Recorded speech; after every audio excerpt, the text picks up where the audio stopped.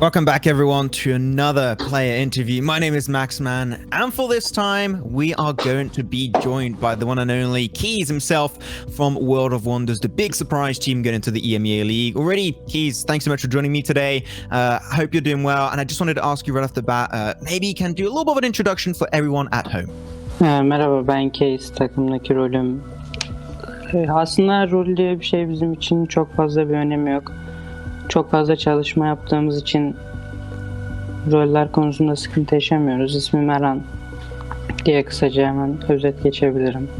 Okay, so not too many roles, not too much of a structure, but it's been working great for you guys so far because you made it in top 2 position right behind Navi in the league stage. So that was already, like, for you guys, a huge achievement, I do believe. So I wanted to ask you, because you and your team have been, grown so much into your respective PMCO, what makes your team, in your opinion, so strong and makes you stand out from all the other teams in the EMEA League? Bizi diğer takımlardan farklı kılan tek şey tamamen bu turnuva başlamadan önce yaptığımız antrenman, çalışmalar, güzel koordinasyon, güzel anlaşmalar ve emek yani. Diğer takımlardan farklı kılan tek şey bu. So, and it seemed like, after getting picked up by World of Wonders, everything's been going so great for you guys, making it over into the league finals. So now I wanted to ask you, talking about the finals, what are your expectations for this final stage of the EMEA League? Are you thinking to qualify? Are you thinking to potentially just get some really good results in? What is your main goal for this tournament, and even what happens afterwards? Yani finaller bizim için tamamen hedefimiz şampiyon olmak. Yani slot almaktan ziyade tek amacımız şu an birinci olup, hani slot alıp ayrı bir mesele, fakat birinci olmak şu anki tek hedefimiz. Kısaca şampiyonluk ya, sadece o. Slot almak ayrı mesele, fakat direkt şampiyonluk. So this time you're going to be aiming for that #1 spot, trying to snatch it away from Navi. I like that attitude. I like that mindset. But with that said, thank you very much for answering all those questions, Keys. Really appreciate your time here. Before we do wrap things up, I wanted to ask you, do you have maybe anything to say and put out there in the world for all your fans and the people who have been supporting you and your team throughout this entire EMEA League journey? Ben teşekkür ederim tekrardan. Yani hayranlarıma da bizi destekledikleri için çok teşekkür ederiz. Şimdiden rakiplerimize de başarılar diliyorum. Indeed. See you in the finals. There you go. All the Turkish community, keep on supporting your boys of World of Wonders. They're doing great and they need your love and support. Once again, Keys, thanks so much for joining me today, and best of luck going into the finals this weekend. Thank you.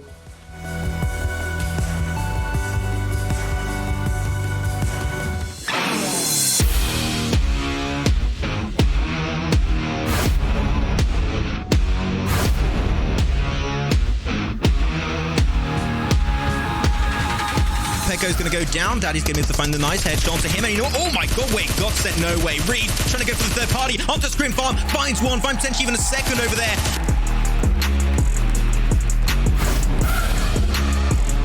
But GSG, they're currently also out of the circle compared to UDR that are currently in the circle. So they got just such a good foothold.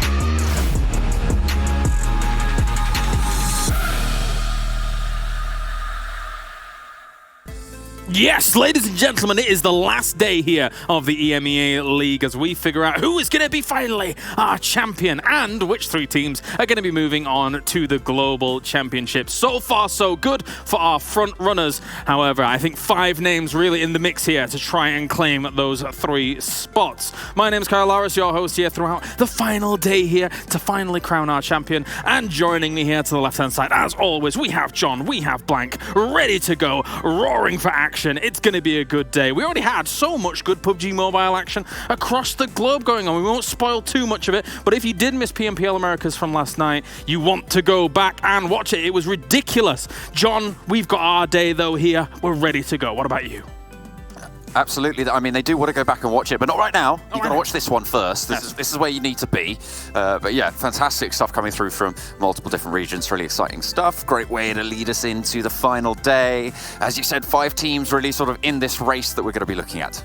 Yeah. How about yourself, Blank? Looking forward to it with your lion shirt? I'm raring. I'm raring, ready to go, roaring with my lion shirt, I'm out here.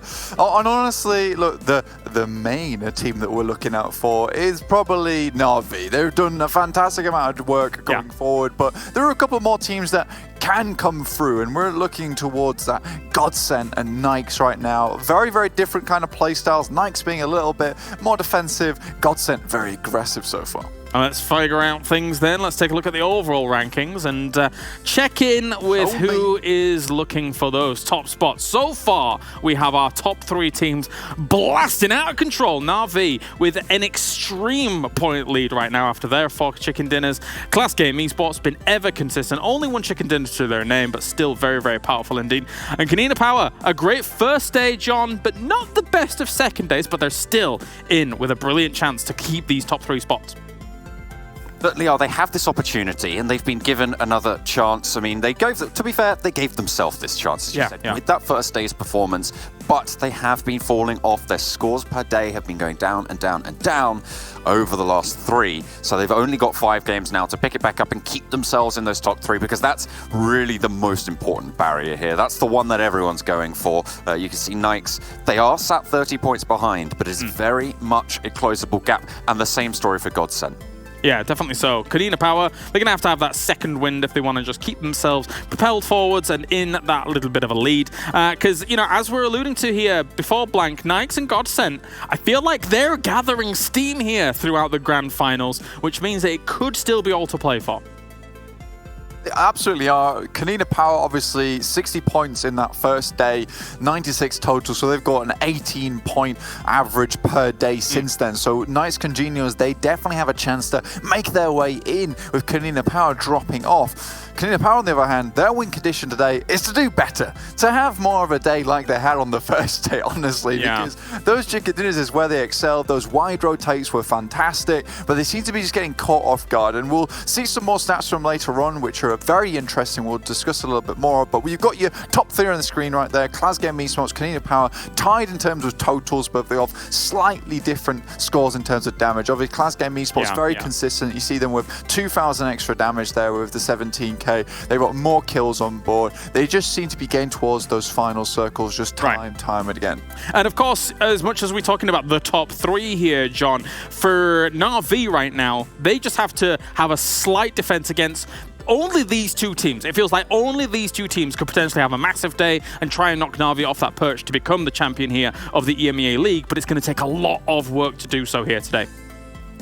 Yeah, to take that top spot, it's I think there's, what is this, almost a 48-point difference between these squads. So that is a really huge gap to try and close, especially with Na'Vi as on form as they are. Not only do you need to get 48 points, you need to get 48 points more than Na'Vi are going to be able to get today. And coming off the back of I think it was a 95-point day yesterday, I don't know how much more Na'Vi can slip, and you can see they are going to be looking good to try and win the lion's share of that 100k down in the corner there. That's right. The blank shirt share of the 100k. The 24k for first place will be on the line here for them. I really wish you'd get annoyed at the fact that I'm calling them Lions, but he's not. He's holding strong. He's holding strong. That's fine. Let's take a look now, moving on into our next moment here and figuring out how things are going to be shaping up overall here for our final day. Because what is important, John, is looking at how things are projected against what could potentially happen here. Explain this to us, John.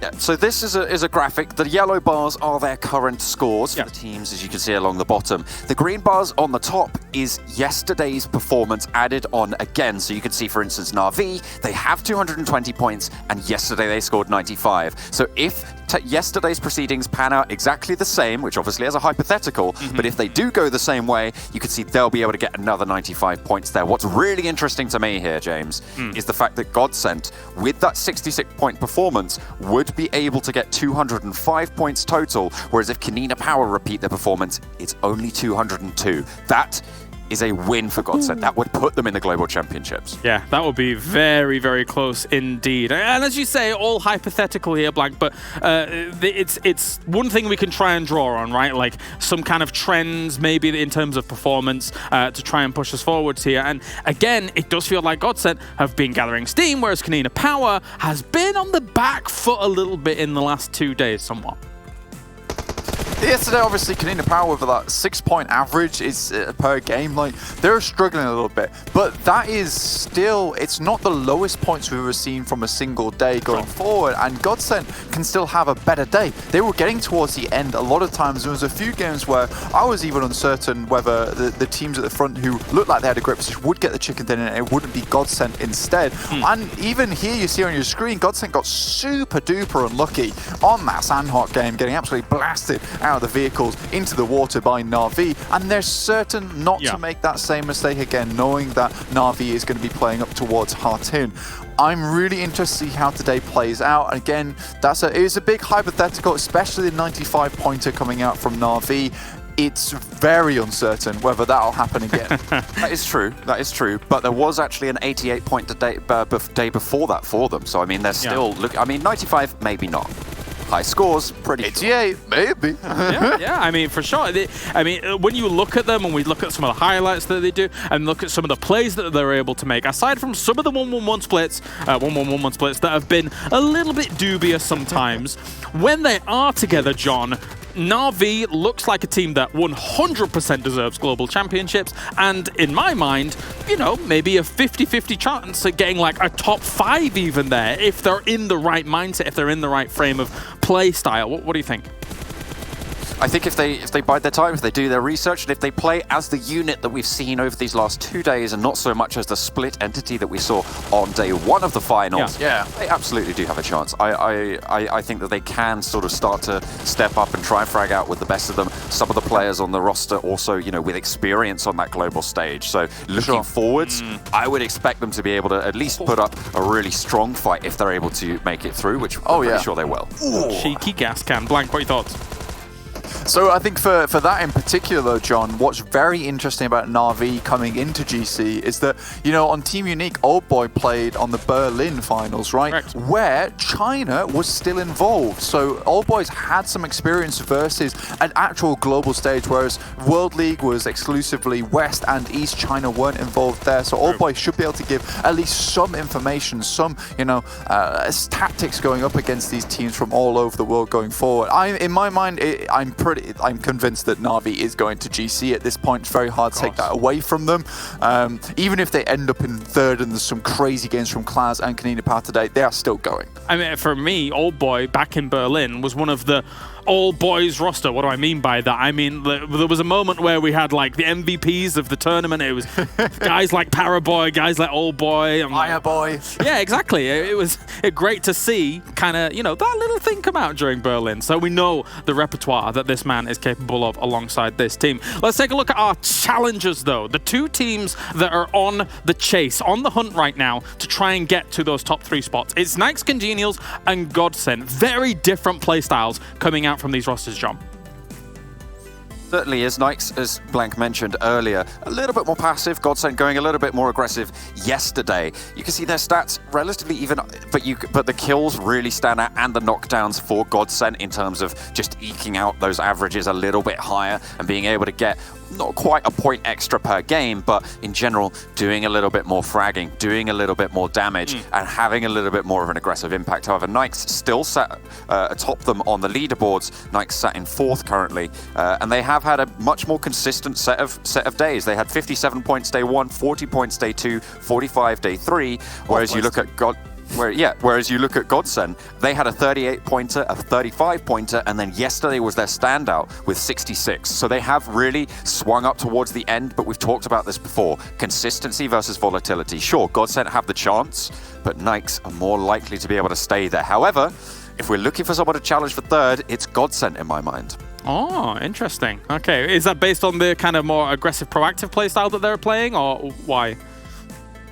Well, if you look at how, you know, consistency sort of pans out, it means that you're generally going to be getting a level set of numbers coming through, which means they're not likely to be able to jump up and push all the way out. Whereas with GODSENT, you have that coin flip. They're going to have a great day, maybe, and going to be able to more explosive day and get more points on the board, which could put them over. But it's also very possible that they fall a little bit flat. Blank, your thoughts regarding the 2 teams? I think especially in this case, I love your question there, James, about do you think that more proactive nature is going to assist them? I think it absolutely is. From time to time again, every time I've seen a finals in PUBG Mobile, the team that tries to play safe, play on the edge rotations and try and just survive to hold on to points, they are always usually ones that tend to drop. Naix CongenialS are not even in a position where they are in third place and they can just covet those points like Smaug. They're not able to do that in this way. You know, for GODSENT in this case, they're going to be pushing for those points, and I think that's usually the nature of a team that I think can go to the finals, can in this case get to GC, is that they're always pushing even at the end. And I think, like John says, it is a gamble, but it's a gamble worth taking in this situation. A cheeky hobby reference. I think you're doing it because I'm short, but anyway, let's take a look at the defending team here in that top 3, or at least the one we believe to be the defending. Of course, yes, Klas and KoninaPower both have 172 points right now, but Klas has been extremely consistent. KoninaPower has been up and down, John, and this is why we think that they might be the one that gets challenged by these two teams if it's to come to bear.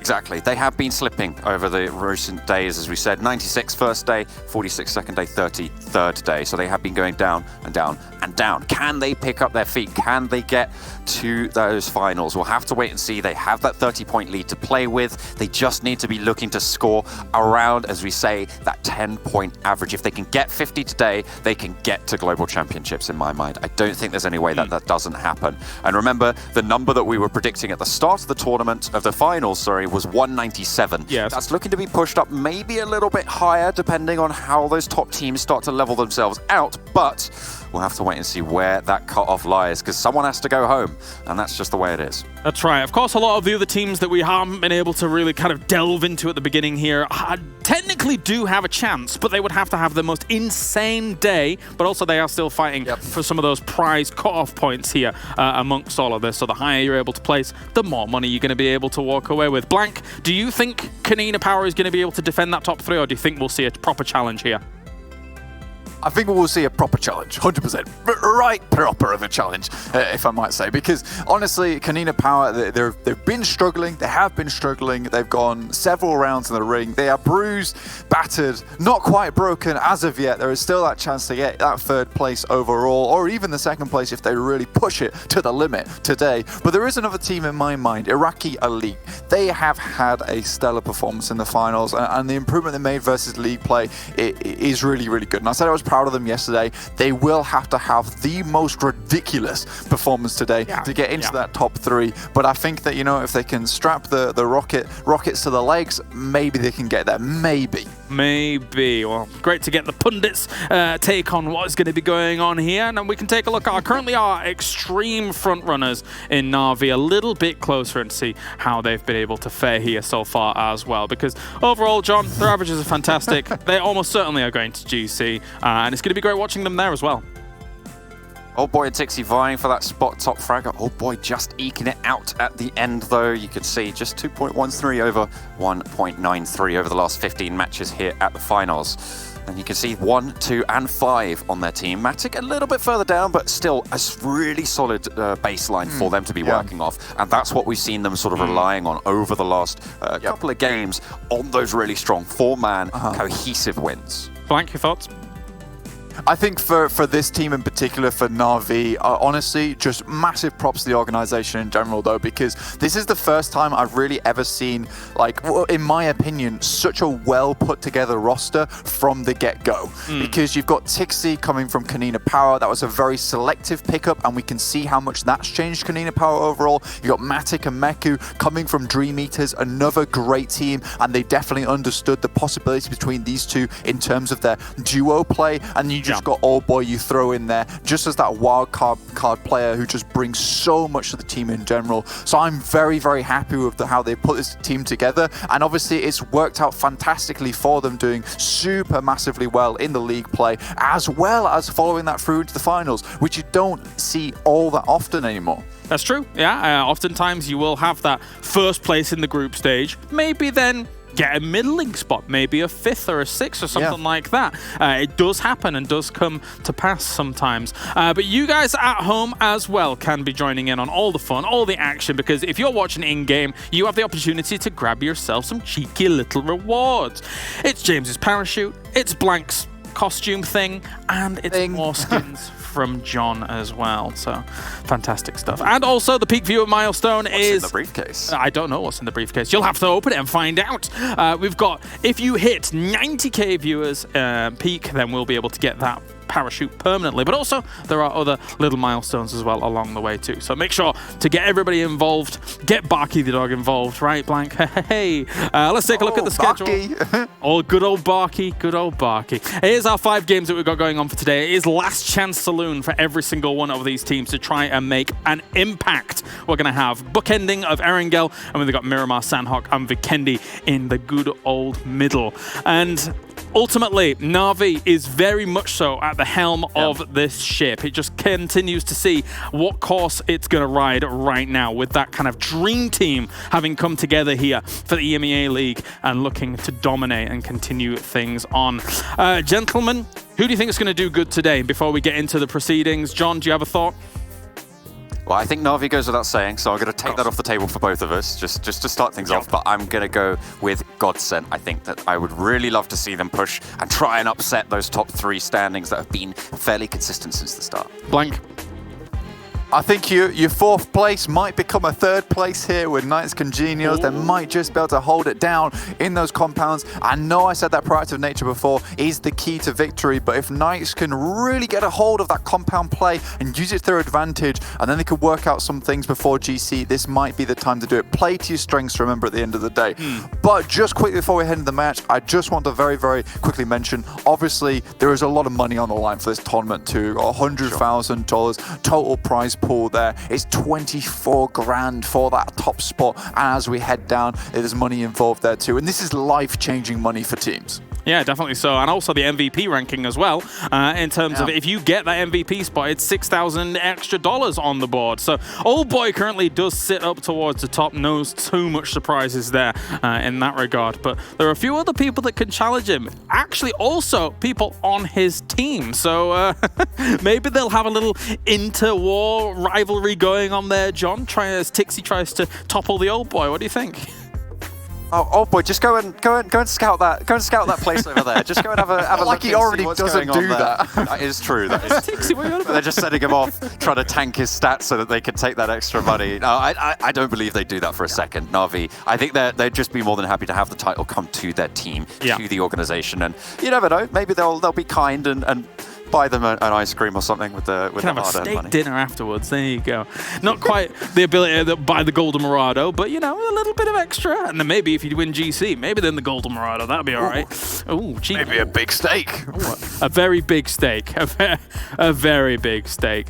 All right, we're just a few more moments out here before we get into our first Erangel. I will say bye-bye to our analysts, our pundits here on the warfare, and we get into Erangel to get things started for our final day. Remember, over on Twitter, you can use the hashtag EMEA League as well as @Esports PUBGM for all of the action. Tweet us as you think is going to be our top 3 going on to GC, because right now it's looking clean cut, but maybe we will have a challenge from Naix as well as GODSENT. I've got Maxman and Imperium here to get things going. Imperium, who's your pick to do well today? Do you think 4th and 5th is going to be able to challenge? I do believe 4th and 5th are going to be able to challenge, but I'm going to have to go with GODSENT. I've been talking to Reese already, and I know they have big plans for today's games. Ooh, all right then. Well, I'm going to disappear. Thank you very much, gentlemen. Head to the grassy pastures for our penultimate time. Thank you very much, and indeed the penultimate game is going to be happening, and it's going to be an intense one. Imperium Game 1 is going to be on the grassy pastures that Calaris loves all so much. And you know, it's the final 5 games of the finals here, and after these 5 games today, we'll have our top 3 champions making it over to the Global Championships later on this year. A lot's on the table. You got some money, you got some glory, you got everything to fight for. So all of these teams can expect to go. I would expect them to go a little bit more tryhard mode than usual here. It's I think it's really worth it. Just how important it is. Everything's on the line. The mentality is going to have to be on point. The focus is really going to have to be there every single game. And you know, we saw in the PMPL Americas, if you haven't seen, we did see it came down to single point dividing third and fourth. I hope we get the same today, but we'll have to wait and see. I mean, it happened a lot also in the European region, right? We remember Alliance qualifying from the PMCO to this tournament by 1 point. They saw the same with Polar Ace, making it also throughout the PMCO into the EMEA League was 1 point. So literally 1 point just might make the difference. It happened times and time again, so you should not feel comfortable whatsoever. But we were talking about teams, maybe expecting to do pretty good. Naix CongenialS, GODSENT, got to remain consistent. But Imperium, I love myself an underdog story. I'd love to see the likes of Blaze, Marines Force, or IRAQI maybe try and contest and get some, those big pop-off games just like KoninaPower on day one. So at the end of the day, I'm not going to say it's anyone's game because it isn't, okay? When we think about it logically, it isn't at all, but a few teams can get some really good performances and can contest for that top 3. 110%. That 110%. If it's mathematically possible coming in today's 5 games, it's mathematically possible. And who are we to rule them out? Like, take the league stage. Yes, it's not the same thing, but to be fair, we had ruled out Polar Ace until that first game on the Sunday, and they had that pop-off game, and suddenly, hey, they were in the mix come their second game. So it could be the case where Blaze and Marines could absolutely pop off 3 games in a row, and suddenly they're 10 points behind KoninaPower, as an example. So definitely there's a lot to go on and unfold as you get through these games. Yeah. I'm happy, no Northwestern Circle. Thank you very much. Teams will have to somewhat rotate, especially Na'Vi and 1218, so I'm going to be pretty happy about this one. As going to be seen Alliance actually good for Strat that we saw them do a few days ago. They're going to send Ruder and Headache a little bit further down because I know that area's not contested, and just to maybe allow and facilitate further on rotations. Yeah, and it is going to make it a bit more accessible for KoninaPower and GODSENT to go for that rotation on the eastern side. KoninaPower doing what they did previously as well by dropping into military base or military island, then they'll rotate over the bridge and go to Milta. I'm wondering if they'll do the same thing that they did previously and look to bridge Camp Marines Force and pick up a couple of kills there. It worked out for them the last time they did it, and it even worked out in the end game for them. And considering they do have to be aware and they do have to still gather those points to keep that distance against Naix and GODSENT, I think they're going to be looking to pull off that strat of bridge camping. I agree, and I'm also going to be trying to go double down on what you just mentioned, Imperium. The fact is, Klas game, they're currently above them in second position, right? They got the exact same position total points, but currently, Klas game got 80. And you know what? Oh, well, actually, you know what? I might actually talk about the rules a little bit later on. That's 12-18 going to be clashing early on with Na'Vi. It's a little bit of a game of Mad Max early on as Nugget's going to get chased down. But can they find the kills? Is he going to crash somewhere? Is just going to continue in the future? No, he's not going to be peeked down. He had no weapons whatsoever. 12-18 going to get clashed, and they have vengeance for what happened on day 2. Okay. That was interesting. Are they going to chase it now? Oh, okay. I guess they are Imperium. They're full sending it. They're trying to run away. 12-18. No, I don't care. Your CIS team, we're brothers normally, but 12-18 are going to get chased down by old boy himself. As I believe 12-18's got no weapons whatsoever here because they're just leaving the entire scene. Like, that was an interesting drop in location. Easy shot from a distance will not connect, but what an interesting interaction early on. God damn. So, this is Na'Vi going, we've already won. Why not just for the love of it, for the poops and giggles, so to speak, just I'm not gonna say target certain teams, but they're just full sending it, right? They're going for the kills, or they see, they spray, if they go down, that kind of thing. And yeah, it feels bad for 12-18, but they do survive as a 3-man team, so I don't think it'll hurt them as much. Yeah, I was reading already there for that kind of fight to happen. But like going back to them, what I was mentioning on my poor of KoninaPower and Klas. Klas currently, they have 80 kills compared to 76 for KoninaPower. And the rule set is that if you have the same points at the end of the day, the number of kills is what's going to be allowing you to take that number 1 spot above the other team. So at the end of the day, if they just want to have a little bit of an insurance blanket and make sure that they do overtake Klas in case they are on equal standings, kills could be important. I think that Konina positioning themselves potentially to bridge camp could be a viable option for them. 110%. And like I said to Kalaris, I was talking to Reese yesterday, and he said to me, greatest comeback of all time, gonna happen tomorrow, just you watch. Really? Then he followed it up with go big or go home tomorrow for us, going for 2 or 3 big wins with big plays.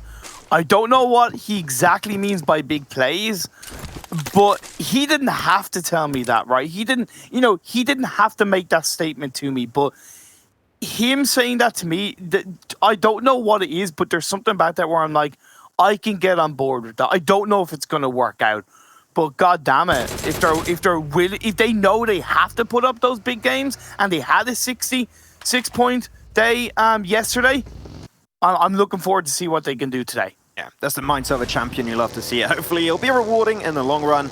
As Corsair are going to try and move away for Blaze Esports, a team that I did put in the running for potentially making it into this top 3 today. But they cannot allow to lose Corsair early on. They're going to go for a little distance spray, but it's not connect. But I did see the kill feed. Osh-Tekk Warriors and World of Wonders clashing a little bit. And as I say that, we'll pan on over to the fight, as Groza will be swiftly taken away from Osh-Tekk Warriors' composition. And that's going to be turned into a 3v4 Imperium, where currently Osh-Tekk Warriors are cornered from the edge of Yasnaya Polyana down south, right behind the fields. And for World of Wonder, again, like they do have that risk of having Zesty across the road, which he's not going to be able to do that much should he get caught out. So that's something that World of Wonders have tried to use in the past, but it's gone against them. It's on the other side of the road, and Osh-Tekk do have the higher ground, which is, in my opinion, giving them a bit more of a pinch over World of Wonder as of right now, unless World of Wonders can use those walls to their advantage. Yeah, and Osh-Tekk Warriors, the fact that they got this high gun in a position is going to give them a lot of viable information, maybe delaying and making that rotation a little bit harder to pull off for World of Wonders. But World of Wonders, especially where Keys was there, you saw him, he was flying behind a wall, and grenades, if Last has any, could have a really big underlying issue for the side of World of Wonders. But Never Alone's got a little sneaky angle too, but Enjoy 7 going to go down. As I said it, Never Alone, that angle is going to pay off pretty heavily. And now making the tides of the fight go in both teams' favor. 3v3 currently happening. Enjoy 7 in a really tricky spot to pull off that res. And Never Alone, that was a good position. World of Wonders, you know, thinking, do we take this? Are we going to take the risk? And I think they might even try and disengage this. That was definitely a nice, clean little bait that came out from Osh-Tekk Warriors, but Last on top of the roof going, oh, come shoot at me, come closer, child, and then Never Alone is on the corner going, ha, I'm here, and takes out, so, yeah, got him. So it was really good play by Osh-Tekk Warriors, and you're right, World of Wonders, they should just look to disengage, and there's plenty of space around Yasnaya. Plus, with Yasnaya kind of around the center of the circle, it is important that they do look to either hold on to the very edge of the Yasnaya or disengage away from it completely. It does, like, no, I don't get triggered much, Imperium. Like, you know me, I'm a pretty chill guy. I don't rage. You are. Unless I'm playing, you know, PUBG and I die because I'm bad at the game, but that's another thing. Another thing. But like, Yasnaya is so big, you can easily have 2 teams, and I think that like Osh-Tekk Warriors and World of Wonders could have easily, throughout the entirety of this tournament, never fought and still drop in Yasnaya. They want to go for fights, which, you know, I respect that, but I think there was no underlying reason to do those pushes sometimes. So we have quite a few teams converging towards the center circle. You see GODSENT, you have Naix, 2 teams. It's 4th and 5th, baby, and they're fighting up against each other in the early parts of this game. Yeah, you know what we talked about earlier, good to come down literally to 1 single point, so this fight might be having a huge impact for the entirety of this game. GODSENT, they know, they've done their homework, they know this is Naix CongenialS, they know that if they take this win, this could be potentially giving them such a bigger edge on those top 5 positions to make it into the top 3. As GODSENT know, they know that grenades will be coming their way. They're in a position where grenades could just roll down that little hilltop and make themselves really prone to taking damage. Rolk is trying to full send it, but the M16 on Malloy will be on point. As GODSENT will be losing their very first player, there will be Rolk. Trying to send it as a one-man team there, maybe not the play we were expecting. Navy's going to be over there also with his grenade, trying to find an initial knockdown onto Naix CongenialS. But where's the rest of GODSENT? Like, they're just sending it one by one. Not really what I'm expecting from this team. Yeah, I know Reeds is in the backline, the off angle, but you should have full sent as a full squad because they knew a player from Naix had kind of disengaged away, although Vitamin gets spotted out by Reeds. Navy's taking a 1v2. Oh my god, and he's going to be able to reload, switching over to the side, and then the off angle of Marley's going to be paying off. This is the play of GODSENT we want to see. Now it's down to 1 player, and you said it right, 1 player of Naix CongenialS disengaged from the fight. GODSENT. You know, got double knockdown. You know it's a one-man team. Send the entire squad. What are you guys doing? Take it too long. They're going to go for the crash. Might be able to get Jackie. Jackie will indeed get res back up. Pitters Vitter. Jackie might be the redeeming factor for this team. Jackie going to get knocked away. He's going to be bullied once again. It's down to 1 player in this compound. It's Pitters Vitter. Vitamin got taken down early as he was rotating away from the compound. There you go, it's going to be the fight. GODSENT take it. Naix CongenialS eliminated. This is a huge L Imperium, knowing how intense today's going to be. GODSENT, this was a huge fight. If there was ever a team to squad wipe at the start of game 1 of the final day of the EMEA League final for GODSENT, it was Naix. That's instantly their nearest competitor. The team ahead of them wiped off the floor. This is insane, but can GODSENT follow suit? Yes, they've got 4 kills, but they do still need to be aware of the fact that they are center-ish of this phase 2. They've got lots of teams around them. Yeah, there was a little bit of mushiness into that fight. Easily a few things that you can iron out. But I think, it's morning. They're drinking their coffee. It's getting in their veins. They're getting used to it. It's fine. They're getting into the vibe Imperium. They're getting there. But at the end, that was still a really clean fight from GODSENT. They had a little mistake of it sending rockets too early. Then they made up for it in pretty good timing. So good stuff. And the thing you got to think about is, what is that going to do to Naix's mentality, right? They've just been squad wiped by the team behind them. Is that going to put too much pressure on them in game 2, game 3, game 4? Is that going to be the straw that broke the camel's back from that point of view? We talk about the mental game in competitive gaming and in PUBG Mobile. I want Naix to just take a step back, go, yeah, okay, game 1, forget about it. We've got 4 more games to bounce back. Oh, IRAQI is going to be joining up on the Yasnai Poliana versus Osh-Tekk Warriors.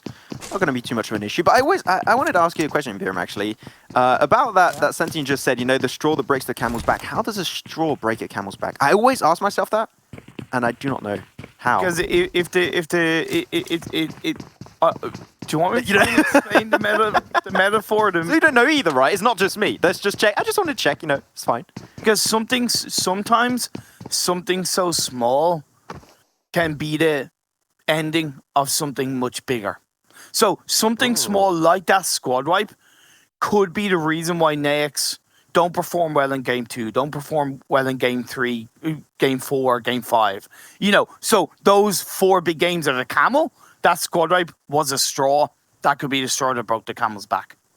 Okay, I like that definition, actually, Imperium. They should add that one to the dictionary. But with that said, we're going to be having the circle closing up once again. The coastline, I believe, well, I was going to say was not going to be taken in the vicinity of the next circle, but I guess I jinxed that one on the circle a little bit. You know what? The first team that will be taking a really good position, that's Alliance. But I remember in the scrims a few days ago, we had an exact same position held by Alliance, and they actually lost it because they were not aggressive enough. So I'm expecting a lot of aggressive pushes from Alliance to make sure teams do not get close to their position. There's not too many compounds around there. Alliance are looking ahead, I think, for a 2-2 split around there. But there's a lot of open terrain, and if 3 or 4 squads are around you and you can't control it, if you can't be aggressive, proactive enough, or threading that kind of needle, it could go against you. But I like how proactive Alliance are being. IRAQI are rotating really nicely in the north of Yasnaya. How are GODSENT going to play around this? Mansion is free for now. They can head towards Mansion and get some information from there. Top tier driving, Marley. We didn't see that, don't we? We close our eyes. It's okay. But I like it, down south, you got all the teams, normal rotations, normal stuff. Then up north, you got Na'Vi, literally the definition of chilling up north. All the rest of the team, and then you got Na'Vi up there. Wow. Okay. I don't want to get involved with these other EMEA teams. Nah. We're taking the high ground, literally.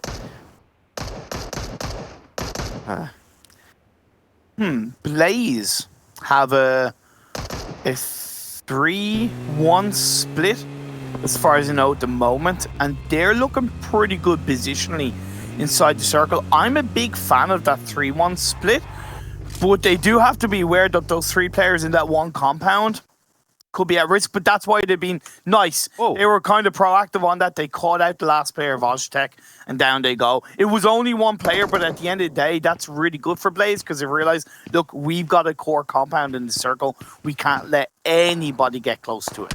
Normally it's boom goes the dynamite, but there was a boom goes the Raz, and that's the end of Osh-Tekk Warriors eliminated in 15th place. Now, another team that I mentioned at the very start of the broadcast, right, that I think can fight for that top 3, so definitely to represent the Turkish team to their full on extent of their capacity. Blaze Esports might be able to do so. No 3 kills are definitely going to be really viable. As Klas game, a team currently in 2nd position, going to have a little bit of an encounter on their side of the map, which is going to be on the southern western edge. And GODSENT actually got chased a little bit by Klas, but no, GODSENT, they were like, know what, we don't want to take a fight outside in the blue, going to aim for circle and just rotate away from Klas, which I think that was a great call from GODSENT. It was. It was a good call, but disengaging away from Mansion is always a little bit challenging. They don't see that? No way, they don't see that? Oh my god, there you go. That's the Lord that's going to be taken down. This is a pretty easy compound to crash in Pyramid. I think we can both agree with that one. So World of Wonders, if they want to go for the push, crash it, there you go! The crash is coming out. Keys is going to be sending that one on solo, but unfortunately, solo maybe not the best option for him, as grenades will be flying on by, and I think that might just be a kill confirm onto the side of Keys. So World of Wonders, where's the rest of the team? Are you going to full send it? That grenade had a weird path, but you know what? That's fine. It's going to be the kill confirm over to FRAG Machines. And FRAG Machines now, they got the rescue on Lord. It's a 3v2. World of Wonders, they're like, oh, what do? We run. Leave. Max, phase 3. What the circle? Look at that shift. Yeah, hard shift. That's so hard for GODSENT. It's not too hard for Blaze because it already had that one player split up in the circle, so that's automatic real estate. That's automatic position on the edge of the southern circle. Alliance rotated back on over to the west to be on the eastern edge of this circle, and World of Wonder can disengage as a two-man team and then wrap around to head on over to the west, and that's what I recommend GODSENT could do. I think GODSENT should actually go into the blue zone and wrap around. I know they might not have the information, but wrap around, go into the blue zone on the edge of Yasnaya and come in on the northwest side of the circle. Be a pretty passive way to go for it. So IRAQI going to get shut down. Ragnar going to be put pretty low. Unfortunately, Raz, I believe, will be just a pile of scrap at some point as they keep shooting down on it. Gonzo, a player that you mentioned to me, Imperium, before we went live on this broadcast, a player that you want to look out for the side of KoninaPower. Yeah. But I'm going to say look out to the Wildcats team as they're going to be caught out mid-rotation. They're going to struggle on that southern eastern edge. So Asa looking for that DP28 shot. He was deadly on yesterday's games. They're going to be going for the crash, and that was a little bit literal, but you know what? They're going to confirm that kill. That's going to be headquarters, crashing their way through into the southern side. They're still in the vicinity of the circle, but everyone is like, all hell is breaking loose in the southern side, Imperium. Everyone is rotating, trying to get a good position, but there's not many compounds to fight for in there. No, there's not really many compounds to fight for. It's more elevated, high ground, low ground, hills with a couple of trees to play for. So if you do have 2-3 vehicles, in your back pocket, so to speak, using those is going to be so important on these kind of circles. I'm going to say this kind of fight, this mayhem happening in the southern side is huge potential for one team, and that's going to be Blaze Esports, right? They got all the teams in their vicinity, they got them in their scopes. If they can snatch a few more frags, they got like 3 or 4 so far, I do believe, and they can just think of grabbing even more on the Wildcats, on headquarters, on KoninaPower, even GODSENT and 1218. All the teams will have to rotate close in some way, shape or form to Blaze Esports. And a big kill game might be the reason why they make it to the top 3 and make it to the Global Championship. So at the end, Blaze, if they're able to capitalize on this opportunity, they could convert it in a really first strong performance. Marines Force, IRAQI Elite, they're on the southeast side. They're behind Alliance, so Alliance will have a lot to deal with come the next phase. They are being proactive, though, at least with Sunrise getting in clean lockdown. KoninaPower, they did join back up as a 3-man team after losing one player, but they're outside the circle. Yeah, indeed. IRAQI Elite gonna have to try and do something. If they got some cars, you know, maybe an easy way to just push directly onto the side of Marines Force and get close enough to get some grenades through. But at the end of the day, this is going to be a fight. It's going to be pretty intense, but damn. Max. Yeah. GODSENT. The one compound inside the circle that was unoccupied, GODSENT, I believe, got the information and full sent into that compound. Yeah. They're making it work for now. They do have to be aware that FRAG Machines are ahead of them, though. Yeah, that's going to be indeed the case. KoninaPower, they're like, oh, Marine Force just going to be trying to cruise on by. Gonzo will get picked up, unfortunately, midway. Black-White will also have the same fate as Gonzo. That's going to be a double frag on the side of KoninaPower. Asa, I do believe, is the last man standing for his team, so he's going to try and just remain and stake his way through. The circle shifts back over to Alliance, but now, IRAQI Elite, they know they've got no other option. They've got no choice in the matter. They got to push it towards Marine Force. But once again, I'm seeing a lot of solo pushes happening today. World of Wonders did it. GODSENT did it too. Why are we not seeing these full team crashes on these compounds to take those fights? Teamwork makes the dream work. The man advantage would always prove overpowering for most teams. IRAQI Elite, you have Marines Force, they're on the eastern edge, one inside the circle, one outside the circle. With that shift, Alliance are dead center of this phase 5. Yeah, Alliance like, nice. Just having a fun time in the death center. They got the only compound also remaining in this circle, so they've got to try and defend it. World of Wonders will get eliminated, picked up by Tixie with a mini 14. And that's going to be Na'Vi once again starting to pop off into the kill feed. But now they're going to be struggling quite a decent amount. They've got to go a little bit uphill, right? In a 2-2 split. So it's going to be pretty hard for Na'Vi all around. But IRAQI Elite, the longer they take their time, and the circle is going to start pushing them over that lip of the hill, making themselves potentially easy pickings for the side of Marines Force. As Na'Vi going to try and make their way into the fight. Actually going to go for the third party one. An aggressive push from Na'Vi. We said it right at the start of this game. Yeah. They're already so comfortable. Why the hell not? Na'Vi can do whatever the hell they want and will still pull it off. KoninaPower out. Third and fourth are out of the game. GODSENT have the chance to rack up the points as Na'Vi engages onto IRAQI Elite. Third parties, but Marine Force now have another team to face. Oh my god, Tiggsy, you gotta calm down, my dude. There you go, IRAQI Elite eliminated A. He's fighting for the MVP spot, right? They're all fighting in Na'Vi like, oh, I want an MVP, I want that 6K. No. Tiggsy is not gonna allow that to happen. And now they're signing themselves in a pretty similar position to where the side of IRAQI Elite actually are. So they gotta try and ease their way through while they're getting sprayed down heavily by the other CIS team that is Alliance. GODSENT have 8 kills so far in this game. Woo! Blaze have 5. But Blaze have lost another player and they're down to 2. Just Kudor and Tron, and they've 12 AD to the west of them. Boom! There you go. That's a knock and a flush. And Na'Vi, they take 2 teams down. They take down Marines Force. They take down the IRAQI Elite. They're not messing around in Imperium. They are showing once again the CIS domination style. L to the Razor goes a little bit too close to comfort. And Roof helps GODSENT by taking out one of the Klas players. Now it's just Silas left on his own, but he's in the blue. He's nowhere near this circle. When you think about it too, GODSENT got a great position. They got a lot of rocks. They got a few mini compounds basically with those cars how they position them. And also they're controlling all the teams that rotate late over the road. That's why they got so many kills in this mid-game stage. Looking really smart, GODSENT on that spot. But Alliance, once again, it comes down to them. They're dead center. They got information on all the teams around. Sure, right now they've got a good position, but is it going to be too much for Alliance to deal with on the long term? That's what I'm kind of thinking, but as the circle shifts away, GODSENT. It's funny enough that I believe this circle shift is good for Alliance because now they're not in the center. Now they can kind of hover around inside the compound, maybe punish the likes of Na'Vi and Frag as they look to move into the circle a little bit more, and then they can move in on the eastern side. I want to see from Alliance what Na'Vi did yesterday on that finishing on the trifecta circle. No, it's actually on day 2, I believe. And I want to see exactly that coming out from Alliance before making your way first inside the circle, eliminate whatever the hell is happening behind you and also what's happening up north. So far, you're going to have that split coming up from Na'Vi, trying to find your early angles. The smokes will buy a lot of precious time for Na'Vi, but at the end of the day, they're the team that currently are heavily pressured by this position. But one thing I've got to mention, Imperium, Blaze Esports are still in this game, another team fighting for this top 3. They need a good result, but the nades of 12-18 will potentially come on through very soon as Klas Game, a team that was in the top 3, currently get eliminated in 8th. Ooh, GODSENT looking for a cheeky third party. That's okay, but they can't thread it too deep as Old Boy gets knocked down.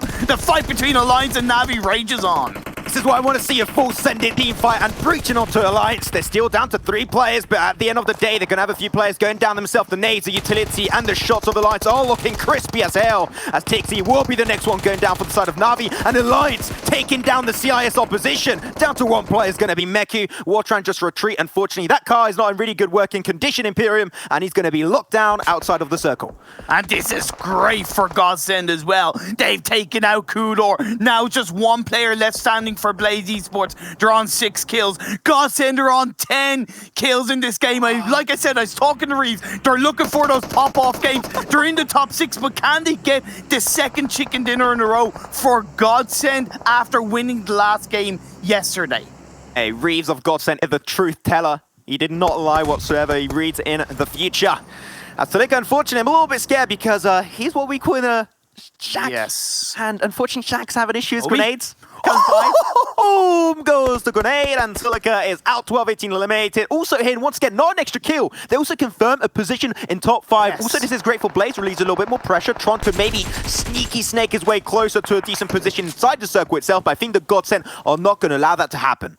And because they're on the lower part of the ground, they can kind of peek and shoot up a little bit more confidently as Meku gets a knockdown onto Alliance.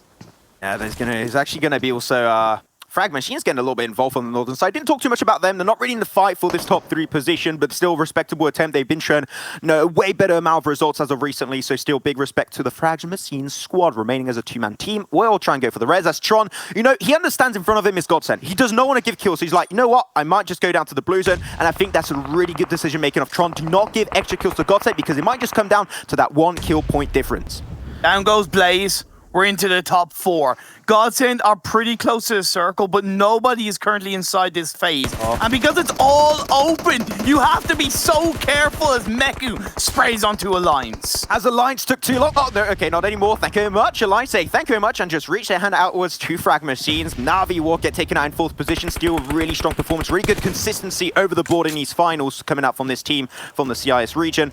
The Alliance now trying to just bandage up, heal up from their wounds, and make their way inside the circle. But Imperium, what an intense first game. GODSENT fighting for this position. All the teams who are fighting around them like Naix CongenialS, Na'Vi, they're all gone. This is their battlegrounds. This is their grassy pastures, as Klas would like to say. And now FRAG Machines going to have to go for the push dead center. And I love the fact that Navy's actually outside the circle, protecting behind the area for GODSENT, but the sprays are coming out from Reese. Nice clean lockdown onto Lord. And you know what? If they're able to eliminate FRAG Machines, they might be able... There you go, FRAG Machine go down. This actually little crash that they had on that crate, they might actually be able to use it. They got 12 kills. GODSENT push on forward, take their position on top of the crates, and then you should be good to go. But also Alliance, really respectable attempt. 8 kills to their name. A Headache going to potentially try and make it behind that wall, behind that tree, and get rezzed up himself. But Alliance, they used so much utility earlier, moving away from that compound versus Meku of Na'Vi. I think they have no more to spare. I think they're going to have to just wing it with literally no utility. And look at that spread by GODSENT. 1 in the center, 1 in the left, 1 to the right. They have all angles covered. Reese with the nade, looking to cook it up behind a tree. Not quite going to connect onto Discran. Oh, the aggressiveness playstyle of GODSENT has been paying off so hard. Some more utility will get traded off. Unfortunately for them, it's not going to work out. Headache, despite not having any smokes, no utility, they will be normally able to get it up, which I do like. As Marley makes his way towards Sunrise. The moment he sees that 1 pixel out of place, he will get it. Headache going to be peeked away by Reeves himself. Gonna go for the shot. That's gonna give a lot of information on where the hell Sunrise is. No! If he's a pixel out of place, but Sunrise is able to find out to Marley, and that's gonna be the kill confirmed. But Line's down to 1 single play, Imperium, and it shall be Discrim.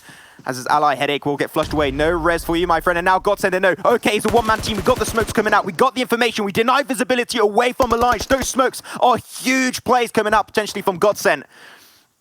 And now the utility shall still get chucked on over. But Discrim, the 1v2, knows where Reeves is. That grenade might be on point. It is on point indeed. The Irishman himself is out.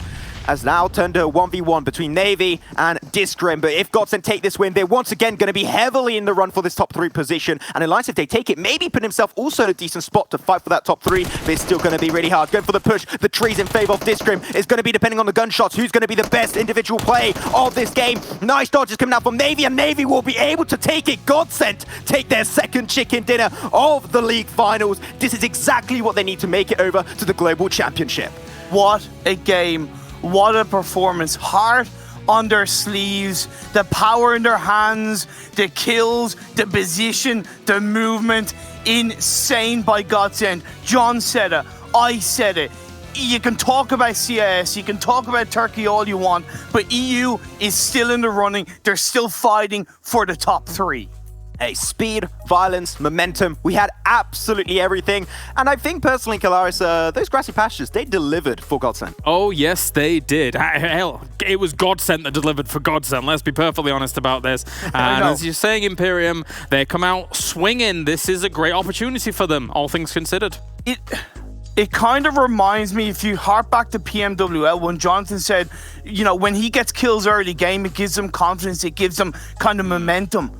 The first squad wipe onto Naix, that was just a rush of blood to the side of GODSENT, and they played the rest of that game so nicely on the southern part of those circles. Yep, very well done, very calculated, very controlled. Thank you very much, gentlemen. I'll get you back here coming into our next couple of battlegrounds as we are done with our Erangel. GODSENT are now making this very, very competitive up towards the top. John Blank joining me on here, and John, I will give you the honors of talking about this first, because we wanted to see it. We wanted to see this rise up from our 4th and 5th teams. Unfortunately for our 4th team, they went out very quickly at the hands of our 5th team, and we have GODSENT now. Push it on.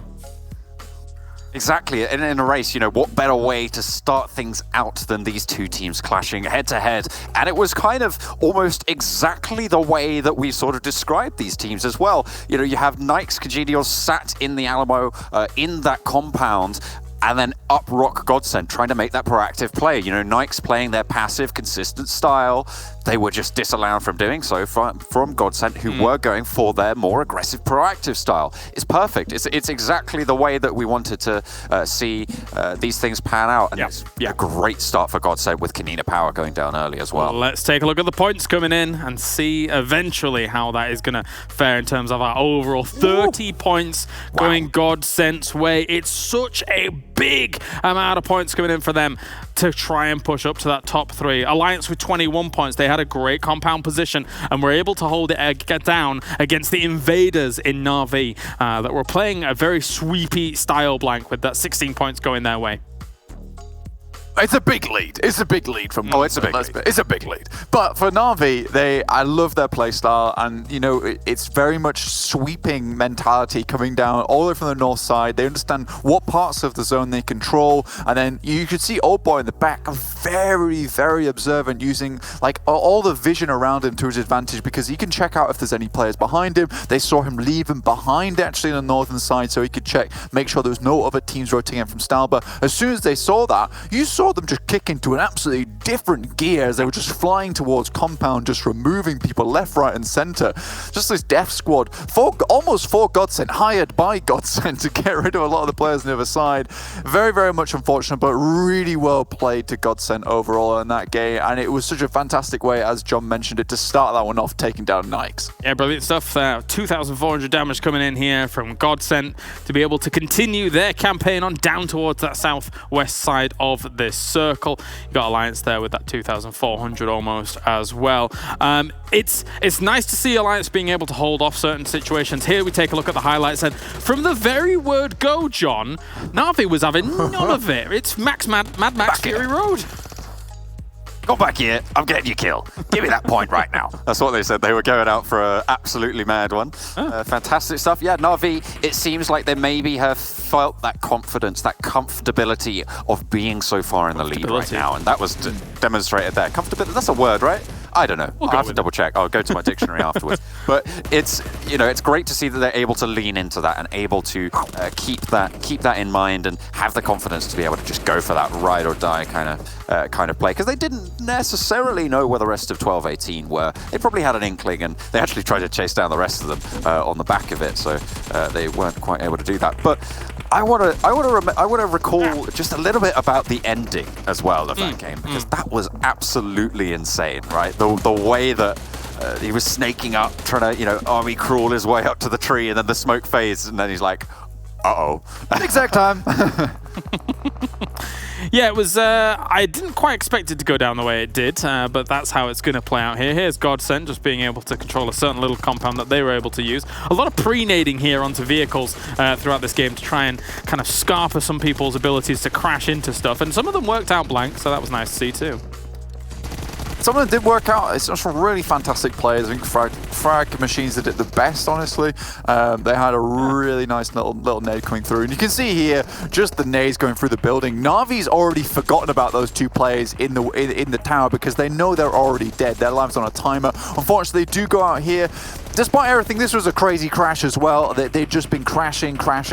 So it was only a matter of time before, you know, the scales no longer favored them. Yeah, and as you're watching this crash go down, I think it's very important that Alliance had someone on the wall. If you have everybody in your building, right, then you've got this position where you allow them to have the wall, and then they have some decent cover from the very word go to Na'Vi. Yeah. But having someone right there ready to greet them as they crash, I think was very important. Yeah, it was one of the very few positions from which they could tackle that crash. So it was great to see Alliance with the awareness of how they needed to hold down that compound. It was unfortunate that they took a knock that we just saw towards the end just before they had to move in. That was their sort of play that they were going for, but FRAG Machines decided that they were going to stop that dead in its tracks. And they were able to get pretty far. And to be fair to Alliance, they nearly did actually win it on the back, but it just was not to be. You know, Happy Feet just a little bit too strong. He's been on the dance floor, hit the tiles, disco moves. Hitting those one-boat combos, I think. Very, very nicely done. We got ourselves as well now. Navy towards the end. He was the guy that was doing the little wiggle up towards the tree at the end, I believe, and manages to win out that against Alliance there, Blank. He was the same guy that had almost a 1v3 versus Naix in the beginning as well. But yeah, this was just crazy. The fact that so many shots missed him onto Navy was crazy. Certainly the hero from this team. Give that boy a medal, indeed. So, but fantastic stuff though overall. I really, really liked to see what GODSENT did that game. Again, we mentioned they needed to be proactive to make it happen. Naix, on the other hand, they just sat pretty, and as much as pretty looks good, it doesn't win you games. And with a SCAR-L of all guns towards the end there. Not the most common of choices. No. Maybe they had a little bit of a, less loot than they would normally have. Normally you think in the M4s, normally you think in some of the other guns, but a cheeky SCAR-L. Let's take a look at the overall damage coming on in here as well from this game and see who's been able to stack up to our 2,400s that were up at the top. We have Na'Vi with 1,500. I figured they might have done a little bit more considering that sweep style, Blank, but I do like the style that they were playing there, and also the big wide rotation coming in from the north to try and then enable that sweeping style. Oh yeah, you could see the big brain on those guys just from the beginning of that game. Obviously, they dumbed it down a little bit once they got into full smoke mode towards the end, which is absolutely fine. I don't mind that too much. But just very quickly though, just looking at GODSENT, those 15 kills were monumental for this team because obviously they ended the match with 30 points total. Yeah. And John mentioned at the beginning of the broadcast they need 66 points overall to match their performance from yesterday. They're already halfway there, and with KoninaPower only getting 1 point and being towards the bottom of the standings, it's already become harder. Yeah. They were hitting that 6-point average, remember, yesterday, and now they need to hit an 11-point game. It just becomes harder throughout the day and easier for GODSENT, especially when you start off so strong, because the finish line looks ever so much closer with those 4 games in pocket. Yeah, let's take a look at the top players here. John, it could be today the dream run for GODSENT.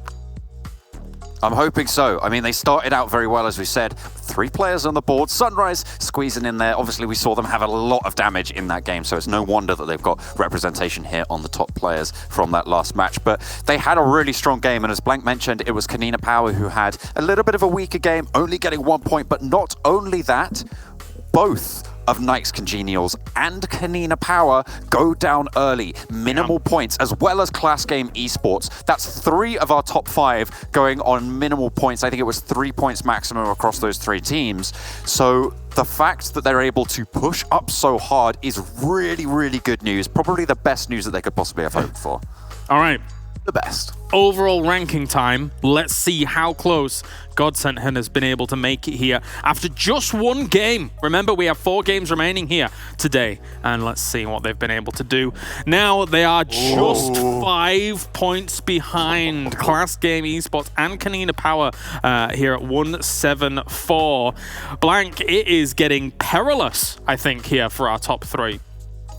Very, very terrifying indeed. GODSENT, literally these angels of death sent upon these 2 teams, the top side. And for Klas Game Esports, even 2nd place isn't safe anymore. GODSENT is right on their heels. This is so good to see. And it's nice seeing them getting another chicken dinner as well, because that was something they struggled with yesterday. And to already remedy that mistake and show that they can actually do that today on game 1, that's a massive boost of confidence for them. One thing that I do want to point out here, John, and maybe you can speak to this, is that at the beginning of the top of the show, we did not speak about Blaze. However, they have now moved themselves into 5th place. And normally, you know, when we're looking at all these other teams that have accrued themselves points and are looking to challenge the top 3, I guess we haven't spoken about Blaze so much because in the grand finals, they haven't had a chicken dinner like a Naix CongenialS, like a GODSENT, but they are still potentially in the mix if they can fix that bolt, don't you think? Yeah, hopefully. I mean, we saw it from Klas during the league stages, not quite able to get the chicken dinner, but maybe they can do it. They're on I think it was 146 there, if I caught the number correctly. But it is the new challenger approaching, right? They've taken over Naix CongenialS' spot in, well, not in 4th, it's actually in 5th, and Naix CongenialS dropping down 2 spots in the first game of the day. That's absolutely huge stuff coming through from the movement in the tables. So it's certainly what a way to kick off the day, right? What a way to start off proceedings. I'm going to be looking out for Blaze and for GODSENT in these next 4 games and seeing if they can keep pushing, because right now it is so close. Yeah, it is a little bit unfortunate, I suppose, for Naix CongenialS, Blank, that this scenario plays out the way it did. I guess based on the circle, the original circle, I should say, unfortunate events led to them having to then fight a team that is looking for huge points as well. Because the Alamo building, the compound that they were in, is a very prized compound in those circles, especially if it shifts that way, right? Exactly. So by all means, Naix made the correct decision, but they're just not able to hold off against the breach when it comes to them so quickly. Usually Naix CongenialS is very good at picking up the scraps towards the end of the game, very much able to use those sightlines to advantage, check out the field around them and take out the remaining members. In this case, GODSENT brings the fight straight to them. It was a perfect storm for GODSENT, like John mentioned, with all those top teams not getting great points and Naix CongenialS not getting either. But we have to mention the fact that GODSENT came all the way from the western side of the map. Their entry into that last circle was not easy, which just plays into this whole storyline of GODSENT. They might actually make it into that top 3, and we can kind of, you know, almost see it happening now. Yeah, maybe. Of course, we change gears very soon now because, as our schedule normally predicts, we will be going to Miramar next, which is very different in itself, in its entirety. Now, again, based on circles and how things play out, maybe we'll see another game coming out for them. One thing, though, John, when you look at Miramar, is that oftentimes our circles finish in a foothills, in an open area, in a spacious environment, basically, not necessarily compound. So maybe once again, this kind of favors a little bit of GODSENT compared to a Naix CongenialS. Hopefully they'll be able to keep up the pace. You know, I said at the start, and Blank said at the start as well, that we do think that GODSENT is going to be the team to challenge for that 3rd place, whereas Naix CongenialS, they've always just been that pressure underneath the top 3 to keep everyone performing. So we're looking for GODSENT to be able to create that, exactly, the resistance, right? The resistance bands to the heavy lifting going on in the top. But it's, I mean, they have had some good performances, but they've just stayed very consistent in that 4th place. But now they've dropped down 2, they need to step it up just a little bit. Another team that's had a lot of impact on Miramar as well, IRAQI Elite, and they have had great success on this map. We'll be looking out for them as well this time. Yes, we will. See if they can take to the desert and hold strong. We'll see. Thank you very much, gentlemen. I'll see you in a mo to break down the games coming up. It's time to bring on our commentators here for Miramar, Maxman and Imperium. We've had a great start already to our final day here, Maxman, and what are we thinking here for Miramar? Well, normally I would always have a little bit of a prediction, but actually the last 3 chicken dinners were won by, we had one for KoninaPower, Na'Vi, and Naix CongenialS. So normally I would have a prediction. I don't have one here. I literally do not know. It's all over the place, I suppose. Our top 6, and yeah, anyway. All right, guys, thank you very much. I'll see you in a few. It's Miramar time, baby. It's Miramania time indeed. Thank you very much, Kalaris. We're going to be diving into this game, Imperium. Game 1 delivered in such big fashion. I'm expecting a similar kind of thing happening on this Miramar game. What a way to open proceedings. What a way to bring such a high level of excitement. The doors have been opened wide, and like they mentioned on the desk, not even 2nd place is safe anymore.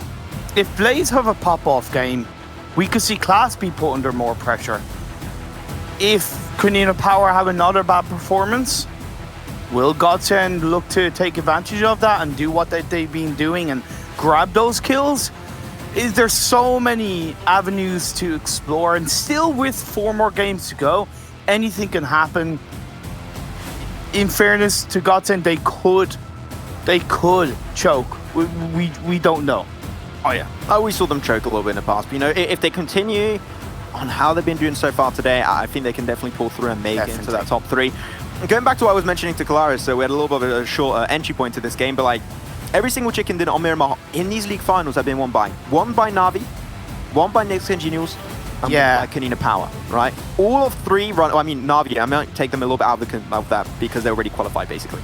But KoninaPower and Naix, they got some experience. They just win ready. If they can maybe try and double down and take themselves a double win on this map of Miramar, it will facilitate their odds into making it to the next stage. Definitely. We'll have to wait and see. Phase on circle.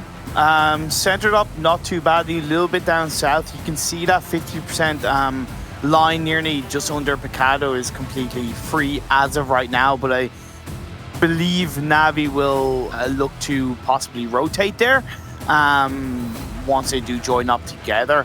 We'll of course have to wait and see, in the sense of there's a lot of kind of action on the eastern side between KoninaPower, Fastpay Wildcats, and Headquarters. They do all look generally not so together as a unit compared to other teams like GODSENT, FRAG Machines, and SNAKEsquad. So I do worry about those three teams. I mean, not even compared to other teams, like even just compared to their past experience, like Headquarters tended to drop a lot more, closer to each other next to the side of La Bandita.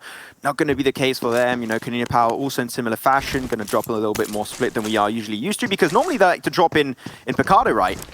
And there's IRAQI Elite over there. Two teams that are fighting currently for that top 3 position. So I think that here we're seeing the most respectful kind of KoninaPower we have ever seen. They're like, you know what?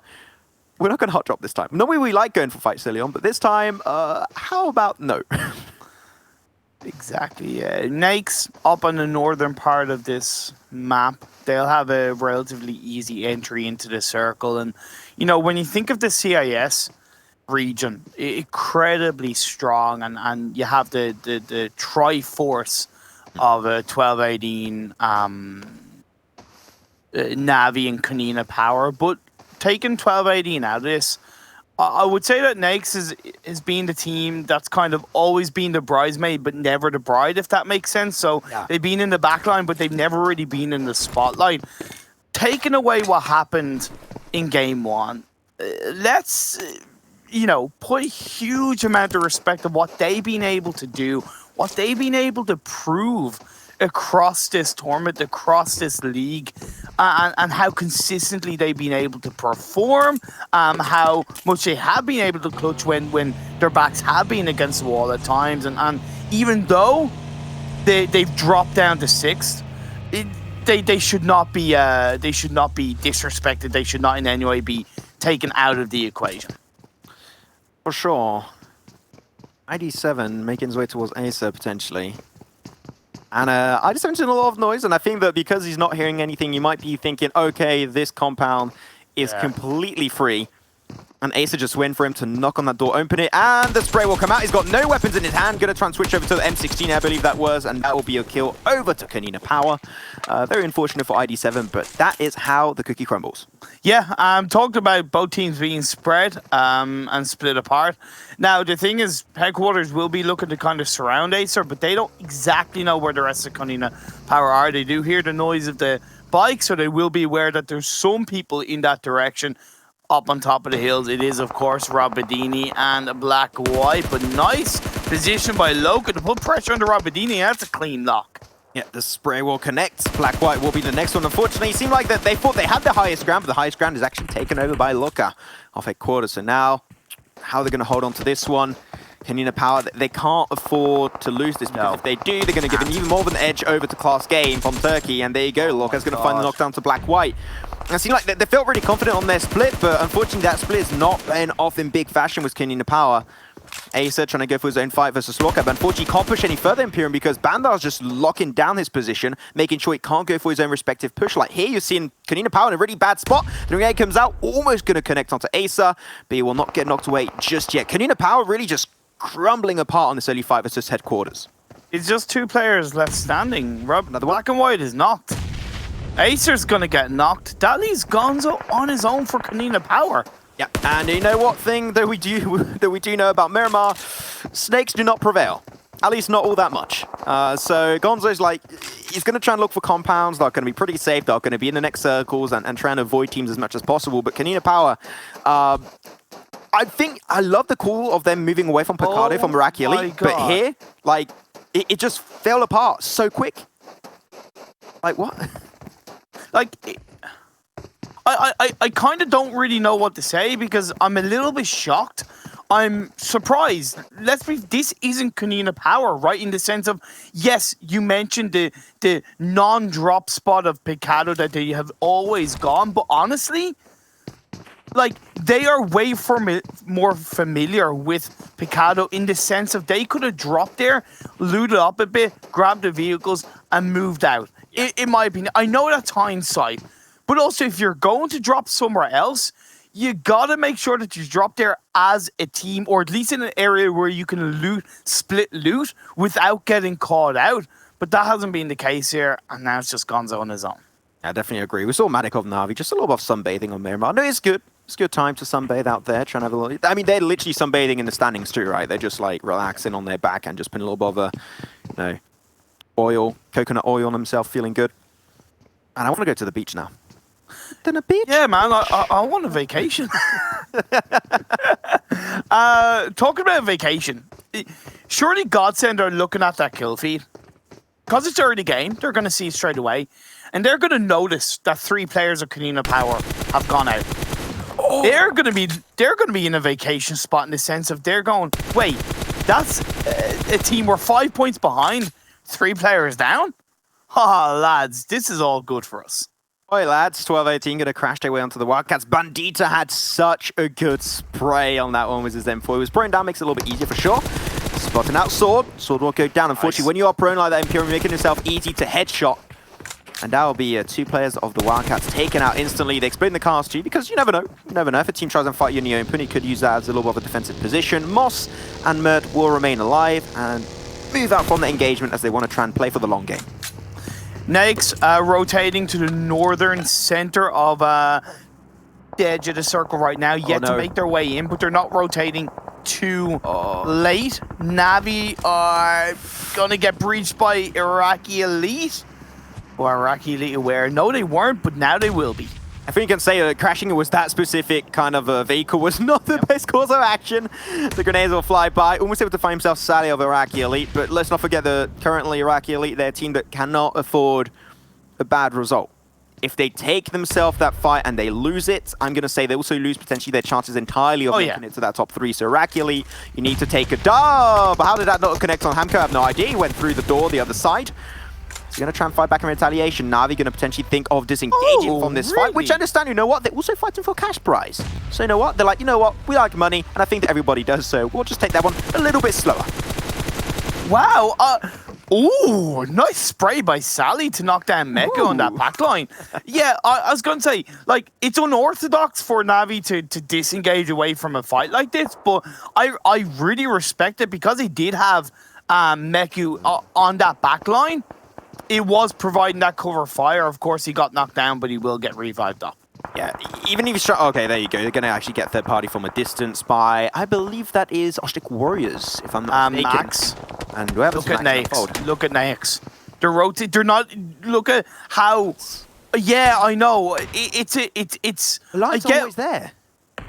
Like they landed in like Cruzeval area, and now they're outside Crater Fields, not even inside this Phase 2. It did set drop, by the way, Phase 2 did, but they're coming across Alliance and Marines Force. Yeah, I'm surprised they went for like a wide rotation like that. Normally they go like straight into the circle and not many teams really contest that position, but like Alliance, Marines Force, they tend to always drop in the northern western side, right? And I think that here, Naix was trying to go 10,000 IQ, but it ended up being unfortunately minus 10,000 IQ because I guess the research was maybe not done that well. They got eliminated last game by GODSENT Imperium. If they get eliminated here again, I'm going to say that chances of making it are almost none. Yeah, yeah. I'm not gonna completely, disagree or completely agree. But it's going to be a lot harder. There you go. It's going to be a hell of a lot harder. Like a hell of a lot harder. Yeah, I think it's just sometimes we've got to cut down and just say yes, no, they're going to make it, and I think that they can't afford to lose this fight up north. So we'll see exactly what's going to be happening with Alliance. It seemed like Alliance actually taking a toll onto Naix CongenialS. So it seemed like Naix are not going to be happy chappy of that northern rotation, as slowly but surely headquarters going to get pushed upon after taking a huge fight versus KoninaPower. They got themselves 3 kills. They're going to get kind of avenged by Klas Game and World of Wonders as they're pushing their way onto this plateau area. And Naix are out. They're out. 2 times in a row, 16th position. Like, what? This is the downfall of Naix CongenialS that we're seeing happening on our screens. Insane. Again, GODSENT are going to be looking at the kill feed. They got to be aware of the fact that Naix either have most of their members gone or they're out of this game. And they're salivating at this. Yeah, they haven't got any kills, but that's two teams down. 2 teams down right off the bat. More landmass. Sorry, 1 team down. More landmass available. It's nice and easy. GODSENT have Reeves. in another position to rest the team, so it's a 3-1 split, and I'm okay with that. It's not what GODSENT normally do, but I think it works for them. Yeah. I remember, like, you know, the cook, Ainsley, I think it is, Ainsley. There's just rub the sauce on that chicken, just, oh, yeah, boy. Oh, GODSENT, they're feeling good when they see Naix get eliminated in that kill feed. And they're going to have one hell of a fun time. But the circle, is it going to be a fun time for these teams? You know what? Seemed like that will be the case. And IRAQI maybe regretting now moving away from Picado. And Picado is free, right? And I think that here, GODSENT, they got the mountaintop up north of Picado. They see what's happening in Picado. They see the arena potentially being free. I would say, GODSENT, if you get the information and you see no one is there, full send it. Take Picado for yourself. Picado? Yeah, I'm going to say that's still a no-go area. Send one player into Picado, maybe if you can rotate Reeves to that city, but in my opinion, GODSENT are much better off being on the high ground overlooking Picado. Fair enough. We'll see what GODSENT going to be going for. The high ground can still also be pretty valuable for them. FRAG Machine going to be chasing away another squad from that compound, so that's going to be a pretty intriguing fight. As you have a sneaky little replay of how indeed Naix CongenialS got eliminated by Alliance. Alliance had a 2-2 split, so there was going to be Discrim and Headache taking that fight. And actually Alliance were getting pushed a little bit over the edge, you know, a little bit in that dip, so grenades could have been a huge play coming out from Naix CongenialS. As Yankee tried to go indeed for the utility play, but Ruder find an initial knockdown with a headshot onto Natus Vincere.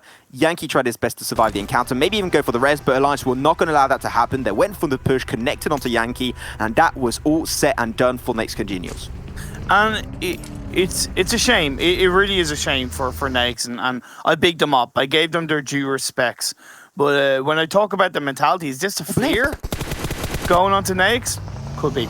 Oh, Blaze versus Navi, there you go. They're going to be going for a big boy fight. And also, I just mentioned the position of GODSENT, right? And they did indeed end up going in Picado itself. Yeah. So I think that personally is fitting for their playstyle. It's the edge of Picado, so I'm okay with that. It's Picado nonetheless. But at the end, so far, big fights will be happening. Teams are especially going to be moving away from Los Lunes Imperium. Teams like Wildcats going to have Osh-Tekk Warriors and also 12-18. And in the middle of all that, you got Gonzo of KoninaPower trying his best to survive it. Let's see if he can maybe sneak his way through. But I think it's still going to be a pretty hard task to achieve for that player. Also, we did see World of Wonder get a couple of knocks and I think kills on the Klas. It was one player of Klas has been taken out, that's Sola, so it's Selim, Razy and Silas that are left standing. I know Klas are still looking good in the circle, but that's just something to think about. They are down a player. Indeed going to be the case. So far, you know, you've got a lot of high ground positions around the edge of the circle. Wherever you are from Picado all over to Chumacera, you got that line, that area, which is very flat terrain.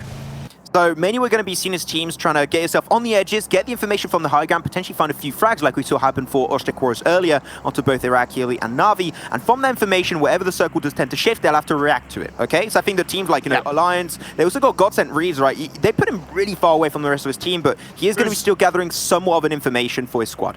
There's also a lot of dirt roads and roads around this circle, which can really hamper wherever this next phase shifts, because that's open area, right? It's very hard to contend with that. And we see a shift right into Picado, the last Miramar game of the EMEA League finals. And it seems like we're heading to Picado, baby. My favorite compound on this area. I love it. Gonna have potentially a Picado finish. I would love it to finish exactly on top of the arena or the casino of Picado. Those are really interesting positions. As Navi, they're gonna pull the trigger first on their rotation because they were high ground compared to IRAQI. IRAQI have no idea what the hell is happening inside of Picado. So like Navi, information. They're gonna turn that information in a good position, aiming inside Picado itself. Navi once again being as good as you could expect from this team. As Gonzo almost went out because of a little bit of a mistake from that driving, but no, it's actually going to give that kill over to 12-18, and KoninaPower going down two teams once again, fighting for the top three, eliminated so early on Miramar. Wow. Okay. The door's open for GODSENT. The door's open for GODSENT. I don't know what the story is with Reeves. I don't know if he's had a disconnection issue, to be fair, because he hasn't moved a muscle at the start of the game. Oh no, now he's starting to move. He's okay. It's signs of life. He is alive. He is alive. Phoenix, the Marines force, going to try and just cruise by. Also get a little bit of a high ground position. Class game also going to get heavily involved defending the southern side of Picado. Unfortunately, they're going to be taking a lot of heavy hits. Osh-Tekk Warriors is going to pick it up. Raze will get confirmed away, but the car explosion from Silas will get picked up. And now he's going to be full sending it to confirm all those kills over to Class game. Down to two-man team is going to be Silas and Selim. And that's the key thing, right? They're down to a 2-man team. Yes, they're in the Mikado area, but they're in those apartment buildings, the hotel buildings. Moving away from there, if the circle shifts once again into Mikado or away from them, is so hard, especially when you only have 2 players up. So it's really not looking the best for Klas game. I love this position on Meki. So much information going to go the way of Na'Vi. Outplay going to go for the car rotation. Can be a casualty eventually over time. But one thing we haven't talked about too much, Imperium, as you seem to trying to rotate in a decent position. Alliance 2-2 split on the mountaintop up north. That's the position you mentioned of GODSENT, right? But the fact that GODSENT actually moved away, they avoided a fight to happen with Alliance. In some way, it did help them out in the long term, without even knowing. Yeah, no, 110%. You are dead right. As Navi are looking to punish the side of FRAG Machines, Reese comes in to get the knockdown onto Outplay. And here's the thing. Reese is giving information to the rest of his GODSENT team about potential positioning, potential teams coming around him. Yes, he's on the opposite side, but that is still so valuable for the rest of his team. Oh, 100% here. I think if he's got a car, he can maybe try and crash it and make it right towards his team, towards the side of Casino, but it's still going to be a hard encounter. Marines Force going to go for the last second push. It's going to be down to only Phoenix. But unfortunately, Phoenix will not be able to really rise back from his ashes as he gets confirmed by Rolkist of GODSENT. That's another juicy kill. Man, they're just like...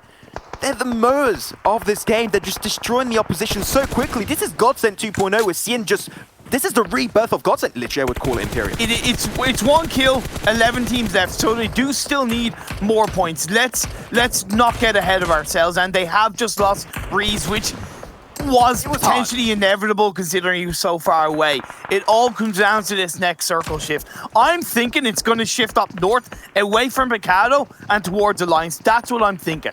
Yeah, I mean, we'll see. It's going to be a random part of the game once again. Whatever's going to be shifting, it could be big. I mean, it could also get in the vicinity of 12-18. They've got a good high ground position. If it does move away, they've got to go downhill, and this position is going to be good. But GODSENT, you know what that means for them? A lot of teams going to have to push their way through. You're going to have Blaze Esports, Na'Vi, Klas Game, and other teams down southwest are going to have to cruise by the side of GODSENT. So GODSENT, how do they want to react? Do they want to hold that position defensively, or maybe crash in the circle, create like a makeshift compound with a few cars, and hold on to the central spot? Like, a lot of options for GODSENT, and I'm intrigued to see what will be their course of action.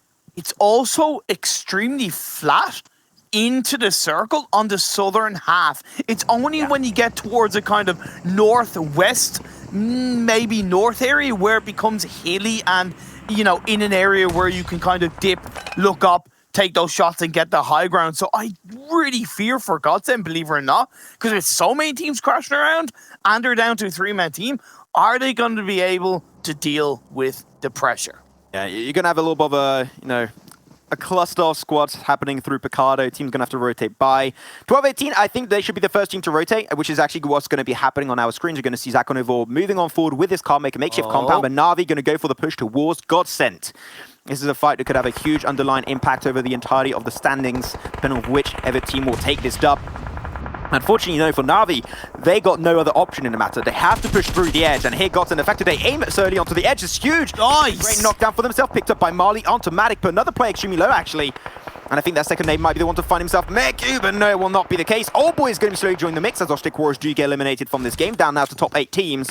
And this is going to be a bunch of extra positioning points if GODSENT are able to survive the encounter. The grenade comes on through, connects onto Matic. That's a kill confirmed. GODSENT mowing down once again the competition, already up to 6 kills. They take the fight, they take the grenades, and GODSENT eliminate Na'Vi in 8th position. GODSENT, what is up today? You guys are insane. 6 kills for GODSENT. If my calculations are correct, that puts them ahead of KoninaPower for now. Klas, they still have 2 players, but they're separated. Salem takes a vehicle. GODSENT's going to look for it. There's sprays for Navy. The kill comes out, and Klas are down to 1 player.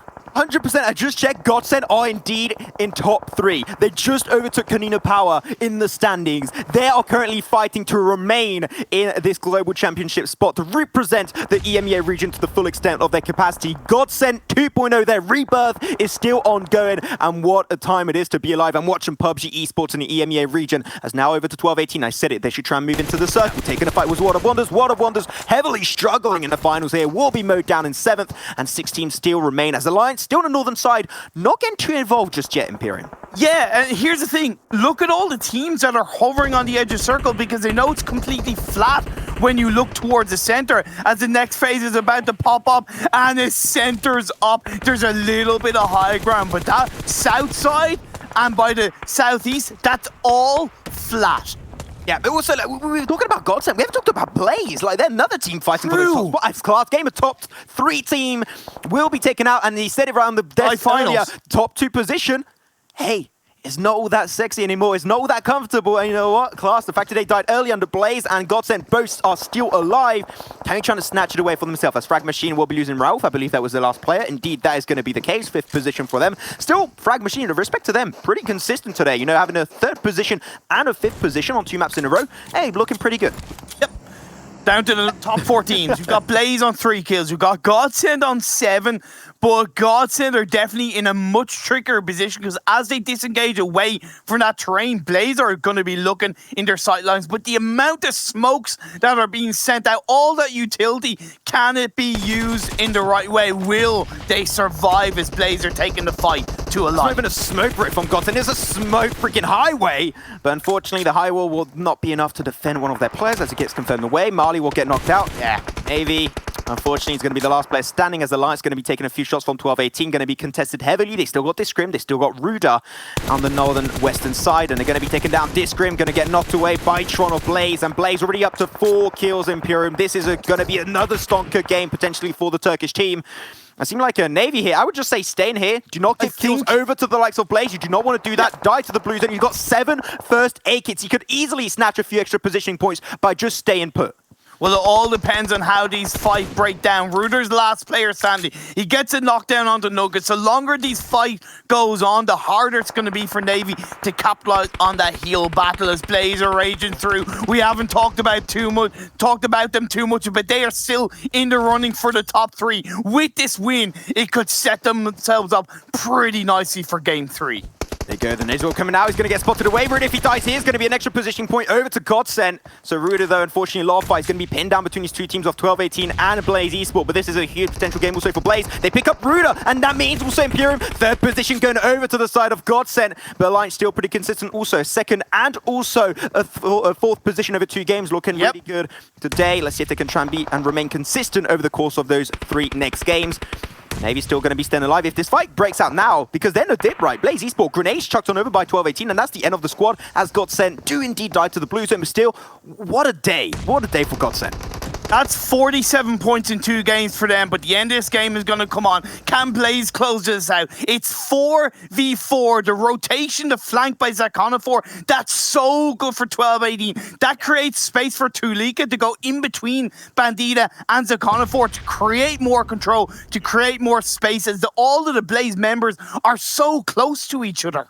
Yeah, currently Blaze in 5th position. They got 144 points. They're right behind the likes of GODSENT. So really, if they take themselves this win, if they eliminate 12-18 and pick up all the extra frags, this could be the reason why they make it. But unfortunately, I mentioned it right, Imperium, they're in a dip. Grenades are going to be your main threat. The grenade coming out from the players are going to be huge. And now they're pinned down. They can't move. Uphill, you're dead. If you push now, you're dead. If you got no smokes, you're dead. There's not many options where I see Blaze Esports making it out alive from this situation.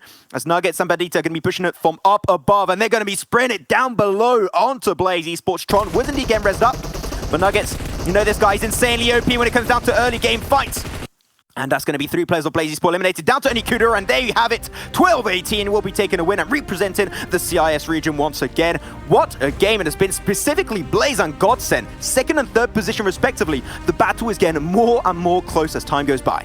It's heating up big time, but 12-18, let's give them their due respects. You talked about their rotation on the western side. I think it was on phase 5 or phase 6 when it shifted away from Picado. That set themselves up really nicely, but they were proactive on that, right? They constantly were engaging and picking off Alliance. Then when Alliance got taken out, the way they controlled that final fight was so good. I'm getting flashbacks to the loop circle in PMPL Americas here with this. This was a bit ridiculous in terms of a position, and I think you're right on the money here, Imperium. Dealing with Alliance was very important given this circle and given the position that they had before.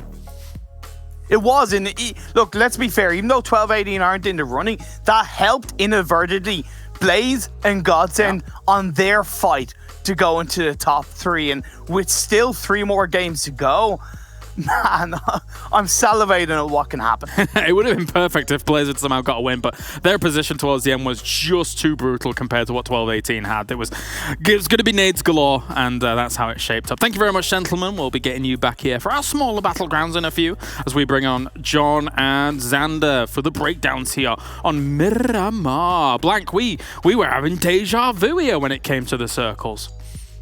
Yeah, no, I'm pretty sure that PMPL Americas broke down this exact circle from Loops, except Loops were in Alliance position. Alliance just got ran over. Yeah.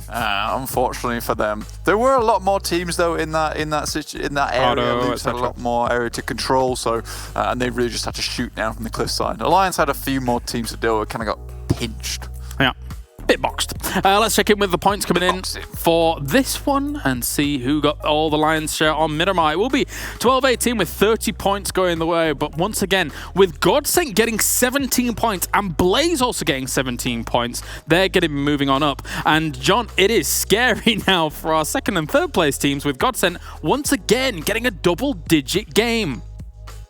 Absolutely, that puts them up to 47 on the day. Blaze as well. I didn't keep track of the number of points they had in the first game, but they rose up rapidly in that first game, adding another 17. Fantastic stuff. And you can see KoninaPower, Naix CongenialS, as well as even Na'Vi you saw on the other page, have not been able to get those points on board. So this chase is on, and they are really taking this seriously.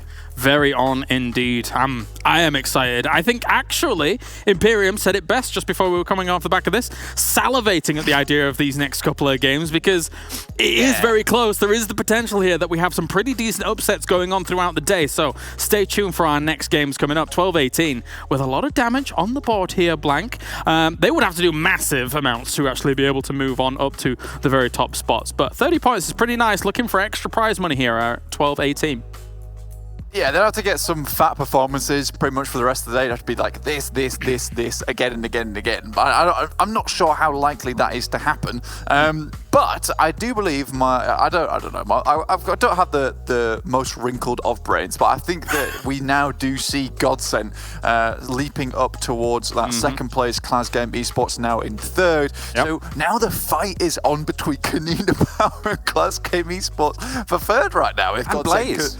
Blaze. If GODSENT keep this up. So we've got a ridiculously exciting day ahead of us, all because GODSENT decided today they would win. Yeah, let's take a look at the highlights coming in here. KoninaPower having a few fights early on, but it's all...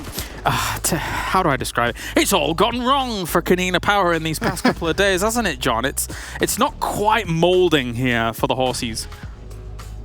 Ooh, and that's a bad miss there. It's just not great for them over the course of the day. They've just been cut off on these rotations. It seems like, they're maybe not scouting. It's not even... It's very difficult to pinpoint what is actually going wrong for them here. And I'm really going to have to take a really close look at what is happening, because they're going for these rotations and they are just finding fights that they continue to just lose and get picked off one by one and not committing to anything, maybe not really having the confidence to send. I feel like they might just be inside their own heads, and I don't know what they can do to get out of it. Blank thoughts? Why can't we have 4 chicken dinners? What's going on, boys? Please! And then they're just like trying to rotate in and just getting absolutely demolished every single time. Yeah. I think John's... Outrage. It's an outrage! I believe that John is right, though. They are absolutely inside their own heads at this point. In fact, I would say it's obvious just from the way they're playing that they're inside their own heads. I feel it's a big problem. Right now, GODSENT's living in there rent-free. Yeah, it does feel that way. I mean, in the first day, they felt like some kind of supernatural being, but it wasn't like now. It's not really working out. We'll see if they can kind of get back on in the next 3 games here, though, as we take a look at some of these other moments coming in from this game. GODSENT, once again, having a decent spot and unfortunately having to go for that kind of heal-off strategy towards the end there. But oftentimes, yeah, I suppose it did work to get themselves to a 3rd place here, Blank, but oftentimes when you're in Picardo in a circle, it's going to shift out of that. It's like any city. It's very difficult to get out of there and have a competitive game with the people that have got entrenched positions outside, right? Yeah, absolutely. I mean, just there on our screen seeing GODSENT going against Na'Vi and winning is a really big testament to their power at the moment. But yeah, it's very, very difficult, especially moving out from Picado buildings towards that hillside because it is so open as you leave. And you saw them tossing out the smokes, trying to create a train for them forward. And just as if I asked for it to appear on the screen, there it is. And they just kind of shot through the smokes, found them. It's like you can kind of guess it. I think that, you know, in that situation, Navy, once again, last guy alive for the team healing off, was the smart decision. They tried to get a couple of players out. When that didn't work, they reverted to a new plan, which I really, really enjoyed because it was a case of GODSENT were like, look, this is not going to work. We can't go for a high kill game right at the end, get that chicken dinner. Let's just salvage this game. And they get a third place from it, 10 placement points with some decent kills on board too. Yeah, let's take a look at the damage coming in from this game. That was the final fight, John, was like shooting fish in a barrel for 12-18. They were just having a whale of a time. Unfortunately for Blaze, it was just a very, very difficult position to be in. Yeah, but they managed to get there. They'd hard fought for it as well, and getting 17 points on the board, still a good turn up for them, obviously in that very tricky final spot. But yeah, 12-18 leveraged their terrain position outside of Picado beautifully. They were able to just control everyone else who was trying to go for those exits. And I have to say, though, the efficiency of damage there for GODSENT, very impressive coming through. Only 194 surplus over the 700 that you'd expect for 7 kills. I say you expect that you are normally going to have to dish out to get 7 kills, so nicely done by them. Yeah. And as we go down the board, Alliance had a pretty significant impact onto the damage as well, but they didn't really convert that into kills. That's right, 1,800 damage coming in for Alliance here. And actually, Blank, when you look at their 2 games back-to-back here, it's been a pretty decent back-to-back from Alliance. Not wins by any stretch of the imagination, but unfortunately for Alliance, it feels like a little bit too late here to really push them into the upper echelons, even though they're showing really great quality. In the first game, they were able to take out Na'Vi on that breach. Yeah, I would say that honestly Alliance was playing really, really well these last 2 games, but they've got actually quite unfortunate. If we go back to Erangel, you saw obviously on the screen on the highlights, we saw Meku get a knock onto them, but that wasn't before Frag Lord had actually got a knock onto him earlier, and that delay in time prevented them from getting a good position in the circle, taking control of that loot crate, and it just slowed them down massively. Again here, they get pinched, they're trying to shoot everyone at the same time, but they can't absolutely do it, and get pinched because they're doing so much damage, just not able to confirm those kills. Very, very desperately in there. So you do feel sorry for Alliance in some ways, but they are a far off way. So right now they're really fighting for that prize money. Yeah, let's take a look at the top players, see how many 12-18 members were able to breach into that spot. It's 2 of them, along with Silas. Once again, Silas, geez Louise. It's not even like Klas had that amazing a game, but yet he's still there. And Sunrise, back-to-back in terms of our top 4 here, John. So, brilliant stuff by Sunrise. Yeah, able to have an entry yet again for Alliance. So, as you say, great double entry. And they came second, if I recall, in that first game, coming 4th here in Miramar. You're right, they have had a great day, but only 3 games remain, and I don't think that climb is going to go super well, especially when you've got teams like GODSENT and like Blaze as well, who have been sneaking down the inside track here, who are also just climbing super fast and absolutely looking like they're on form today to try and take those top 3 spots. And especially when you're moving on to more volatile battlegrounds here. But let's take a look at the overall ranking, though, and see how that looks, because right now we can imagine that our top 3 has changed, as we will have good job. GODSENT second place right now. Klas Game Esports, 5 points behind them. Nobody's touching Na'Vi here when it comes to the position they've put themselves in. But now, KoninaPower and Klas Game have to be a little bit scared because Blaze is hot on their heels blankets. It's getting a bit tense. Oh, there's some Hot Wheels too at the moment for Blaze Esports with the speed that they're going. We didn't really get to see too much of that first page, but honestly, it was super interesting on there. I mean, 143 points for Naix CongenialS. Very much unfortunate for them. Only 1 game in the 2 games they've played so far, and they haven't moved a bit. Ooh, dear me. Okay, well, that is our 9th through 16th in total. Let's take a look at our schedule as well. We've got 3 more games coming at you here for today. It's the smaller battlegrounds now here in the form of Sanhok and Vikendi coming up, but then we will be going back to good old Erangel at the very end of the day. This is gonna be chaotic because Sanhok, we all know how already chaotic this can be, John. And there are 3-4 teams right now desperately needing some big points here. Absolutely, and not only that, there are 2 places that are up for grabs as well. It's not just a battle for 3rd place anymore, it's a battle for 2nd and 3rd, and there are 4 teams who are going to be looking to try and take that spot. You've got GODSENT, you've got Klas Game Esports, you have also got, oh goodness me, I've started listing teams and now I've put KoninaPower Blaze and KoninaPower. Those are the 4 teams we're going to be watching. I'm going to be looking for KoninaPower's rotation specifically, what sort of fights they're taking this game. I'm going to be on the watch out for that. What is going wrong for them?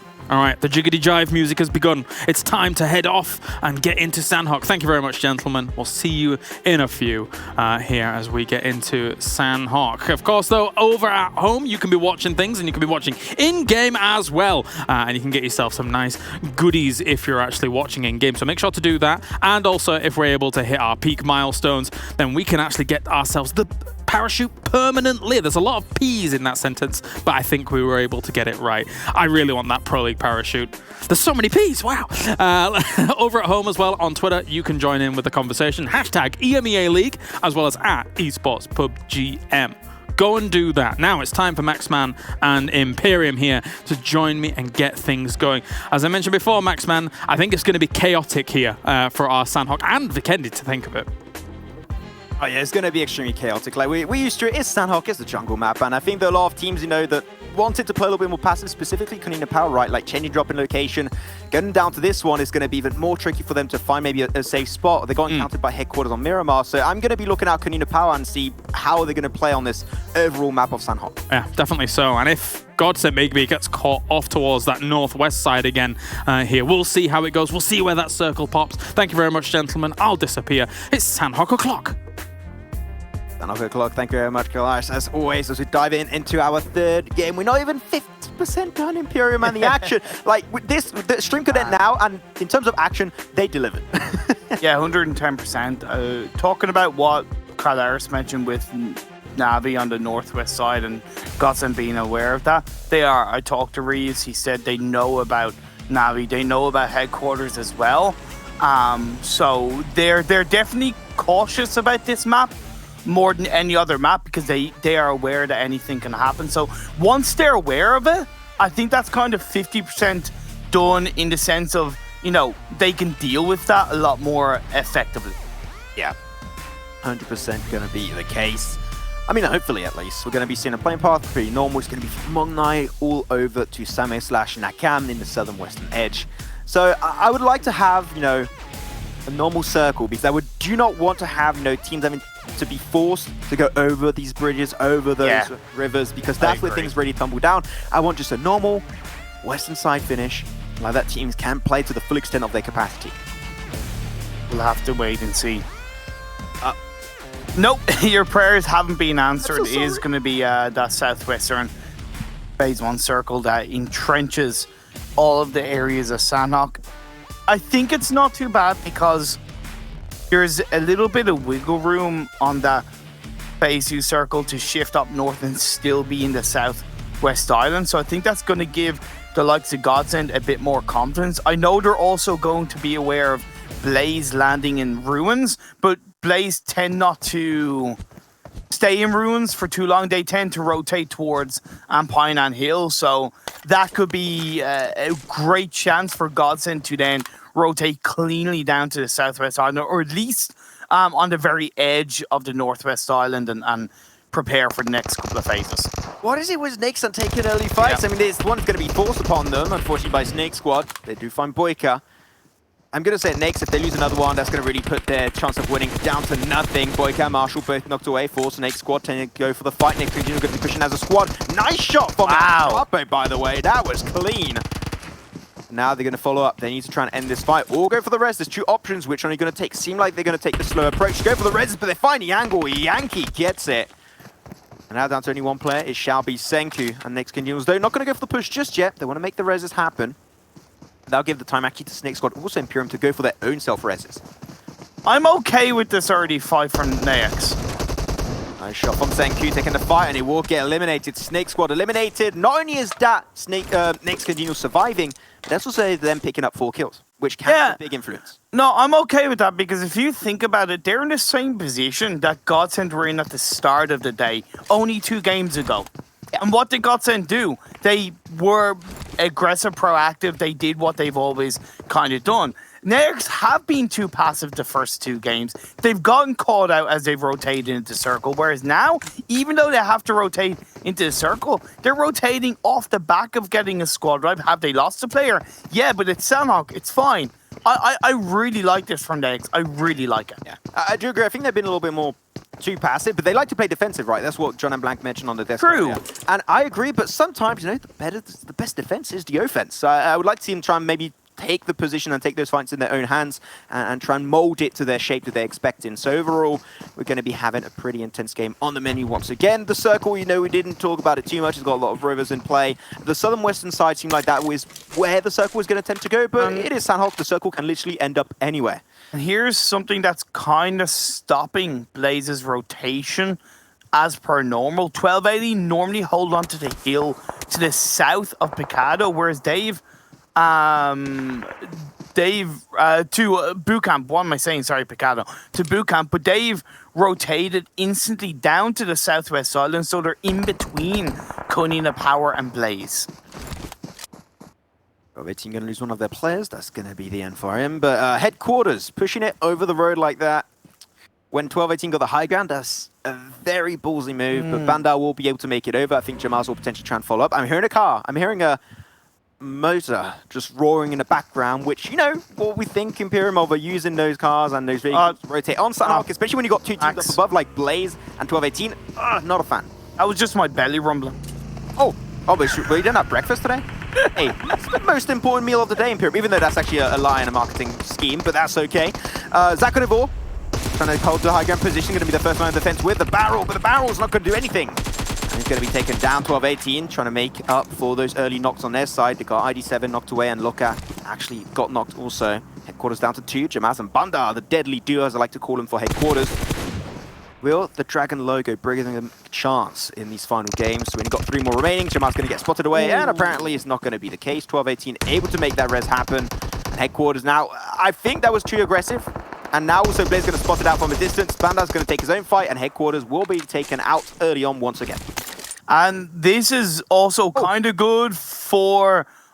Okay. Wait, Discrim is moving? No way. Oh, now you took some first steps. Klas. Now you done it, Discrim. Oh, no. There you go. He's going to get picked away. But the rest of Alliance will potentially stop the flush from happening. I talked a little bit too soon. Discrim's going to get picked up. But really, Discrim, like, if he wouldn't have moved, I don't think Klas would have seen it. Yeah, I know. He should have waited just kind of like another 4 or 5 seconds. But look, it is what it is. It is what it is. Alliance still have 3 players up.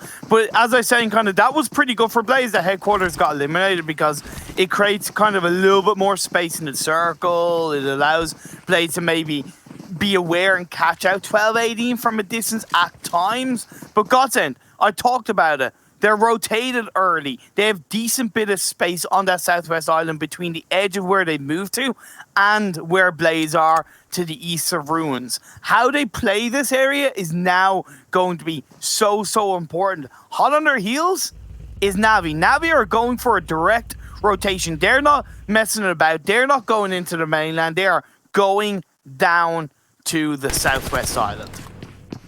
Iraqi Elite, no, they're trying to make back up. They unfortunately dropped so heavily. I think they were like, what, 6th, 7th, 8th position at the start of the day? Yeah. And now they dropped to 11th. Like, really, Iraqi Elite, they can't afford another bad game. They need to have great performance after great performance after great performance to even just fathom the opportunity of making it back towards that top 5 and potentially even thinking of making it in top 3. So Iraqi Elite, a lot on their plate. It's going to be a hard one, but we've seen what they can do in Imperium. They got a lot of potential, so I still got a little bit of hope for them. Of course, and they should also be damn proud of how far they've come. How much of a fight they've been able to put up. They've tested a lot of these teams in a strong way. They put pressure on so many of these teams, and that's something that they can definitely hold their head high on as Marines Force are making their way over towards the members of Osh-Tekk Warriors. Osh-Tekk Warriors are currently split between the mainland and the edge of the southwest island, so they might be able to take advantage of that by catching out Marines Force. Yeah, Osh-Tekk Warriors going to be actually pushed onto the river bank. That's how you say it, not the coastline or whatsoever. But Rosa's going to be trying to go for the push through. Smoke gets information, but he's going to have a A little bit of an unwanted surprise is going to be receiving the shots of 2 players of Marine Sports at the same time.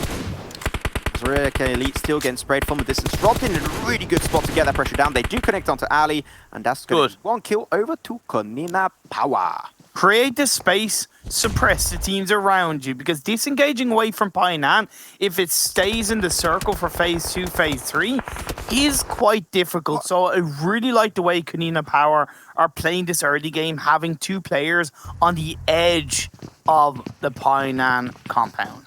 Wait a minute, Alliance already here? Like, normally they're a slow rotating team when it comes down to Sanhok, but this time, like, their playstyle's been working today, right? They've been a lot more reactive to circles, they've been rotating a lot earlier, and look how it's been going so far for them, right? They took himself a 4th position on Miramar, took himself a 2nd position, almost a chicken away from GODSENT on game number 1. Like, I like how GODSENT have been, you know, changing their mindset mentality, and it's been rewarding really big fashion, even on this Sanhok game, even though it's a little bit, you know, it's a little bit more of a mayhem position and map, but at the end of the day, there is a method to the madness, and Alliance are potentially putting through here.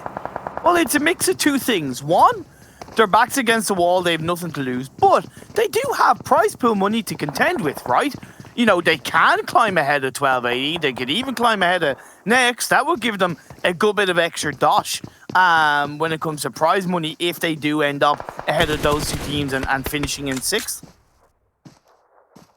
Could definitely be the case, so, you know, still best of luck to the team as a whole. The circle is going to be tending to, you know, shift and central up pretty nicely on that southern western island, so it will at least allow teams to respond quickly to the circle and cross over the river ASAP, so it does not become like a big issue later on in their performance. So we'll see if they can try and maybe get themselves a good result. But I think that here one team is going to struggle. I can't see on the minimap just yet, but on the east actually of the minimap, they're not a little bit further away from Quarry, is actually going to be Naix CongenialS. They'll take it way too long to pull off their rotation. Possibly a little bit too long, but then again, maybe they could like thread in there on the edge of phase 2 just before phase 3 pops up, or maybe even get a boat across it, or even just swim across. As it seems like Marines Force are looking to kind of not swim, but just kind of go across on towards Camp Charlie. GODSENT are looking pretty good. However, you don't get that much information from the Tambang area on the eastern mountainsides where Blaze currently are. You can get a bit, but you don't get too much, so they do need to be aware that if they go too deep towards the center, they might get caught out by more than 1 team. Captain down. It's going to get picked up. Early pick, actually, for IRAQI on that fight. But I want to go back to talk a little bit about IRAQI. It's a great grenade connects, by the way, from Salih of IRAQI. The second might thread the needle on the rest of his team as Klas game on the high ground position. But I really love what IRAQI has been able to pull off for not only their team, but also for their region, right? I know a lot of people were like, trash talking a little bit down, about the MENA team region. Like, they're not that good. They're not going to make it. No. But I like the fact that IRAQI here, even if they don't make it, for me, they've proven those people wrong. They've proven those rumors wrong. MENA region has some true talent. Sure, it might take a little bit more time to know teams like CIS, but like give them some time, and literally we might just see them on the international global stage one day.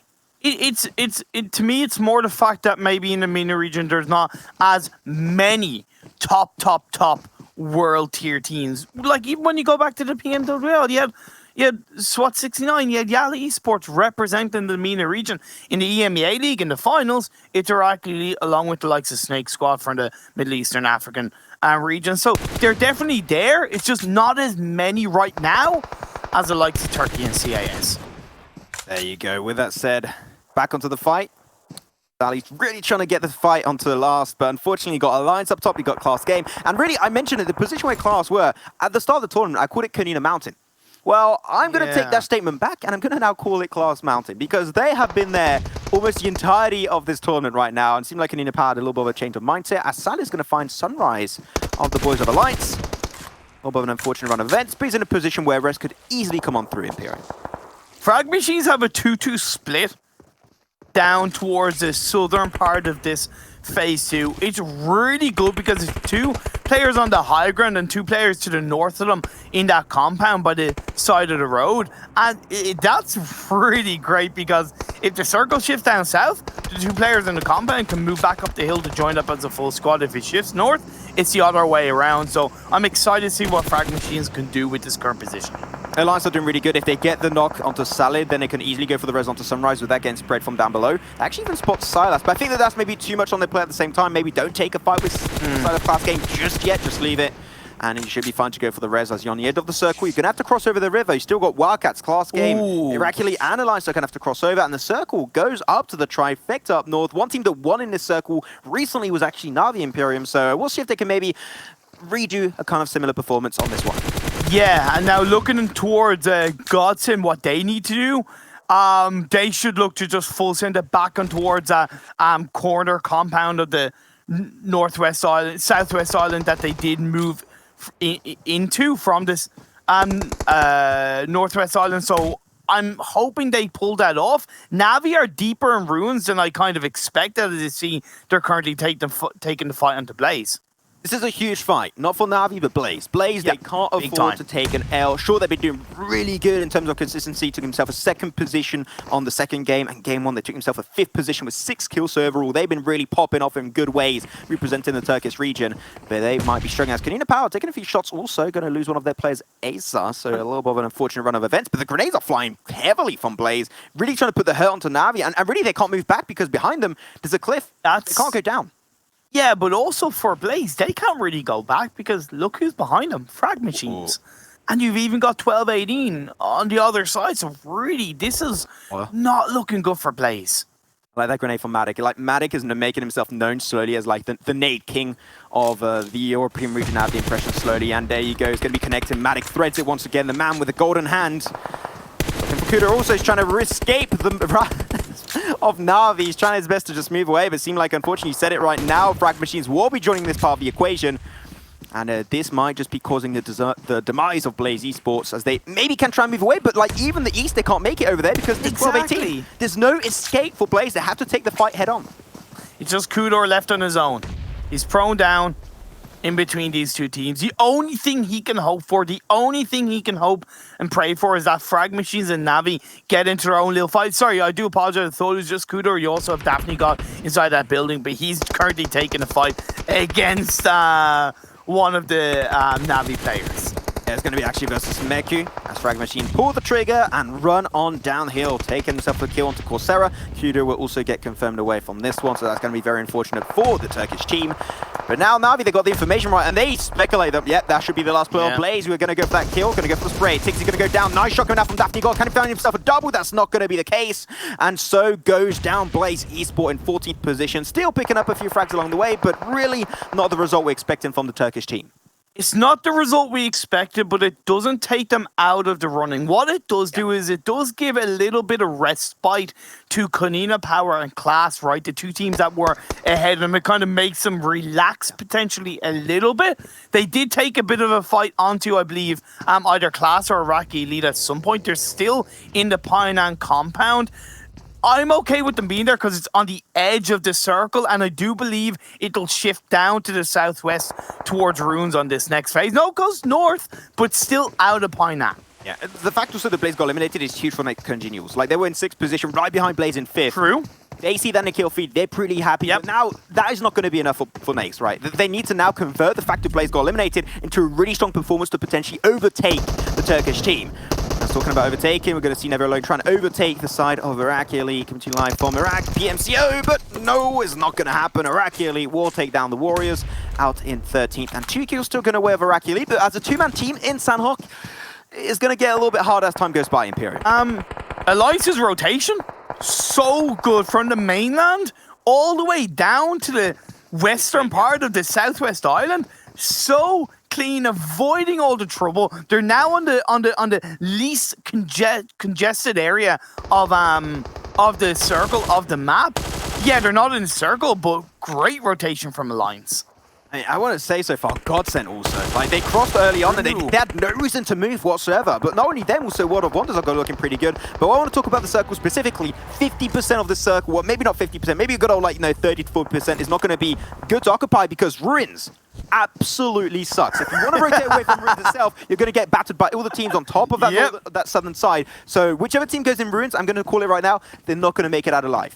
I think it's kind of, I know I have a few areas called a black hole, but I really think it's the definition of a black hole because you just get, once you're in Ruins, you kind of get sucked in. You know, it's so hard to disengage away cleanly from the Ruins train. Hey, want a little bit of a knowledge, Imperium? What's called the process of dropping into a black hole?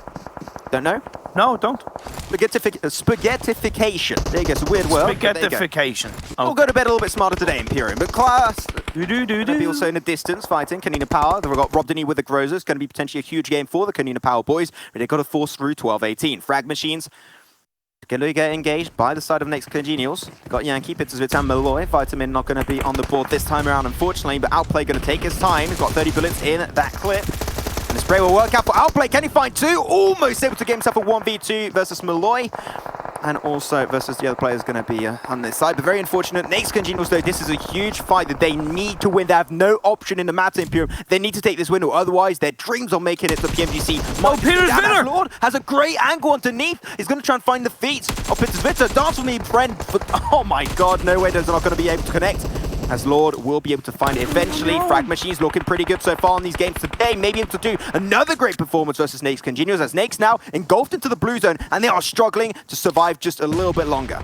Oh no, Navi with the grenade. Frag confirmed on the Pizzervitter. Down goes Naix CongenialS. Have they solidified themselves out of the running for the top 3? I can't help but think they have, but the game goes on. The fights rage on, and KoninaPower, 2 members down. Gonzo trying to strive and survive and get the revive onto his teammate. Yeah, I checked the standings. I'm pretty sure that Naix, that's not going to be enough to actually overtake Blaze. So we'll see that as we go on to the desk session later on. But now they're going to go for that push on the Frag Machine. Frag Machine down to 1 player. And that is going to be freak. Let's see if the gameplay is about to be as freaky as we might expect. The circle now on top of that road is going to be pretty tricky. World of Wonders being really reactive, pushing their way forward also. But Klas, there's a compound right in front of them. No one is inside of it. Klas, just go for it. You're fighting for this top 3. You're fighting for a spot in the Global Championships. You need to be proactive. You need to use that information to take that compound right now. And now the fight kicks off between GODSENT and World of Wonder. Zessie gets confirmed. Marley with the sprays. They're running, they're gunning. It's the first kill of the game, and they have to move in against the blue zone. But Navy gets knocked down. Enjoy 7 is going to be hiding against the rock. What can he do as the grenades are going to go flying? Enjoy 7 is really solo on this fight versus GODSENT. Actually, no, now that Keys and HP get a little bit of information, they take the high ground position, trying to spray down to GODSENT. GODSENT, the blue zone is going to be too much. They can't heal too easily. And the more they take time to heal off, the more they're going to take damage from that blue zone. The grenade comes off to Rockets. We'll be able to move a little bit further back. Navy is going to be taken down. So will Reese. Unfortunately for them, GODSENT. That's a nice grenade. Struggling, really having a hard time. The grenades are looking decent. But unfortunately, Enjoy 7 is going to be wrapping on the side. Rockets will be taken down. Down to 1 player is going to be Marley on the backside. But Marley's got some clean grenades. Might be the time. But actually, as I say that, Enjoy 7 is going to go down. And they got so many first aid kits, just like Navy on the last game on Miramar, might be able to survive before World of Wonder is able to take the toll onto GODSENT. So if they die, that's an extra positioning point over to GODSENT. Yeah, but we'll have to wait and see. I don't think it's looking too good for GODSENT in this game 3. Razor saying to me it's a tricky one. They had a passive early game. Maybe they should have been a bit more aggressive and controlling the circle shifts down south. The revive has been pulled off onto Sun HP. Headache finds Tixie of Navi, and Navi are still in control on the western part. Mind you, they're outside the circle. Finally, we see Solis go for the compound. They're like, oh, it's free. We send the entire team. We send on towards there, Selim and also Ray. So that is exactly what we want to see and expect from Klas game. So our team get eliminated after a great chicken dinner. By the way, going down on a Miramar game. But already, Imperium, 9 kills for KoninaPower after 2. I'm going to call it really bad performances. They do it, but World of Wonders get eliminated up north with the lights. Marley able to actually survive. So long with the heal offs, he's going to take 6th position minimum. That's an extra bunch of kills and points for GODSENT. This is huge. Great positional points. Clear run, but he does get taken out. Down goes GODSENT. We're into the final 5 teams, and Klas and KoninaPower, they're still in this game. They dropped out, right? They are going to be putting pressure onto the side of GODSENT coming into game 4. You can even go and say that KoninaPower, they got knocked into oblivion on those 2 first performances on Miramar, on Erangel. They really struggled, but now that's the top 4 minimum. That's Frag Machines do get eliminated, losing Freak, the last player, to the blue zone. Klas now, they're downhill. Navi, KoninaPower, Marie's Force, they're all going to have to go downhill towards the position of Klas game. Klas game, this is their win. This is their game to take on Sanhok. They have no excuse if they do not take it. Currently in 3rd position, on the brim of getting kicked out by the team below that was going to be KoninaPower. So really here is going to depend. If KoninaPower win it, they're back in top 3. If Klas take it, they remain in top 3. That is how close this Sanhok game is potentially going to have on the entire standings, Imperium. Reinforces Jokerless standing, but he's outside the circle. I don't think he's going to be causing too much trouble, but KoninaPower and Navi, they're fighting against each other. 9 kills for the KoninaPower boys in this third game. Whatever happens, they have definitely put themselves back up there. Again, now it's going to be turned down to a good old Mexican standoff. Navi, KoninaPower, and Klas game. One team will cut out on top and will be the king of the jungle. Black-White will not be on that list, unfortunately. Down to only one player is going to be Gonzo. This man that you mentioned before the stream Imperium with me, that is absolutely legendary for KoninaPower. Can he take the fight with Navi? Yes, he can. He picks up one, but the blue zone's going to be a little bit too much. KoninaPower still, what a game. They're picking themselves 9 kills total and go out in third position. Maybe even one more extra kill confirmed onto Navi if the blue does take him down. Now Klas, they see the kill feed. They see the fights happening pretty heavily. They know there's only one player. They chuck the grenade and they get it. They thread the needle Imperium and Klas Gate take themselves another win over here. And they want to remain in that top 3. Game 1, Game 2, Blaze and GODSENT rise. KoninaPower and Klas somewhat crumble.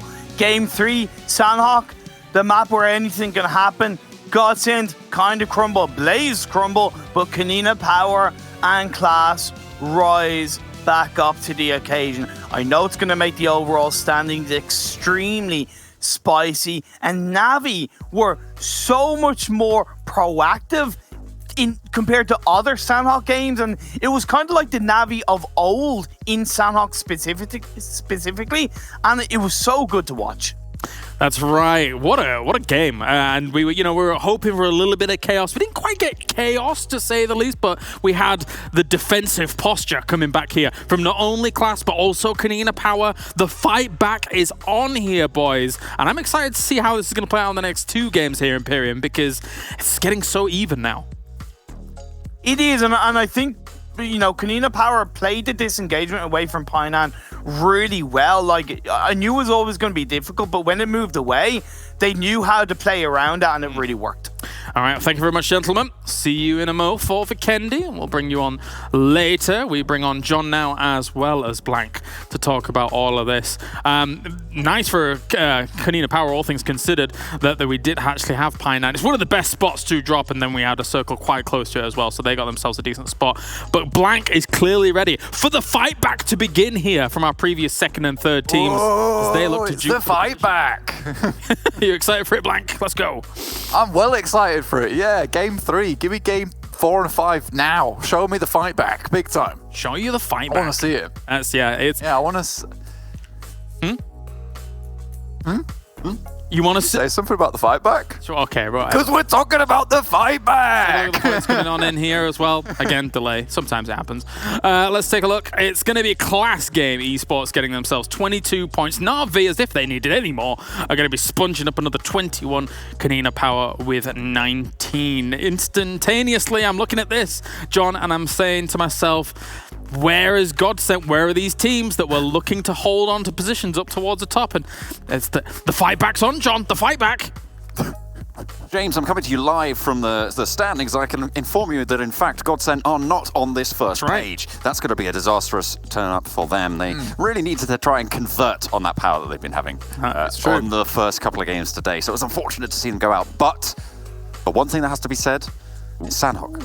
You got to chill out, guys. Things can happen on Sanhok that are really not indicative of the rest of the games. That is fair. Blank, what do you think? Well, I'm coming to you live from the arena of the fight back. Right. And currently I think that things can happen from Sanhok. I believe this could be a big changer. A bit of a windy movie, you might say, here, coming up the ladder. And honestly, KoninaPower, they've got the hooves out. They're ready to stomp on some teams now. It wasn't a bad performance on Sanhok. I think Sanhok is probably one of the more volatile maps. And for KoninaPower to do well here, maybe they figured out some of those rotational issues that they're currently experiencing. Again, though, Navi, why are they taking all the points? Come on, guys. Just leave some for the other teams.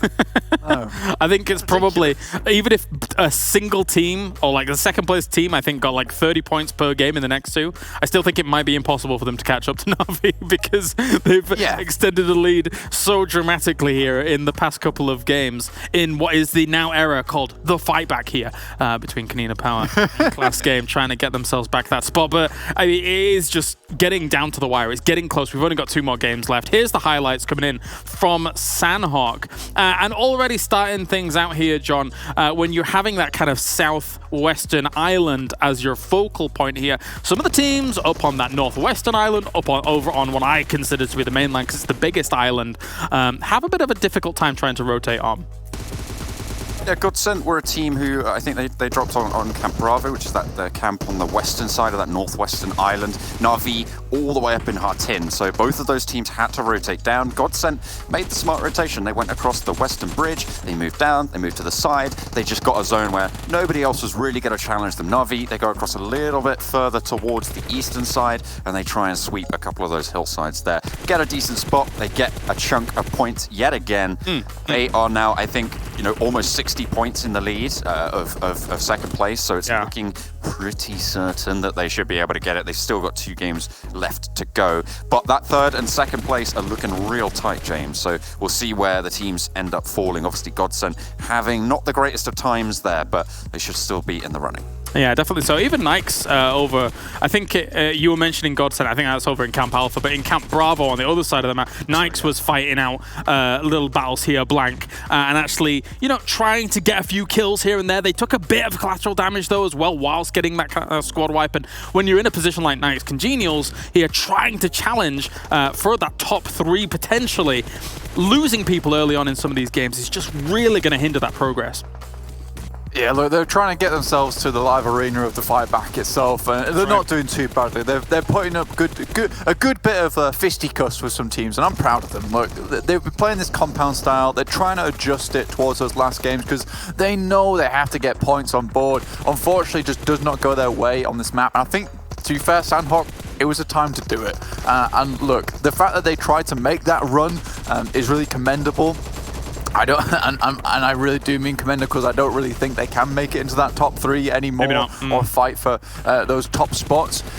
But I'm happy that at least in the EMEA League, like one big thing that I have seen from all of these teams, not just including finals, is that these teams are not afraid to make adjustments, which is why I can see EMEA League being probably one of the top leagues in the future.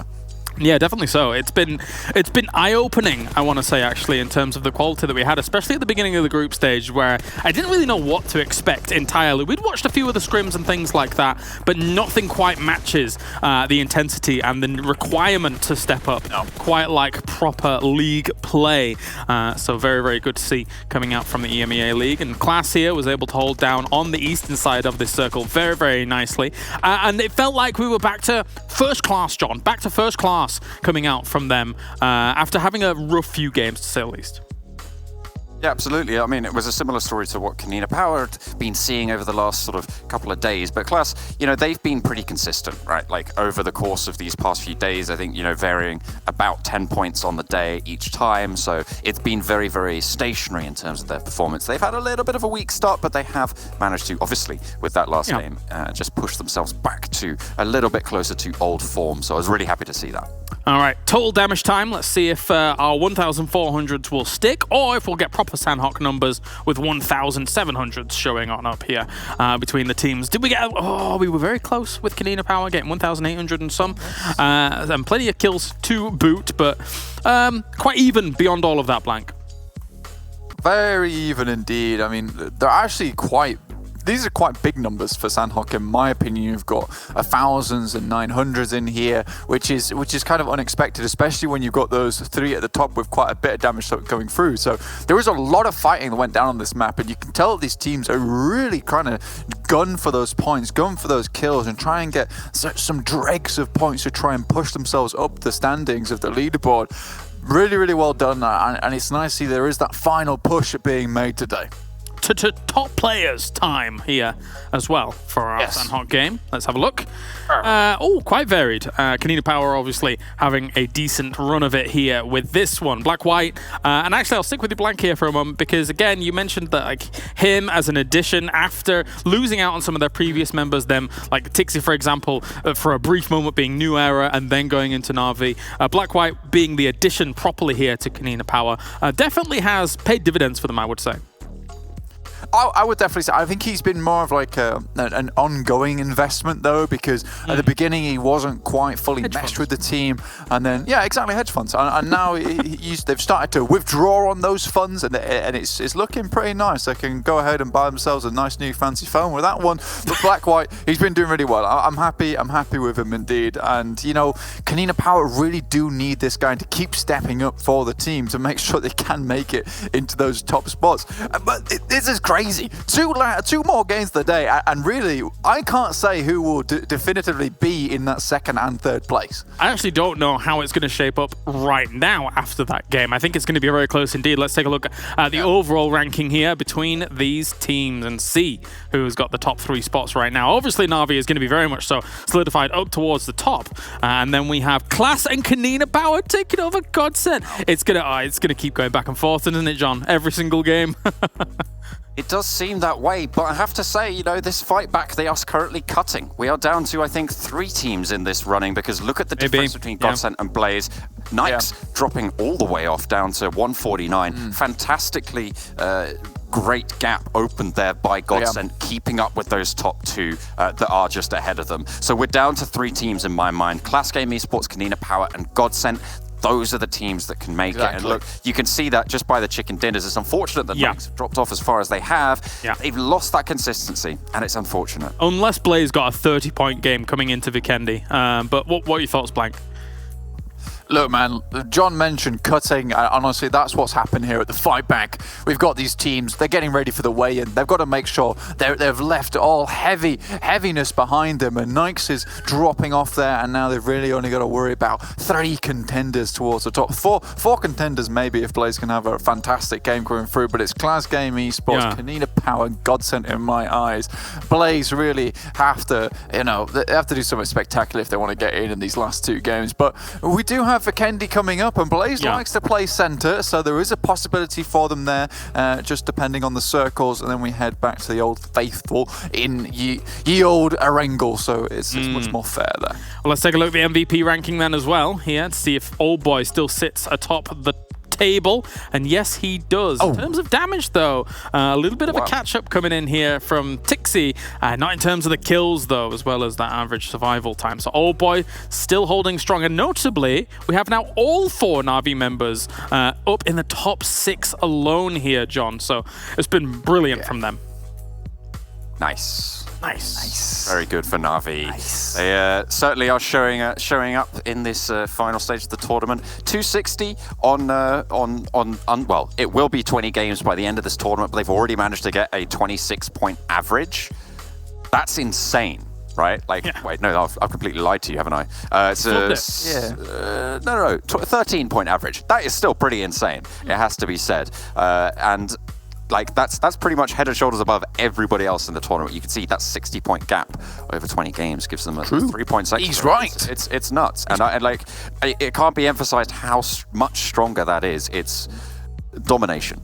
You see that on the tables. You see that on the MVP rankings. You see that on the kills. It's just everywhere. It can't be emphasized, but do you want to try and emphasize it, Blank? It can't be emphasized. It can't be emphasized. Try and emphasize it. Look, if we're looking at the fight back here, Na'Vi's giving the back fight. All right. Can't emphasize it. It can't emphasize it. I'm sorry. I've tried. I've attempted. You know, I don't have the linguistics or the vernacular in my arsenal here to even try and describe it. But domination would be the way I would go. Yeah, definitely so. I think what's exciting to see, all jokes aside, is that Na'Vi going into global championships, it's going to be cool to see how they kind of step back from this and be like, okay, we dominated here in the global in our EMEA finals for the league. What do we then take away from what we've seen here so far, and then apply that to a completely international scene, Blank? And that can be difficult. Yeah. Yeah, I mean, at the moment, it's really hard to pinpoint what exactly Navi's doing, because it seems to have just reverted to let's just run around and kill everyone because they are so far ahead of it. The fact that that's working, though, is almost frustrating for me, though. In my eyes, it's like, how has this been allowed?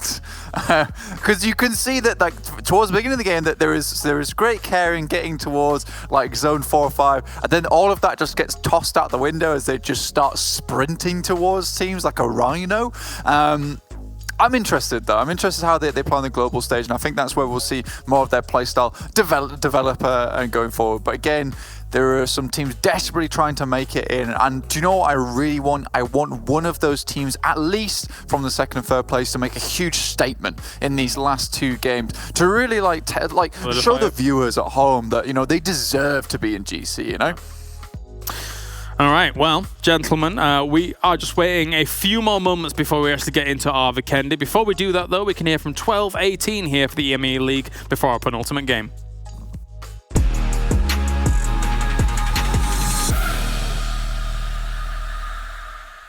Hello, PUBG Mobile fans, and welcome your faces back. Once again, it's interview times with our EMEA League players for the finals. And today, I'm going to be joined by none other than Tulika himself of the team 12-18 from CIS region. How are you doing, man? Привет. Здравствуйте. Привет. So already right off the bat, Tulika, I want to say congratulations on making it over to the EMEA League finals. There's a huge amount of respect coming your way for that one. But also I wanted to ask, you know, now that you made it through to the final stage of this tournament, how are you and your team feeling going to this next global stage? Спасибо за поздравления. Ну, что чувствуем? Чувствуем то, что надо готовиться именно к финалу. Конечно, рады, что прошли финал с 3-й строчки. Хотелось бы, конечно, с 1-й, но 3-я тоже неплохо. Будем стараться уже выйти на мировую с первого места. Это наша цель. Great to see you guys are actually aiming for the Global Championship. I mean, who isn't at this point? So really best of luck going on forward to make it into the Global Championship, the next international event. So we're also going to go a little bit down memory lane. I remember casting you guys during the regional finals of Spring Split for PMCO and to make it over to the PMWL West. And you guys unfortunately did not make it, but now you guys are just looking just so much better and confident compared to just a few months ago. And I wanted to ask you actually, how are you feeling? Like, what's changed on your side since, you know, Spring Split and now going into this Fall Split to once again qualify for an international event? Ну, во-первых, набрались намного больше опыта, так как тогда мы были не сильно сыграны, и опыта у меня лично не было таких крупных турниров, поэтому тогда было намного сложнее, так как еще именно капитан, и мало опыта было играть против команд с других стран и регионов. Сейчас намного больше опыта, намного проще играть, намного собраннее именно в игре из-за того, что знаешь, что команды делают, примерно знаешь, на что они способны, и намного проще против них играть. Ну и также каждый из игроков также набрался опыта, более сыгрались и более уверены в своей игре. There you go, you guys are feeling better. I mean, it definitely also shows going into the tournament, you guys have improved a lot, so really nice to see you guys coming in really strong into the EMEA League, and now into the EMEA League finals. I hope it's going to be the same on that case. But also now, after ending, you know, in a really good position overall in the league stage, I guess maybe you had a hard time with a few of the teams during this tournament, so I wanted to ask you directly, what are your maybe different teams that into the league finals you're maybe expecting to do really good and that you would also maybe count as your rivals? Ну, каждая команда, которая прошла, очень сильна, индивидуально, и видно, что команды с опытом, так что я думаю, каждая команда может составить. Но хочется выделить именно СНГ команды и турецкие, но это самые главные соперники. Okay, great stuff. A little bit of respect over to the CIS and also the Turkish teams. I like to see that coming on through. But now, you know, you said that since the Spring Split, you guys have been improving a lot and you've been working on yourself and now you feel a lot more confident as a team. So I wanted to ask you, actually, before making it into the EMEA League itself, what were your goals? What were your objectives that you set for yourself and your team before getting into this tournament? Показать красивую игру, во-первых. И, цель была пройти с первой строчки. Ooh, so you guys were aiming for first place. You know what? Very close attempt. Hopefully first position will be for the league finals. So I really do hope and wish you guys best of luck going into that one. You know, there you go. Those are all the questions I just asked you. But before we do end this interview session, I wanted to ask you, do you have maybe anything to say to, you know, your fans, people who supported you and your team throughout this entire adventure that is, you know, the EMEA League? Огромное спасибо всем фанатам, всем, кто нас поддерживает в этот путь. Несмотря на не самые лучшие результаты, когда бывают, все равно поддерживаете, очень приятно. Безумно мотивирует, когда заходишь в чат после игры, даже когда не самая лучшая у тебя игра была, и там везде пишут 12-18, мы с вами до конца, это безумно приятно. Очень сильно мотивирует, и я очень рад, что у нас есть такие фанаты. This is so wholesome. Thank you very much, Tulik. Great answers all around for these questions. And you know what? Thanks so much for joining me today, and best of luck into the league finals. Hoping you make, this time around in top 1 position and make it to the global championship. Thank you.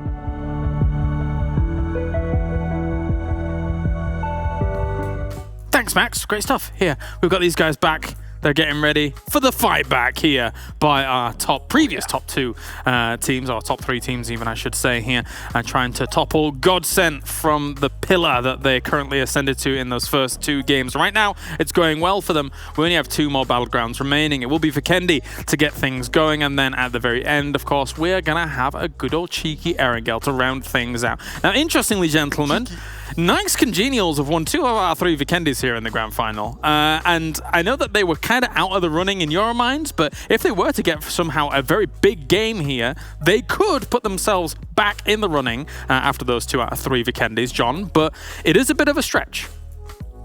Yeah, I mean, they are sat almost 30 points behind, so it would be very difficult, as Blank is demonstrating for me very graciously. It would be quite, as you say, the stretch. Even if they're able to get a good game, they then have to convert it over on Erangel, make sure that the other teams aren't getting those points in as well. So it's not just a question of having a good game here, it's having a fantastic rest of the day if Naix want to make it. The question for me, though, is really those 3 teams, and I have to say that in my mind, it really is the story of GODSENT, of KoninaPower, of Klas Game Esports. Can KoninaPower keep it up? Can they fend off the threats to their global championship spot? I have to wait and see, but I'm not happy about that. All right, well, thank you very much, gentlemen. I'll get you back in a few moments here. Before we bring back things from Vikendi, make sure to go over to Twitter with the hashtag EMEA League, as well as at Esports PUBGM.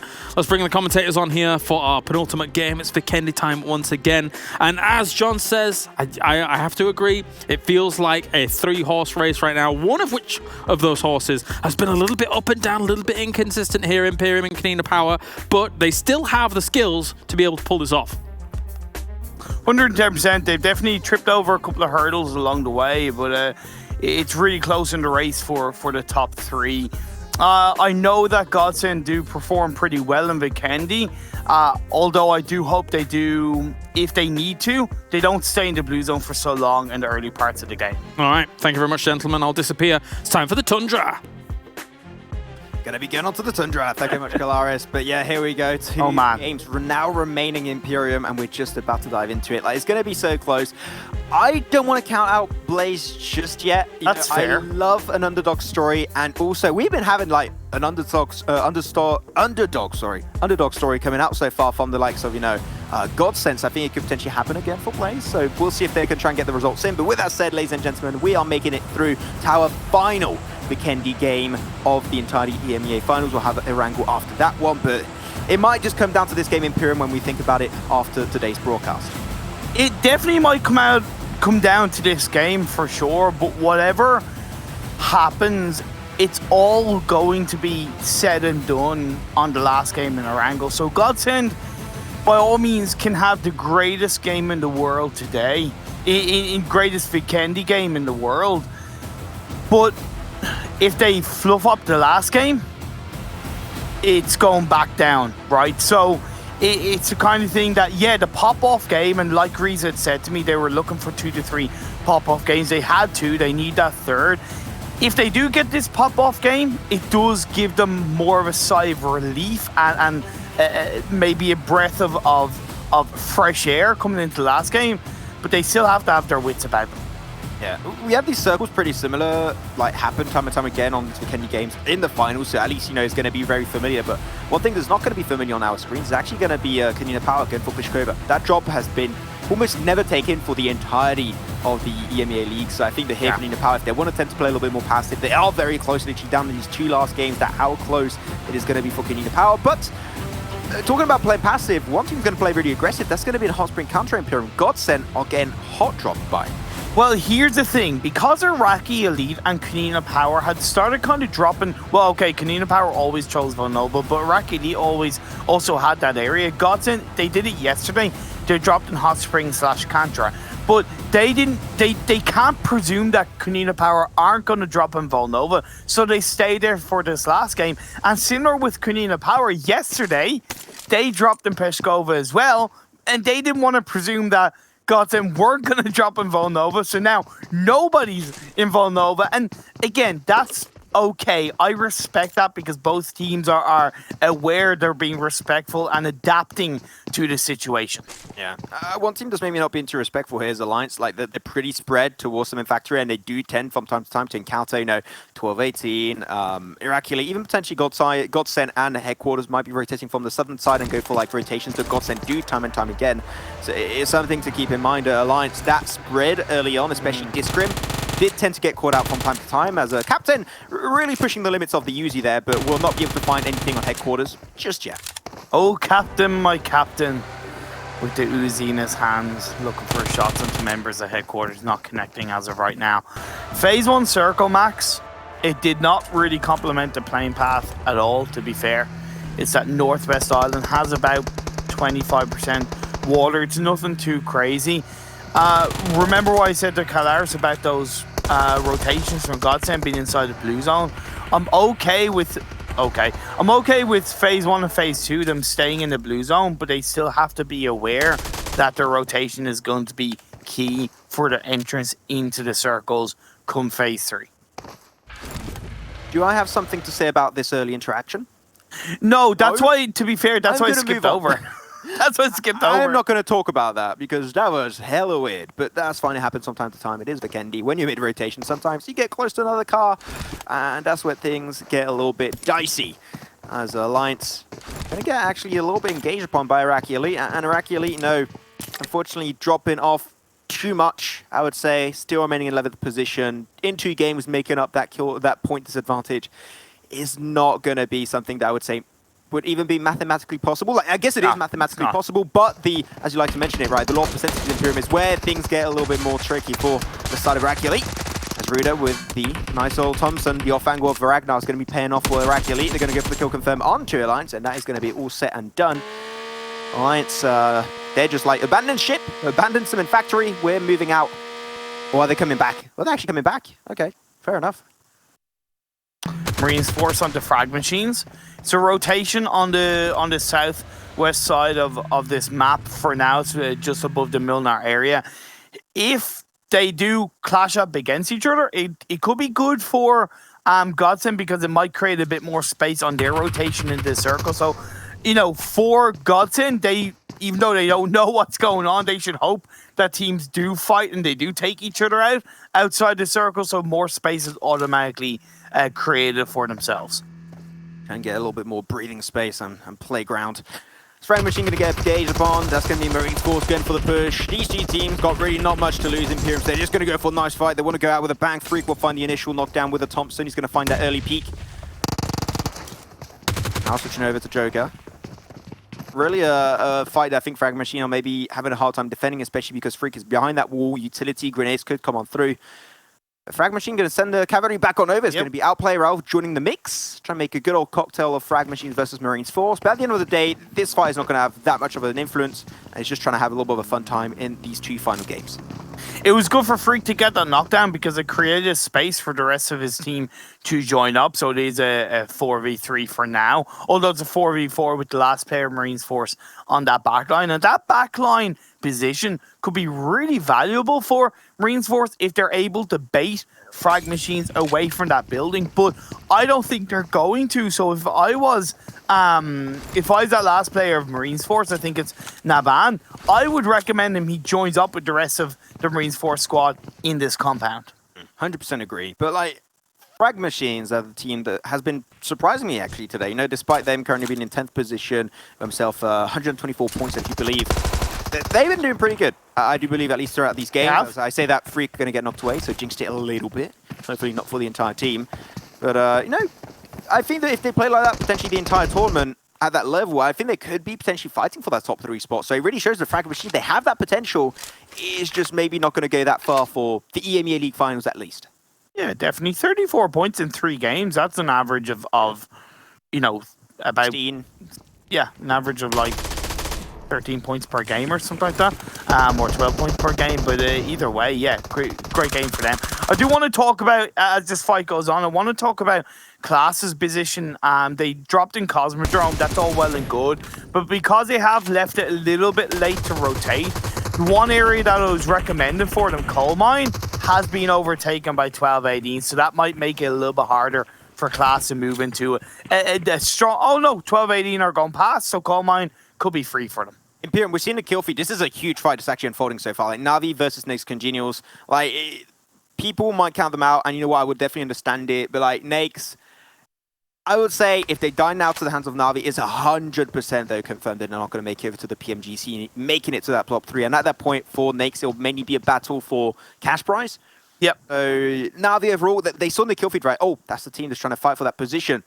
Do we let them live or do we try and eliminate them? No, Na'Vi, I think they're like, you know what? They're trying to potentially mess up the side of Naix as they're going to go indeed for the push. Meku going to be taken down. That's actually a double knockdown onto the side of Na'Vi. Nice. Naix doing pretty good. Natus Vincere carrying that fight on the shoulders. Now Naix, you got to maybe reverse the steam of this on this fight, really go for the push, but 12-18 in the distance, maybe thinking of third party on this engagement. We're having a little bit of a CIS region fiesta Imperium. CIS region fiesta, I do like that. Yeah, if 12-18 can suppress, kind of inadvertently suppress Naix, that could allow Na'Vi to get back into the mix. Their players haven't been confirmed as of yet, but will they be given the opportunity to get a revive off? Yeah, they need to win it. They can't afford to lose this fight. They've got to go for Na'Vi. You're going to be looking for Matic. Matic with a great nice jump shot from Natus Vincere. Nice. That was damn clean, baby. As Na'Vi will get taken out of 6th position. Is it going to have an impact on their standings whatsoever? I would have to say no. But now 12-18, I'm going to be looking to them. Are they going to try and reverse this team? Are they going to try and take that fight now, knowing that Na'Vi indeed got eliminated? I'll have to check that one out later on into the kill feed, but Marine Force going to go for the full-on offensive push onto FRAG Machines. They're down to 3 players. 3 got eliminated earlier. Frag's now just taking this one a little bit slower. And Naban get knocked away, and they're all in a similar position. Wardea also got knocked away, going to get slowly res back up by Joker. Grenades could be the downfall of Marine Force on this fight. Phoenix is behind a wall. You could play around that. Joker's on the side of the building, gets a nice clean knock onto Lord. They go outplay. Oh man, the jump shots are coming through today. I'm like it. Unfortunately, Wardea from behind will get the little surprise factor in play. Wardea 1v1 versus Raul. Raul going to go for the fight around this wall. Whoever peeks first might die, and the one to peek first was indeed the player FRAG Machines. Marines Force will stay alive. 4 kills to their name, and normally a full team res, I do believe. Marines Force looking good on that engagement. Oh no, you talk about a CIS fiesta, it's a little bit of a Turkish fiesta between Klas and World of Wonders. Actually, I want to ask you a question. Did you check up Turkish delights? Did you look them up? I did not actually. I'm disappointed. I did not. I'm disappointed. I forgot. You know what? I'm going to call this a Turkish delight. World of Wonder, Klas, team, 2 great Turkish teams. I gotta say, World of Wonders a little bit, not as good as it was in the league stage, and the finals been a little bit downhill, but yeah, a team that I think they're able to iron out those mistakes going into the future, especially the 2021 season. I think they can be that really big surprise factor and represent the EU and Turkish region as a whole. So really, World of Wonders, even though they're not going to make it here to the PMGC, I would say definitely put them in your books. Like, keep an eye out for them because they could surprise you going into the next season. 110%. Also, keep an eye on the fight between 12-18 and Naix. Naix have been taken out. You were kind of asking about that. That's 2 teams, actually 3 teams squad right off the bat. 48 players left. This is good for KoninaPower, GODSENT, and even Klas as they do disengage away from World of Wonder. I really like that they realize they cannot afford to take this early fight. They need to get the hell out of there. World of Wonder, you're on your own, chickens. We're playing for the late game. Yeah, but just then to go back about Naix and what happened, taking that fight, 12-18 didn't deep party after that engagement they had. They lost Vitamin, they were down to a 3-man squad. 12-18 capitalized on that opportunity. And today 12-18 has been pretty good, but unfortunately, they shattered the team that is Naix CongenialS. They shattered their hopes and dreams of making it to the top 3. And still, it was a great run from Naix CongenialS. Today, maybe not their best day, but over the entirety of this tournament, I can say Naix CongenialS can definitely be your favorite team, and I will completely understand that because they just got so much potential. And that could put 12-18 ahead of Naix in the overall standings after this game. So it would allow them to get more of a prize pool money. So that's something good for 12-18, obviously bad for Naix CongenialS. Blaze Esports there, keeping nice and safe inside this Vikendi map, huddled together in a compound towards the center of the circle, doing exactly what you kind of really need to do in Vikendi, which is to stick yourself in the center and wait for phase 3, phase 4. Yeah, exactly. That's what we saw happen time and time again. But like when you look at the circle, right, you know, what the like up north of Gorokad, there's not much. Like you got high ground position that's held so far by the likes of EMEA League. You got a few teams around like Blaze, SNAKEsquad, Yusuf, and the Wildcats that could take a few shots in that position. Like dead center right now is going to be, I'm going to call it pretty unusual. No one's going to really aim to go dead center of the map. So you're going to have like basically teams playing on the outskirts of the circle itself, and also teams playing on the outskirts of the center position of this second phase. So really, here, compounds are going to be your main focus. I'm not expecting still that much of a different game to compare to what we had in the past on our Vikendi games. The disengagement away from Alliance was pretty good, and they've sent themselves up north. They're still in the blue zone, but they do have plenty of space coming into the circle via the Zabava/port region. And what I'm thinking is, this phase 3 is going to shift heavily up north. It might still be out, it might still be in the water, but I think it's going to be, you know, a lot of shrinkage on that mainland play. Reeves here's that one player of Alliance. Gonna be a little bit careful how they take this one. Good memories, Cosmodrone. Had a great circle. Definitely should go check it out on the VODs. That was a pretty crazy one. Move over to the chopper. As Reeves will try and make his way back over. But the blue zone, you know, is using a lot of resources for GODSENT mainly. So I think that for the later stages, having those resources is huge because it comes down to what John mentions many times. When you have a compound, you tend to not move away from it too much. So if you can maybe avoid using those resources in the blue, that could also be something that could help GODSENT heavily get into these games. And we do see a replay of the end game between Naix and 12-18. Unfortunately, no fuel can for Naix to utilize against 12-18 in this game. And that was going to be the end on top of the roof for Naix CongenialS. But yeah, we did see the circle shrink up. It's centralized you know, a lot better than I thought it was going to be. It put Klas's position really nicely inside this phase 3. Blaze are a little bit closer to the southwestern edge. But World of Wonder... Man, are they following Klas? Is it, you know, is there some form of a Turkish conga line, so to speak? As everywhere Klas goes, World of Wonders goes. You got Fiestas, you got conga lines, you got everything. Just need a cake, and I think we should be good. No, the cake is a lie. But the circle is not going to be pretty hard on this one. I think that up north there's a lot of room to play with. I think that a team like Osh-Tekk Warriors could try and snatch away a few compounds because there's a lot of free real estate in the northern side, right? It's really good time to invest in the north and maybe take a few compounds for themselves. But otherwise, really, this game is going to start... We're going to start getting to Vikendi time where not much happens. Teams just tend to take Battle of Nox from a distance. And you might see a few crashes from time to time, but it's not going to result in too much just yet. You know, talking about the northern position, you are dead right between Port and I think it's Krishas. Yeah, there's a lot of terrain, but you don't want to commit too close to the coastline, right? That's something I talk about because I really, you know, as much as I talked about it staying on the coastline, you just don't want to be there in the late game. So maybe, you know, on the furthest away compound from the coastline on the north side would be really valuable for the likes of Klas, maybe SNAKEsquad, or even Blaze if they can get there clean. So we've potentially seen a fight break out on the in Coal Mine, which is an area where team fights don't tend to break out too much, but this is KoninaPower fighting. They're currently in 3rd position, GODSENT in 4th position, and they're just 3 points apart in Imperium. That is how close this game is. Ace is going to get engaged upon. GODSENT will not be able to find that initial knockdown, but just at least creating a little bit more of a power vacuum on the east so they can maybe facilitate their rotation inside the circle. So it's good that Ace there just decided to move away from GODSENT. They don't know it's each other. That's the one thing we got to think about. GODSENT don't know it's KoninaPower. I think KoninaPower know, though. No, they don't. They don't necessarily know. GODSENT do a similar rotation all the time. That's the thing. If you try and read and you do your homework properly, I think that KoninaPower, like, okay, this is a team that's rotating very late from the east. GODSENT always do that. They could maybe speculate. Okay.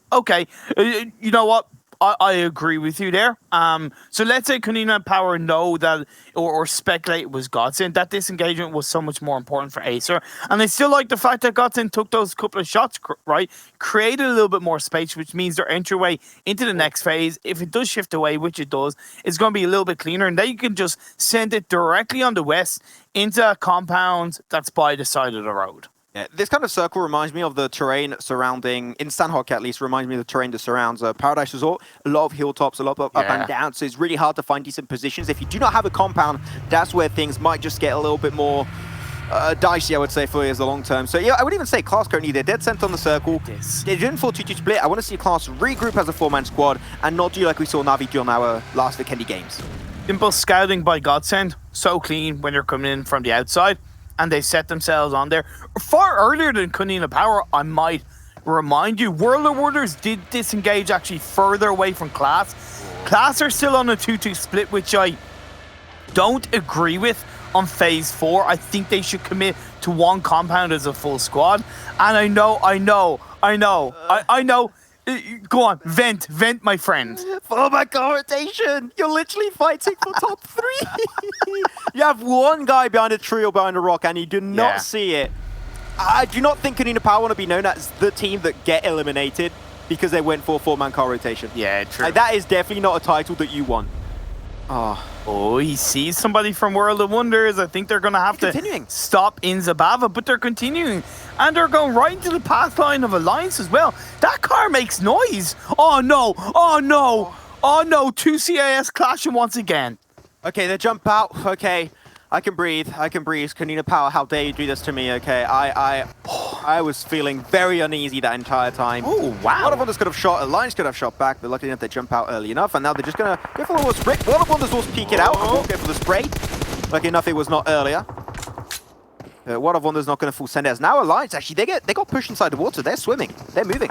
Yeah, they were, because I don't think they were in a position to take a fight, so they're like, okay, let's just go kind of into the water. We'll disengage a bit and hopefully create some space so we can take a bit of a fight. Sunrise is much further away from the rest of the Alliance team as Enjoy 7 gets knocked down by Marley. That's a bit of a third party. That's a kill for GODSENT. It's not much, but it could make a huge difference as the next circle pops up. It goes down southeast. There is still a bit of space on the northern side. Blaze are going to be taking their own fight. If they can win it against Osh-Tekk Warriors, that could put them into a position, claiming back in, but Tron gets knocked. There you go. Blaze going to be taking that one. Kudo going to be taking a frag onto Groza, and Daphne Gon will be the one putting a nail in the coffin for Osh-Tekk Warriors. That's going to be a bunch of kills for Blaze, the Turkish team, so really good stuff overall. As KoninaPower taking now the fight towards Alliance. They'll also play very early on in this game. Yeah. Now they're down to a 2-man squad. It's going to be Sunrise, going to be also, I believe, Headache, and they're just going to get chased away from this game. As now KoninaPower, did they lock themselves in a position in port that is going to be hard for them to disengage because no World of Wonders. Exactly. I think they're going to hold on to this position. They do not want to let KoninaPower through this gate. And World of Wonder have nothing to lose, so they don't mind taking a fight, right? They don't mind being a little bit spicy in the cold terrain of Vikendi. They're moving. They're like, nah. Okay, it's not worth it. And they're going to push their way actually towards Alliance a little bit. Might have a little bit of a clash. This is kills that could have a really big impact for the side of KoninaPower. They're going to go underneath the bridge, picked up by Alliance. That's going to be the first frag going over to Headache. Now they've been in a position where grenades could easily connect. Oh my god, Headache behind that tree. Lucky enough, that tree will be a saving grace.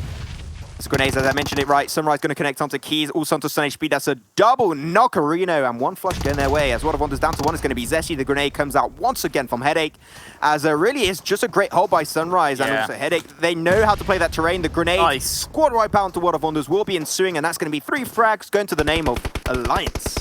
And that's also good for KoninaPower because, one, that creates a little bit of space, avoids a potential third party for now, and it is still only 2 players from Alliance, so it is going to be a 4v2. Yeah, they can still go for their own little bit of an engagement. They're going to find themselves Headache and seem like, that noise, they're attracted to noise. Feels like a game of Five Nights at Freddy's right now.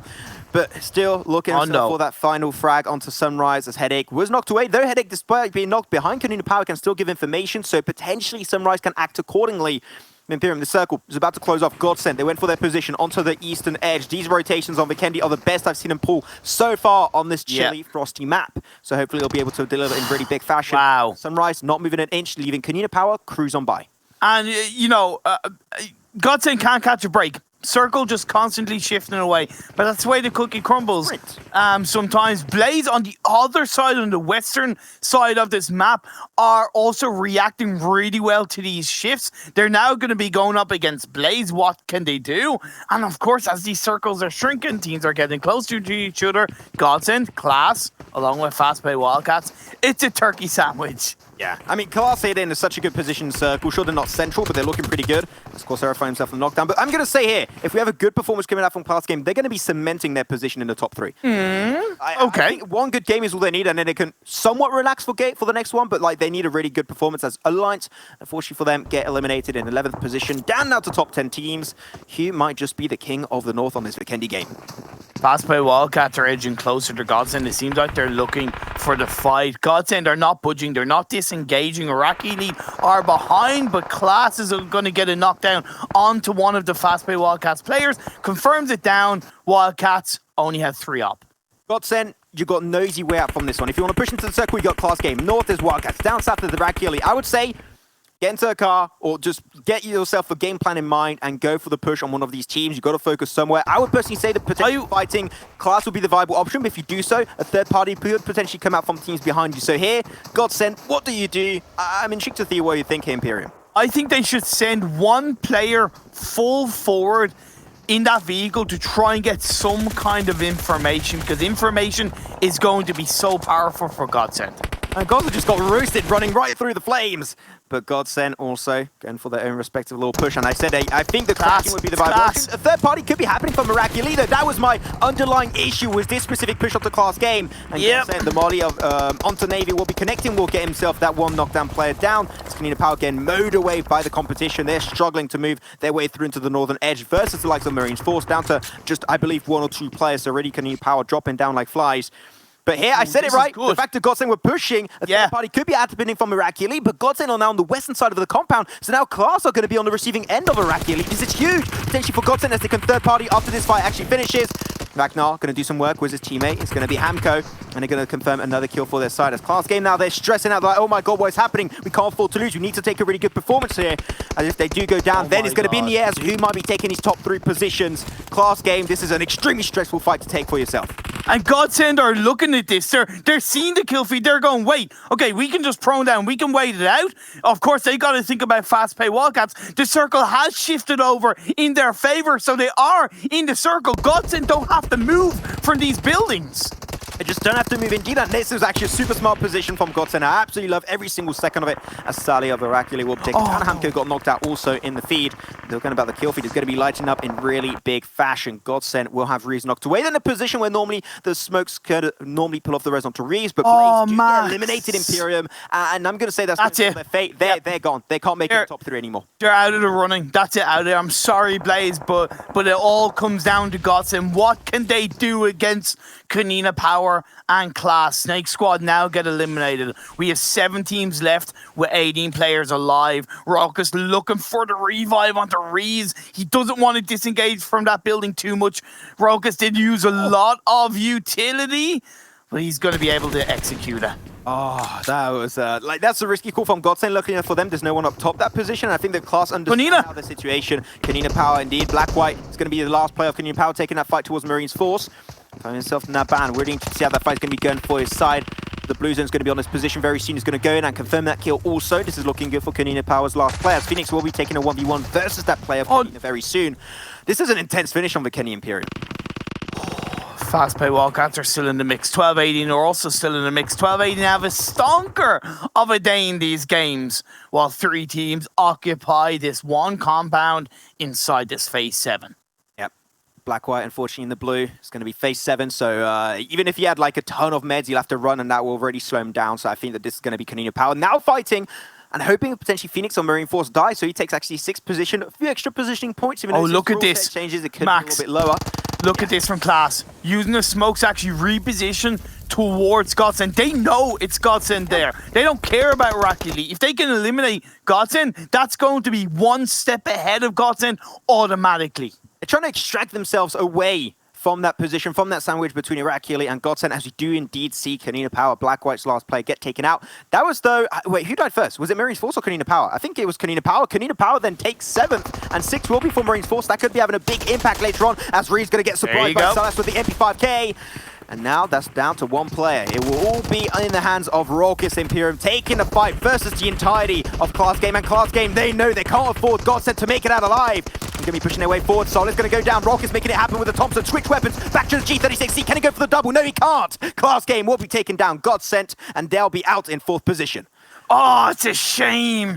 GODSENT still did better than KoninaPower in the placement, but I don't know if they got enough kills. Klas have kept themselves in the mix in the game. IRAQI League couldn't punish Klas. It was a great move by Klas, and now it's down to 3 teams with 12-18 in the mix. I'm going to call it right now, how Klas play that fight, how they've been playing this entire Vikendi game. This has cemented their position. They're in top 3 in a pretty significant fashion. I'm seeing Bandito with the M249. I remember him doing a great finish into the league stage. Oh, he's going to go for the hard spray. Jesus Christ, calm down, Bandito. What are you doing, mate?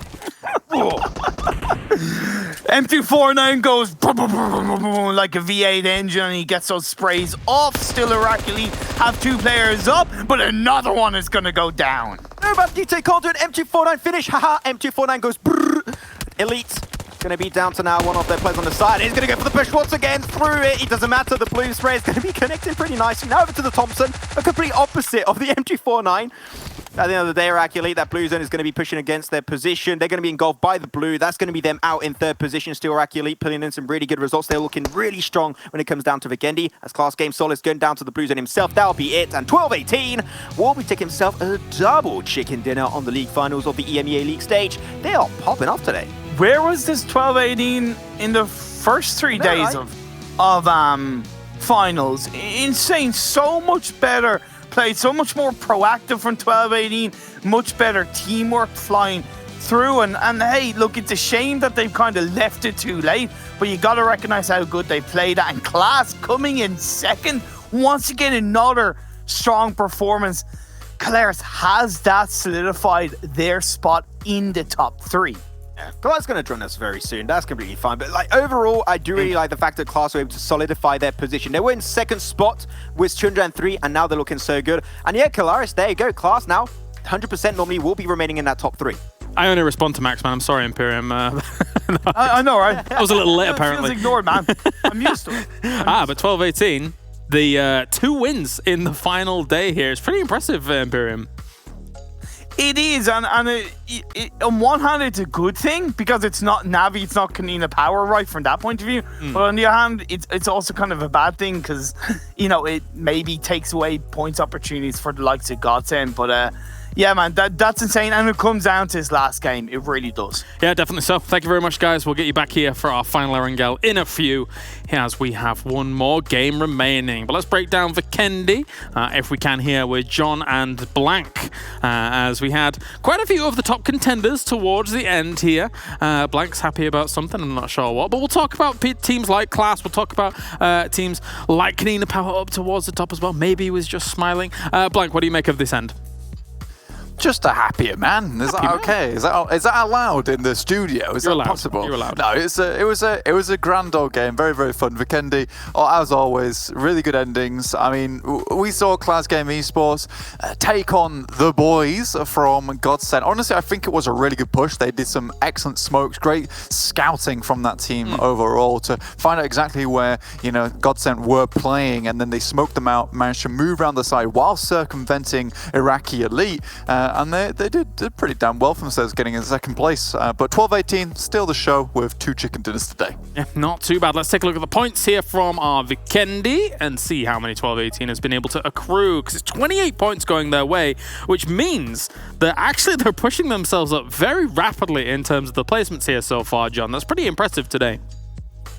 Certainly is. It's still a struggle. I believe they are currently that's going to push them up, I think, into 5th place. I have to double check that. We'll see when the overalls come up for Team 12-18. But they've still got a way to go for that. The real points difference here, the points jump for, in my mind, is Klas Esports getting 18. GODSENT only getting 9. KoninaPower only getting 7. That means that Klas Esports can open a little bit of a lead. Remember, they were the top of those 3 in the tables at the start of this game. And so that lead is only going to develop further, and with only one more game left, that is a real good time to start to open that lead. Of course, Navi's still untouchable. Yeah, it may come down to just GODSENT and KoninaPower for that 3rd place spot. We'll take a look at it a little later on, as you previously mentioned here, with the overall rankings. But Navi, not too much. World of Wonders, unfortunately, it's kind of a fall from grace from them. Blank, they were one of the teams that we were hoping to see do well here in these grand finals, and kind of 50% of the way through, you thought that maybe they were going to be able to make it eke out, but unfortunately, it's not showing up here in the grand finals like we wanted it to. Yeah, no, they were really pulling on the cord there to try and get the engine going, but yeah. I thought, you know, if it doesn't happen 50% of the way through, then it's never going to happen. That engine is just completely choked out at that point, and they end up just not getting any more points, and it's really looked rough from there on forward. Team 12-18, though, you can see down there on the points, 2,338. They keep putting up those big numbers during these games, so they're not just simple little wins there. Obviously, they got a large amount of points last time they won Miramar.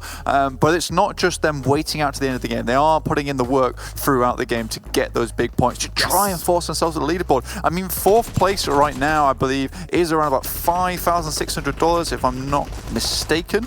I can quickly check that. Yeah, $5,600 for 4th place. So even if you grab that 4th place and you don't get that PMGC spot, that's still a lot of money to add to your repertoire to keep your team going. I think you've won off PUBG Mobile, not too bad. But anyway, let's jump on our futuristic motorbikes and get into these highlights as we've got Marine Force actually towards some of the final moments and towards the later stages, actually holding out a team like KoninaPower for quite a while, John. And that really put a dent in KoninaPower's plans. Yeah, they had some interesting occurrences during that game. I think probably one of the most interesting things that happened was the passing of GODSENT and KoninaPower. KoninaPower were holding in coal mine. GODSENT actually came up behind them, nearly actually got a shot down, but they didn't actually line it up quite in time. They didn't manage to get the spray down to Acer, so he was able to skirt around. But what that really did is make KoninaPower stop and wait and have to think a little bit more, which allowed GODSENT to actually get in front of them into the circle, and that forced KoninaPower to rotate all the way up north, which is where they ended up trying to push into the circle and ending up with a heel strat on the northern side. Still getting a couple of points in, but it's nowhere near what they needed to make themselves safe in those top 3, as safe as they were in the early days. The G36C putting in some work for a few of these teams, but not too bad in the slightest. Here's Black White once again. We were talking about him before, Blank, and he was the last one to survive for KoninaPower, so he actually got themselves a little bit, got his team a little further in terms of the standings, having sat in the blue for a little bit.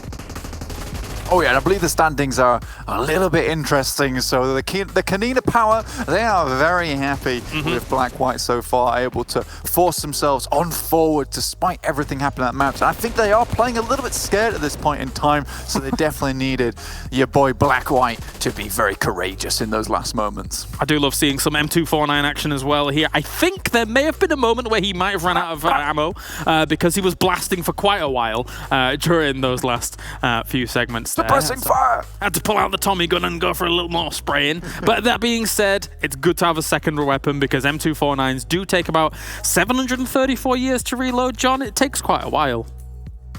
Yeah, I think that is accurate, 734. But, you know, instead, you know what? He's going to make him an offer he can't refuse, and it's going to be the Tommy gun that he pulls out instead. But, yeah, it sees them to victory. Fantastic stuff for 12-18. So, you know, an outside chance, but still maybe just an opening there, a glimmer if they want to try and get those top 3. However, I don't think that's super likely. The race is on for that 3rd spot as Klas Esports open it up into 2nd. Yeah, we were, you know, we were talking about the fight back, but now I think, Blank, we're going to have to throw our 2 teams into the cage match here when it comes to KoninaPower going up against GODSENT. I think that they're going to be quite close in this regard, and it could just come down to, it is going to come down to this one game left over once we take a look at the top players. But all eyes are focused on these 2 to try and get to global championships. Yeah, no spitting, no biting, but everything else is off limits pretty much here. They're absolutely fine. No holds barred, there we go. Perfect, perfect. But I mean, Shulika, Nuggets here, as well as Bandita, making it to the top players. They're a fantastic team. And you know what? Everyone's got a different jacket with the same logo on. You love to see it. Get me one of those jackets right now. They're pretty good, actually. But Ray's there, making his way into there as well. I mean, Ray, I don't think there's actually been a single game today where we've looked at the top 4 players and there hasn't been a Klas Game Esports player up there. Part of me thinks that it might be photoshopped on the logo. I'm not sure. Or if they are actually... Don't ruin Blank's fashion wishes. All right, guys. It's time to look at the overall ranking here going into the final game, which is all important. Will we have to throw our 2 teams into that cage match? And it seems like we may have to, because they are 1 point separating them going into the last game. That is nutty here going into this last one, John. Oh, dear me. Goodness me.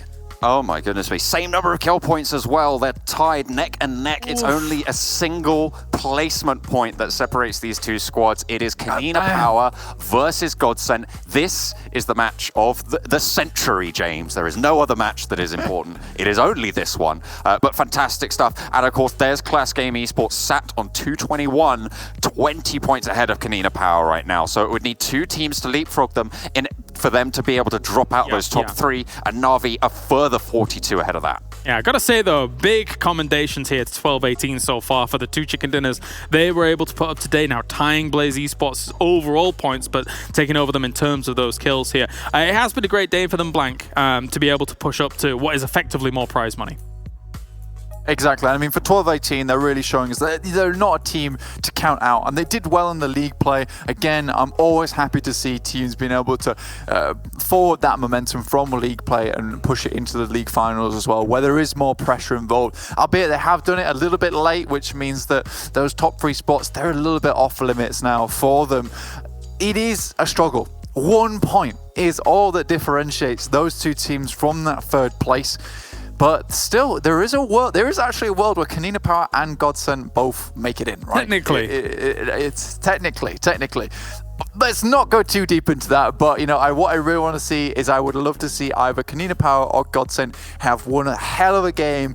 Maybe Klas Game Esports go out a little bit early and one of these teams takes 2nd. I'll tell you what I want to see. I tell you what! Is a final circle, GODSENT versus Klas. Not Klas, GODSENT versus KoninaPower. All 4 of them alive, all 4 stacked up in a fair pitched battle. That would be the icing on the cake, but we know how PUBG Mobile goes. So I'm not entirely of course I'm not entirely sure that that's going to happen. I'd love to see it, but I'm entirely sure. I believe it.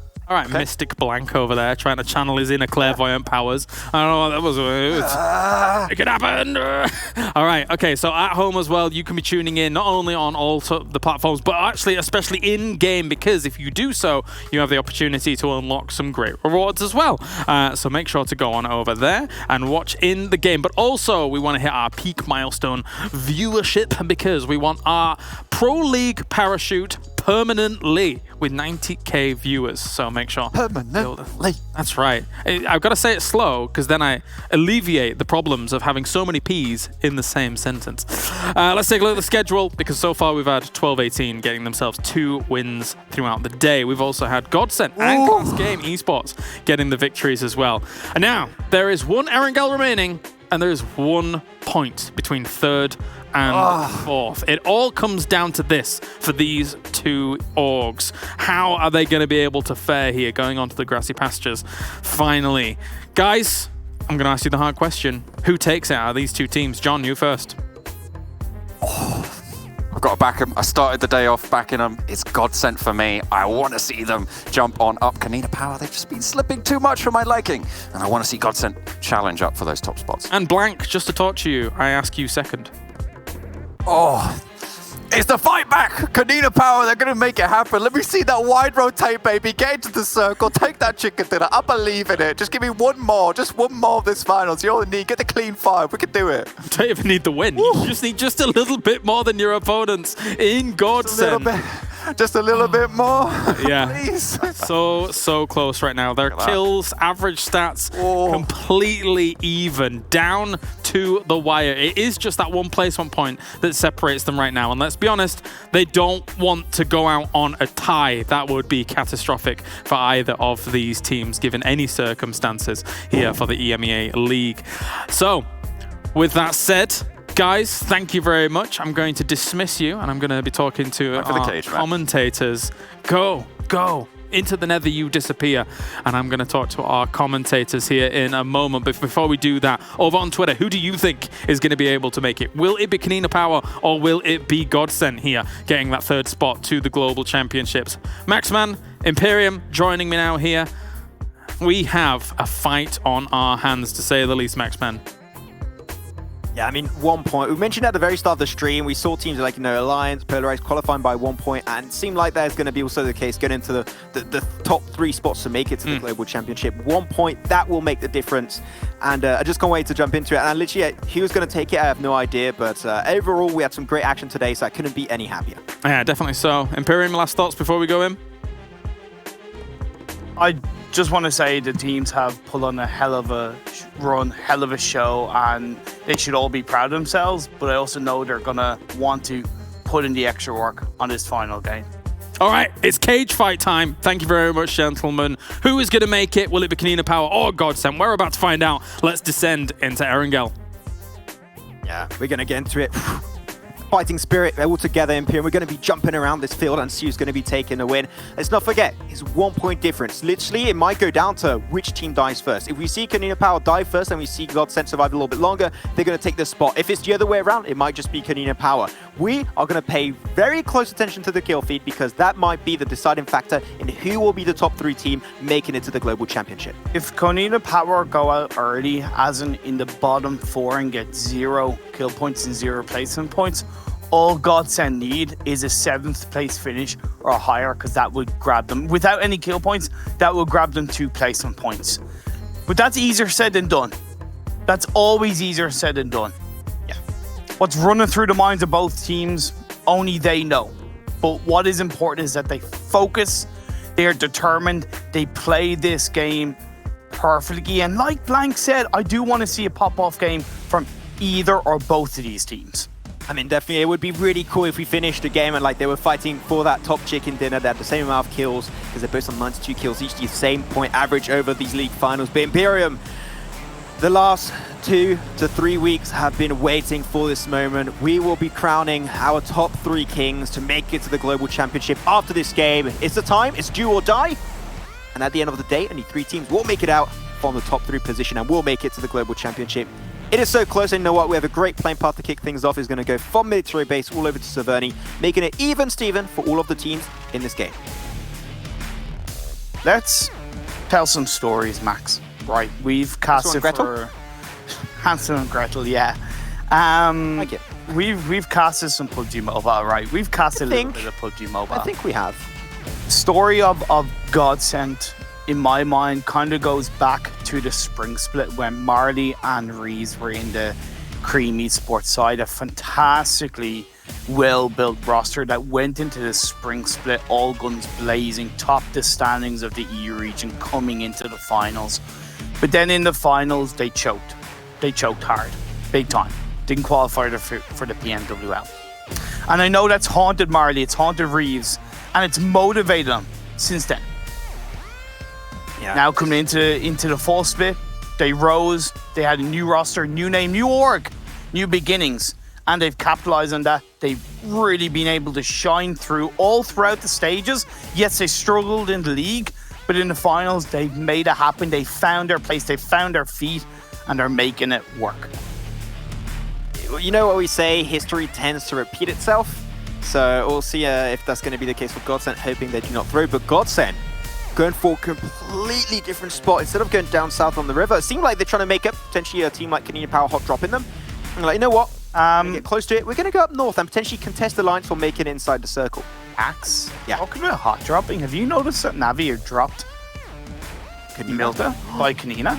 Oh my god, that's devilishly good, Seymour. And I think KoninaPower know that, and they've run all the way over. Now, Gonzo is still on the military island, I will add, but the rest of KoninaPower instantly have gone to the other side of Milta, if not going to Milta Power. And on one hand, I like it and I respect it, but on the other hand, I think that's not sad, but I kind of want to see KoninaPower take the fight against Navi. Just because if they came out on top, wouldn't it be such a great story that they qualified off the back of taking down the champions of the EMEA League? But yeah. Gonzo, he was also dropped on the Sanhok Island. He's going to tend to regroup, and you know that now that bridge, that information was fed over to Gonzo. You know, okay, I can't cross over the bridge. I'm not going to swim. A boat was spawned, and also that takes a boat away from Marine's Force, right? So now, you know what? 2 birds with 1 stone, looking good overall. But I think that here, Navi, what the intention was to potentially focus down KoninaPower because they want to decide, like Navi, literally because they're so comfortable in here. When you think about it, they decide who they want to fight in the PMGC. Do we want to fight GODSENT? Yes. Do we want to fight KoninaPower? They're choosing right now. Yeah, I think not that they fear KoninaPower more with the PMGC, but they are aware. And KoninaPower, as a roster, overall probably have more kind of big stage experience. Okay, don't take away from what Old Boy did last year with the previous unique roster, but I would kind of say as a complete roster, KoninaPower maybe have a little bit more live event experience. So on that note, yeah, Navi getting rid of them would be kind of, in theory, good fortune for Navi's result in the PMGC. And hey, that kind of makes sense. I don't think Navi are going to go to the extent of hunting KoninaPower, but at least pushing them back and maybe suppressing KoninaPower even more would be pretty good. And Navi are like, no. We want to be the only CIS team making it. Because that means so far, like, if GODSENT qualifying 3rd, we'll have 3 different regions, right, making it. Yeah. You have Turkey, you have CIS, and you have 1 team from Europe, which I think is really good. Really good, like, variety of representation going into the Global Championship. GODSENT's current position, they're a 2-2 split on the northern part of the river. And I get why they made this drop spot, right? Because they didn't want to presume that KoninaPower were going to drop on Military Island as a squad as they have previously and then rotate to Milton. They just couldn't bank on that. And it was an even wiser choice because, hey, Navi have dropped by Milta, so they're avoiding Navi for now. But I do worry for GODSENT with this 2-2 split with Naix CongenialS, Osh-Tekk Warriors, and SNAKEsquad all kind of around them. It might see them getting picked off. I know they're going for a win, but they're going to win much more confidently if they're together as a full squad. Yeah, like this position where Raucus and Reeves currently is really strong. You gather a lot of information on what's happening on the northern eastern edge. You can see what's happening at Yasnaya Fields, also towards Rozhok and the southern side of that plateau. So I think that now you got information, you know that the position is safe, you know the bridge is also safe because you can spot and get information from there on the bridges. So literally, Navy, Mali, going back up, as you said, Imperium, like really, we want to see them as a full squad. Told the story, so to speak, of GODSENT as we know them now. Let's look at KoninaPower for a bit, right? We remember meeting Gonzo with the formerly Meditari side in 2019 spring split. And young man, 16 years old, I believe at the time. Great guy, didn't really know much English, but clearly incredibly passionate about PUBG Mobile Esports. He then went on to join Nomad Gaming and then go Skilla for a little bit of time. But it was at the start of this year that he formed KoninaPower with the roster that included Tixi. And they showed up in the CIS region, taking over a unique spot from 2019 and dominating and setting standards and you know, putting in so much work. And when it came to the PMWL, they finished in 3rd. It might not have been first, but by God did they put CIS on the world map. But now as we get to this stage, their PMGC spot is hanging by a thread. Literally, I mean, definitely a little bit of a rocky ride for Gonzo. He found a team with which he feels comfortable, he feels good. Let's not forget KoninaPower, they did also know they took themselves 3rd position in PMWL West, right? And we can see if maybe those kind of results can maybe allow them to take a good result going into this one. As Blackwell's going to get a little bit of a wider rotation. I think they could expect Wildcats to be around this location because they do tend to drop between the Pufka and Mansion, so they could have a little bit of a clash. It was barely on Rob Diddy, lucky enough, not going to take any shots on that barrel weapon held by Sword. But now it really depends. Like, they're super spread, they're just rotating around Lipovka. KoninaPower, what do they do here? Do they go for the kills because they're literally 1 point ahead, GODSENT? Or do they just avoid it and aim for positioning points instead? There's 2 options available for KoninaPower, and I'm really intrigued to see which was going to be the option they're going to decide to go for. Gonzo is a little bit more stuck, but fast-paced Wildcats aren't in a position where they can really take a fight as of yet, so that's allowed a little bit more freedom for KoninaPower to disengage, and that's a bit of luck on the side of KP. As you do see the 2 members of GODSENT looking in the direction of SNAKEsquad. I like this. GODSENT, they joined back up as a full squad. They have that 2-2 spread. It's okay because they can dip themselves back towards that compound if they have to. And getting the information is so valuable for GODSENT's late game position. Oh no. The Wildcats Sword going to connect that kill to Gonzo. Like you mentioned, he was a little bit pinned down in that location. Yeah. It was really hard. And despite Wildcats not being able to be in a position where they could heavily engage it, I think that was pretty intriguing. But I got the impression that Na'Vi on the hunt, Imperium. They're hunting. Seems like they are now because they would have also seen in the kill feed that Gonzo got knocked out by fast pay. You put 2 and 2 together, you make 4, and right into the hands of Na'Vi. KP go. And they're getting cornered. Like, they just can't move. They're in the blue. They're ticking down slowly but surely. Wildcats on Na'Vi going to be the one they're going to have to fight. Fnatic going to go for the high ground position, giving them even more of an edge on that fight versus KoninaPower. They're just like, you know, everyone, Autobots, deploy. Try and put us up in different positions. But KoninaPower, this must be a lot of stress. Every single player that goes down takes your odds of making it to that top 3 a little bit further downhill. You know what? And this, I hope this in no way kind of sounds like disrespectful. I think KoninaPower, if anything, are probably maybe laughing about this a little bit. You know, in the sense of they have so much experience. When I say laughing about it in terms of like, if you can see the funny side of a stressful situation, that can really help with dealing with that stressful situation. So if they're kind of maybe having a laugh going, oh my God, guys, can we just catch a break? You know, like, come on, leave us alone kind of thing, then it might help them make better decisions as they try so hard to find somewhere inside the circle. But Na'Vi are waiting as phase 2 has popped up. It's centered out nicely, and GODSENT are looking good in this circle.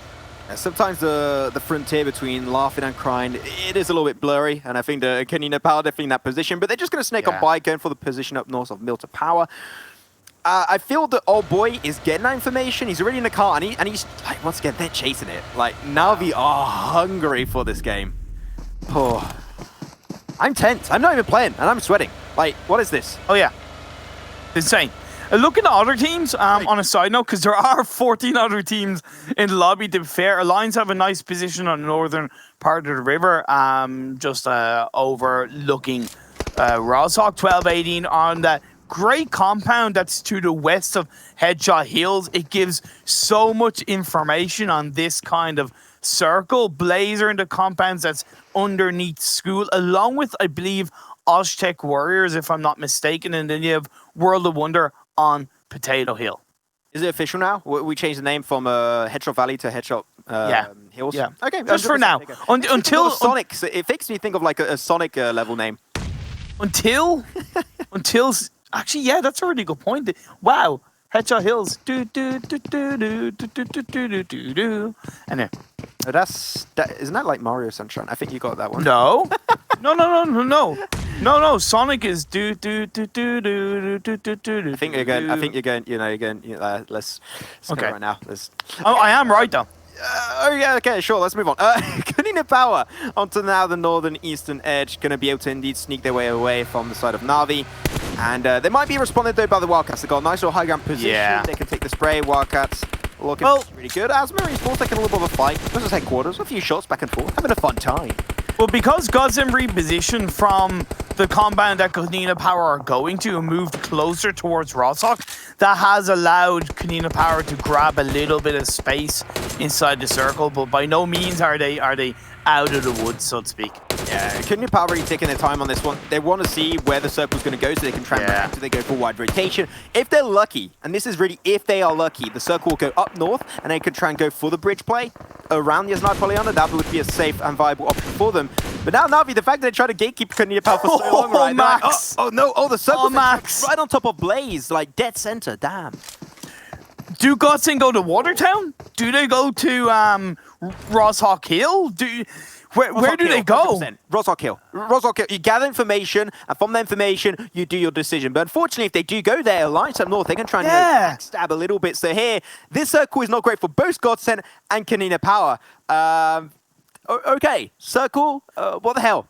Calm down. Plus, one thing to think about, we still have all 16 teams and 60 players alive. So unlike a couple of the other games where we lost a few teams early on, it's still pretty much a full lobby. Yeah. It's still a full lobby, and GODSENT, I think, are aware of that, which is why they're staying where they are. You know what? That kind of makes sense in Phase 3. They can wait for Phase 4 and maybe, you know, react from that.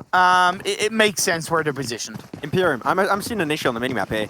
KoninaPower, their only way into the circle is through GODSENT. It's through GODSENT.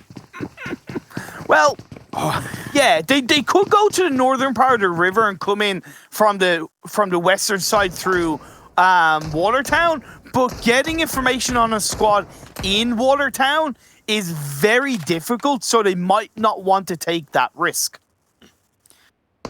I had so many options for KoninaPower, and they had a really sneaky way to rotate away from Na'Vi, and I think that they can try and pull off a similar position because the east is actually pretty opened up between the likes of Wildcats and up north of Potato Hills, held so far by World of Wonders. The dinner plate of Ralph is going to do a little bit of work for Frag Machines, but if guys are maybe just joining the broadcast for this final game, you want to see who's going to be the top three. The reason why I'm talking so much about GODSENT and KoninaPower is they are literally 1 point apart at the start of this game.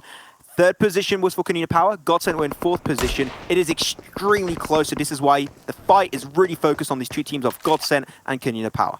KoninaPower rotated on the eastern side, heading down southeast. And who's following them? GODSENT. Rokus going forward. Marlene Reeves following suit behind with Navy, I think in the same vehicle as Rokus. But are GODSENT going too close to the fast-paced Wildcats by apartments? Osh-Tekk Warriors are distracting the side of Wildcats a little bit. But as they get onto the hills, it is going to be this Potato Hill fight between Konina and GODSENT. Yeah, really, I would say Na'Vi's just playing with their food, playing with the lobby, trying to potentially get a few frags along the way. But yeah, KoninaPower spying out GODSENT from a distance. I'm intrigued to see, I would love to see them take a few shots towards each other, realize which team they're fighting up against, and see, are they going to full send it, or are they going to play passive and avoid each other? Oh, catch, well, hello, that's a kill that they're both going to be fighting and jumping onto it like rabid dogs in period. Like, oh, who's going to get the kill? Is it going to be Konina? Is it going to be GODSENT? As so far, the kill is going to be potentially taken away by GODSENT, I do believe. This was a good rotation from GODSENT, but the circle shifts down south. And it shifts down south to Pachinki. To Pachinki! From them. Pachinki! Pachinki finish on this one. That would be a hell of a finish. And even the fields in Pachinki are a lot more viable than they used to be, right? So that's okay. I'm okay with this circle because I don't expect it to stay in Pachinki, and I think GODSENT should stay on the northern edge of this circle, but Navy gets dropped down.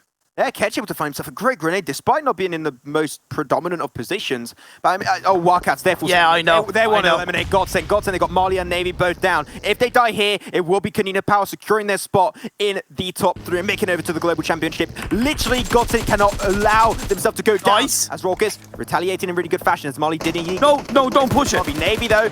Still going to be remaining not away. Raucus Reeves, the deadly duo, going to try their best to remain alive in this fight. Let's pan on over to the side. And Na'Vi and KoninaPower going. Navi, KoninaPower, IRAQI League, they're fighting outside the circle in their own individual fight. Both teams could go out early. Grenade gets thrown out by Moss. It does connect onto Reeds. It's only halfway health. Black-White gets knocked down. It's Acer down. KoninaPower are out in 15th place. 0 points secured. All GODSENT need are 2 kill points. That's 1 confirmed onto Merc. Can they get another? That is literally all they need. Actually, you know what? They literally just need 1. Then they'll be on 200 point, and they'll have 93 kills compared to the 92 points held by KoninaPower. They need literally 1 point. GODSENT, can they make it happen? They've got it. 3-man deadly team. They got the kill. They got it. There you go. That's done. Set and done. GODSENT will be your top 3 teams, but still, they're going to try their best to contest it, go a little bit high in the long run, but GODSENT, that was so close in this early game stage, Imperium. Plus, they can't presume that they know KoninaPower are out. They might be keeping an eye on the kill feed, but while keeping an eye on the kill feed, they've been taking their own fight. World of Wonders on the higher ground of Potato Hill, overlooking these 2 teams. Kesh being put under pressure. GODSENT are using the lip of the hill to get information and peek up on towards Wildcats while the blue zone of phase 4 closes in. Gonna be wrapping around them. GODSENT, they're really not in a good spot to fight versus the Wildcats.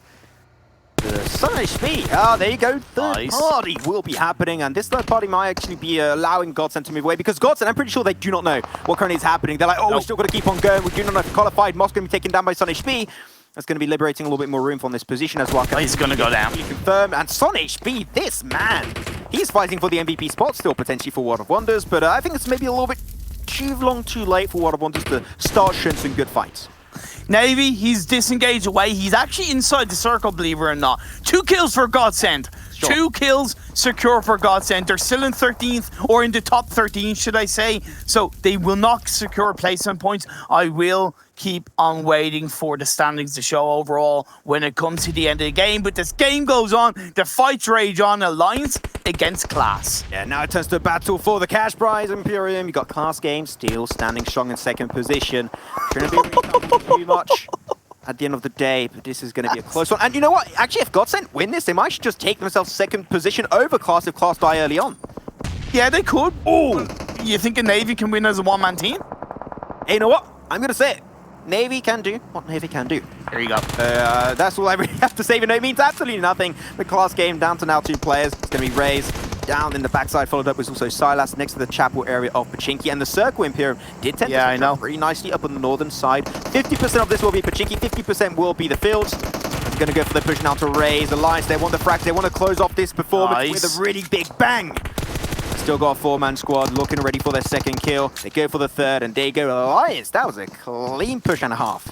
It was also a very important fight for Alliance, because what does that do? That gives them a lot of information on the church area of Pachinki, overlooking the city and overlooking you know, the teams inside Pachinki, as GODSENT knocks down Zessie. Navy doing Navy things, picking up another kill. Why the hell not, as Blaze go down in 13th. 12 teams left standing. Can Navy find the last player of Osh-Tekk? The sprays shine through. Not quite. And that spray being so consistent, despite not getting prone on the ground, was really clean from Navy. But now he's got to move on forward as another team does get eliminated, and that is going to be Naix CongenialS. Today really was not their day, Imperium. They had such a good potential at the start of the day, but unfortunately, it was just wasn't working for them today. They just struggled too much. Probably maybe lack of, you know, pressurized experience. Yeah. Like this, right? And that's always going to kind of be a part of it. Osh-Tekk go down. We're down to 10 teams. It means that GODSENT will get placement points from here on out. Now it's all going to come down to this area towards the gutter, as we like to call it. Now actually been modified a little bit in the most recent update of Erangel 2.0. Now it can actually go underneath the map itself. Yep, really clean fashion, so it can make you a little bit more prone to avoiding those grenade damages. So what else? Just a sneaky smoke. A Pachinki finish. So we have IRAQI Elite, we have Marines Force, and we have headquarters inside the city. You also have FRAG Machines on the northern edge as well. They're in a little bit of a split. Grenades are going to start flying from house to house, trading them like you would trade sugar with your neighbor. Yeah. They are trading sugar, trading a few bullets also apparently. But Imperium, we've got to keep in mind also the bigger picture. Here, these teams are fighting for glory. They're fighting for success. We have teams, you know, orgs like Na'Vi joining into the scene, orgs like Alliance, Unicorns of Love, As Sun HP going to go down, Na'Vi will get eliminated eventually for the side of GODSENT in 10th position. But here, whichever team does good, you could get picked up by like one of the biggest dogs in the world once again, because the EMEA scene as a whole is growing so steadily, Imperium. So do never give up, even if it's the last game and you know you're not going to qualify. For the last time in the EMEA League, in the words of Rick Gasly, never going to give you up, never going to let you down, never going to turn around and desert you. Exactly, couldn't say any better. Rick actually himself is the GOAT of them all. But 12-18, like, man, I want to see this 12-18 at the start of the tournament of the finals. 8 kills already, and we're just barely making it to phase 5. I mean, this is 12-18 2.0 apparently. So still looking a little bit of a better performance for the next tournament in the 2021 season, as World of Wonders going to go for their delayed rotation, going to get peaked by Silica himself. As now they're going to go for the hurt, but the circle is tending to actually move away into Pachinki Hills, Pachinki Fields, so that's on the northern eastern edge. So a lot of teams going to try and make their way over there right now.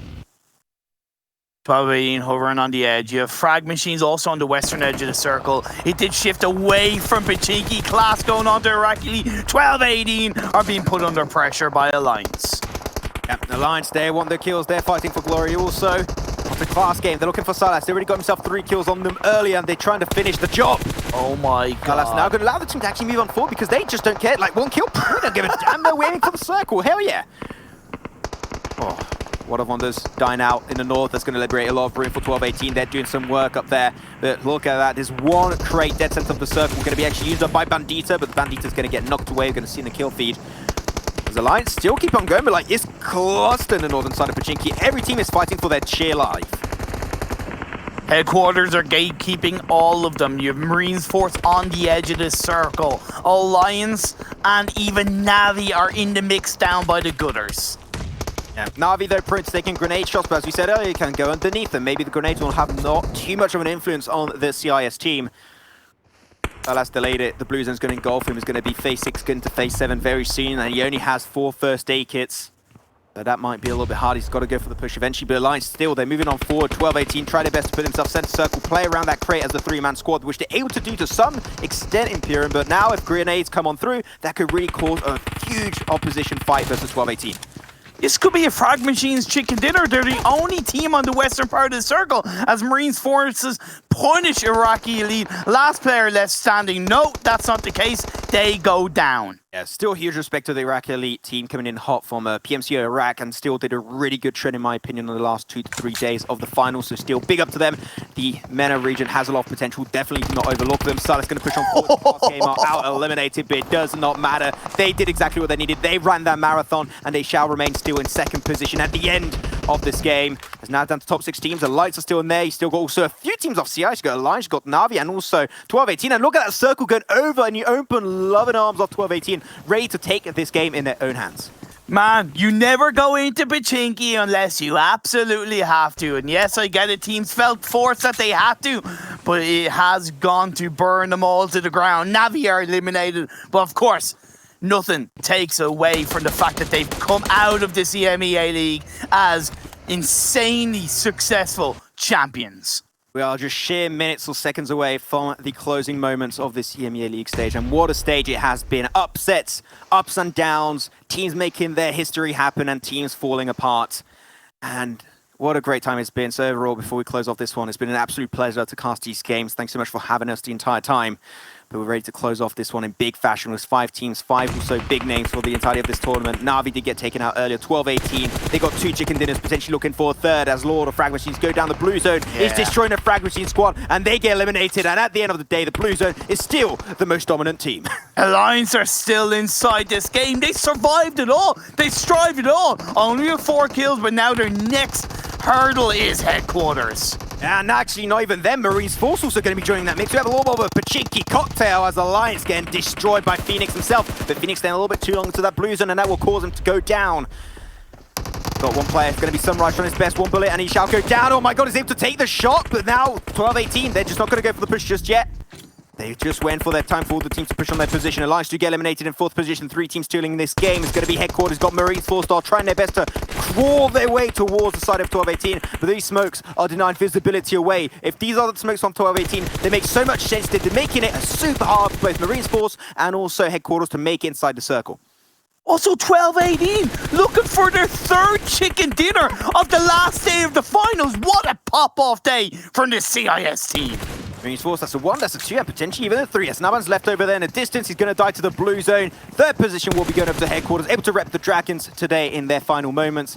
And now one more grenade will be enough to get the ban. But at the end of the day, yeah, 12-18, 3 chicken dinners in Imperium. This is huge. But at the end, the underlying thing of this game that we've got to keep in mind is the fact that at the end, KoninaPower did die early on, and it was going over to GODSENT as they will be taking third position. But there you have it. Final game of the day will be won by 12-18.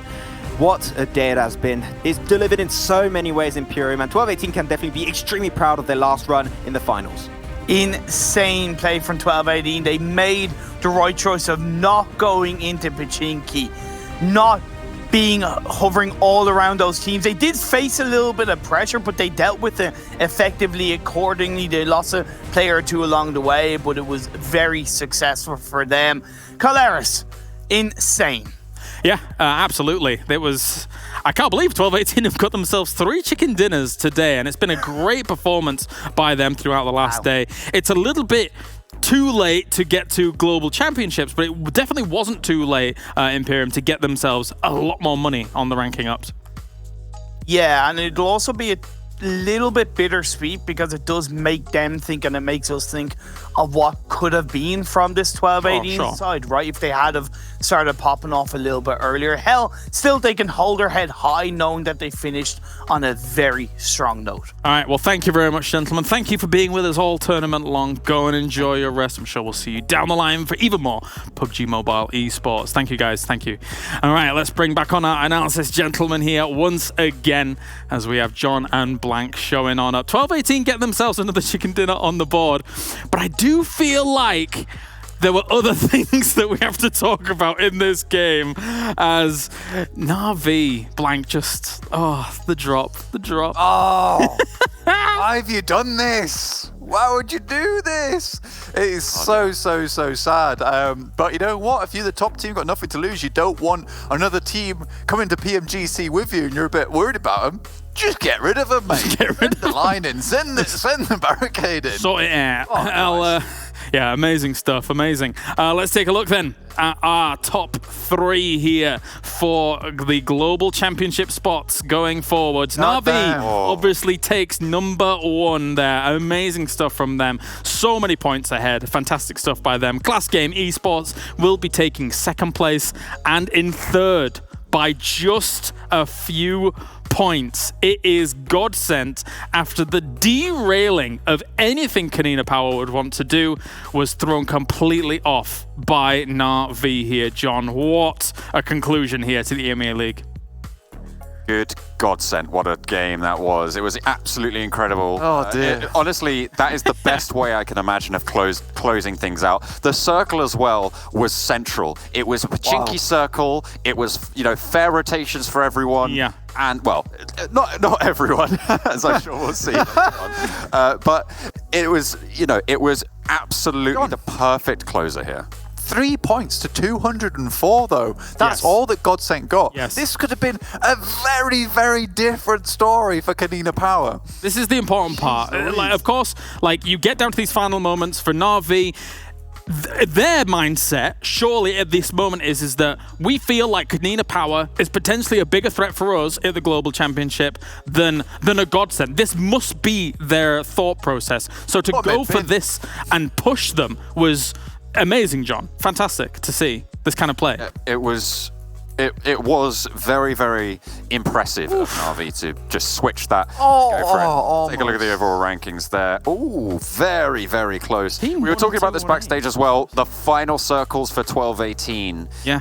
They nearly were able to leapfrog up into 4th, but KoninaPower just holding on to some semblance of the top spots there on 201 points, but no cigar for them. Unfortunately, they're going to have to go for the next tournament and see if they can get in next season. Yeah. We've got our 3 representatives, James. Yeah, we definitely do. Na'Vi, Klas Game, as well as GODSENT will be the ones representing us at global championships. One thing that is interesting, though, as well here, whilst we, move over the second, is that for KoninaPower, Blank, obviously they started off the grand finals hot, and I think they're going to be extremely disappointed to not be going to global championship after that day #1 performance.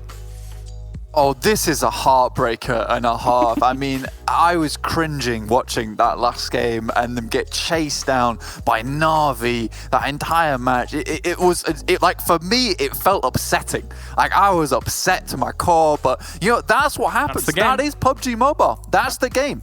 Like, these things can occur and they will occur, especially in these instances where Na'Vi is like, you know what, we don't want to face this team. Let's get rid of them. Let's just drop on top of them. And you saw KoninaPower. It was, do you know what the breaking moment for me was? When you just sadly saw them split into Gonzo's going down to Sosnovka, KoninaPower, the rest of the team going up to the north, and everything was in disarray. You know, they were probably going off the game with a really strong game plan, like, this is what we're going to do, this is where we're going to go. And then suddenly you see the purple flags descending upon you. Oh, Na'Vi, scary. That's the kicker, right, John, is that if you are dropping in Milter and you are uncontested and you get this central circle, easy loot, easy rotations, potentially an easy central spot to then stage your campaign from. But as Blank has astutely put, it throws everything into disarray, and your timings are off, your rotations are off, your looting is off, as we take a look at the highlights from this game, John. Absolutely, and not only that, but your mental game's a little bit off. Definitely, yeah. Why are Na'Vi doing this to us? You know, what's going on here? Why have they decided to pressure us like this? Why, Na'Vi, why? And they just suffer so much from that, and it's really, really hard to pull your team back together, to raise that morale back up. And I have to say, it felt like they might have just had an inkling of sanity towards the middle stages there, but with 3 players alive, they just couldn't find an opening. They were late to the party. Yeah. There was no coming back from that. It was so down to the wire. And actually, if you look at the predictions that we had at the start of the day, it was GODSENT to be able to get, I think, 205. They end up on 204. It was KoninaPower predicted to get 202. They end up on 201. They had a very similar day to yesterday, which is the metric that we were using to measure who we thought was going to go through. They lived exactly up to that, and KoninaPower just, again, falling short. Yeah, and on the opposite side, the flip side of this, Blank, GODSENT's got to be absolutely elated. They didn't really have that great a game here to round things out, to be honest. They lost a lot of people early, and then from there, trying to get into the circle after being in garden kind of east of Rozhok, and then coming down into that circle was a difficult task ahead of them. So they went for that little bit of a wider rotate, and then from there, you get pinched by a lot of these teams in the hills, but it was still enough. They were able to take out Wildcats, I believe it was, Blank. Yeah, so they took out, I think it was 1 or 2 players from the Wildcats, but World Wonders actually were able to come in and take out the remaining players for Wildcats, which is why they didn't end up with so many points at the end of that. Still, GODSENT, they made their way into that circle. They weren't afraid. They tried to take this last game for as much as it was worth. And, you know, they were kind of saved by the bell here, or the bell in this case was Na'Vi, preventing KoninaPower from really being able to do anything. Again, I still think that GODSENT played it the right way, trying to get into that circle, not just trying to stay outside, because there was no way for them to know that Na'Vi was currently at that moment descending like vampires upon KoninaPower. So really, I think KoninaPower, they definitely had that drive within them to get that 3rd place. But still, today has been today and yesterday, in fact, has been absolutely ridiculous for them to get to this 3rd place. God, I love it. Yeah, definitely so. I think one thing for me stands out is that I really want to see the next tournament that Na'Vi and KoninaPower are in at the same time. Oh, yes! Because this has forged, if there wasn't a rivalry before, this has just kind of lit the fire under that even more here, John. Yeah, absolutely. And not only that, I'm looking forward to Global Championships, where we're going to see Na'Vi take on Football List. Because this is a team, remember, that was so dominant in World League West, they didn't qualify for EMEA, and now they're going to get to face off against each other. So, you know, who's going to be actually the champions of EMEA? This is the first round, right? We've talked about the fight back. Well, you know, they're into the ring. This is the first round. They've managed to land the knockout blow, but there's another challenger approaching, and they have their work cut out. Yeah, as if this wasn't big fight feel enough. Coming up with Global Championship, that is going to be fantastic. Let's take a look at our MVP ranking as well and see if Old Boy was able to continue hold on to that spot. And indeed, he will be our MVP here for the EMEA League. And, I mean, Blank, as if there was, realistically speaking, what Na'Vi has done, what Old Boy has done as kind of the flagship name for them as a team, it's fantastic to see Old Boy taking this. Yeah, praise be, oh boy. And let's just remember that I think that Na'Vi were on 25,000 damage at the end of that finals. Oh boy's got 11,000 of that. Like, come on, that is insane. But this guy has been going out of his way a lot of games on his own to really pack a good punch to the other teams. It is fantastic, and he absolutely deserved the MVP of finals because, damn, this guy played out of his mind, and after a break, even so. Absolutely. I mean, we mentioned it yesterday, I think it was, in terms of that potential of a break being able to revitalize you. And yes, I imagine whilst he was taking that break in terms of, you know, away from that highest level competitive scene, he's still playing, he still retains those same skills here, John, and it's accentuated. Sometimes that break can be a boon to you to come back, refresh, revitalized, bring an extra little perspective. It's great stuff here. Absolutely. I'm going to give old boy a title here. I'm going to call him the Sentry because he sits on the hillside. You give him a DP, he is just going to laser down your team. You pop him in that spot, you know he's going to get the job done. So fantastic, well-deserved stuff from the Sentry, old boy. Yeah, very impressive stuff by him. Great stuff. Congratulations, old boy, for winning the MVP award as well as the $6,000 that comes with it. And congratulations to Na'Vi, who gets themselves the $24,000 for first place, claims themselves spots at the Global Championship alongside Klas as well as GODSENT. Let's take a look at the final report here for the tournament as a whole. Blank, it's been a phenomenal one. Na'Vi able to steal the show. Absolutely. I mean, all lights are on Na'Vi right now. And look at GODSENT. I think, you know, most heals, it's not like one of those things you want to, it's not the thing you really want to receive at the end of the day. But honestly, for GODSENT, I think you can take pride in this achievement because you really had to go through the ringer to get here. And you have never stopped going, always healing, always bandaging, but never ever giving up. And I think that's the kind of attitude, that's the kind of thing that you need to be a global champion. And I think that GODSENT can do a damn good job when they get to the PMGC. Let's see how it goes. Up and coming. Thank you very much, gentlemen. Thank you, John. Thank you, Blank, for joining me here for the EMEA League. An absolute pleasure to have you here for the analysis segments and bringing things as always. You can now vanish, and I will see you next time. Thank you very much, ladies and gentlemen, to everybody else tuning in around the world here for the EMEA League finals as well as our group stages. It's been great. Congratulations to our champions. Na'Vi rules the roost here in the EMEA.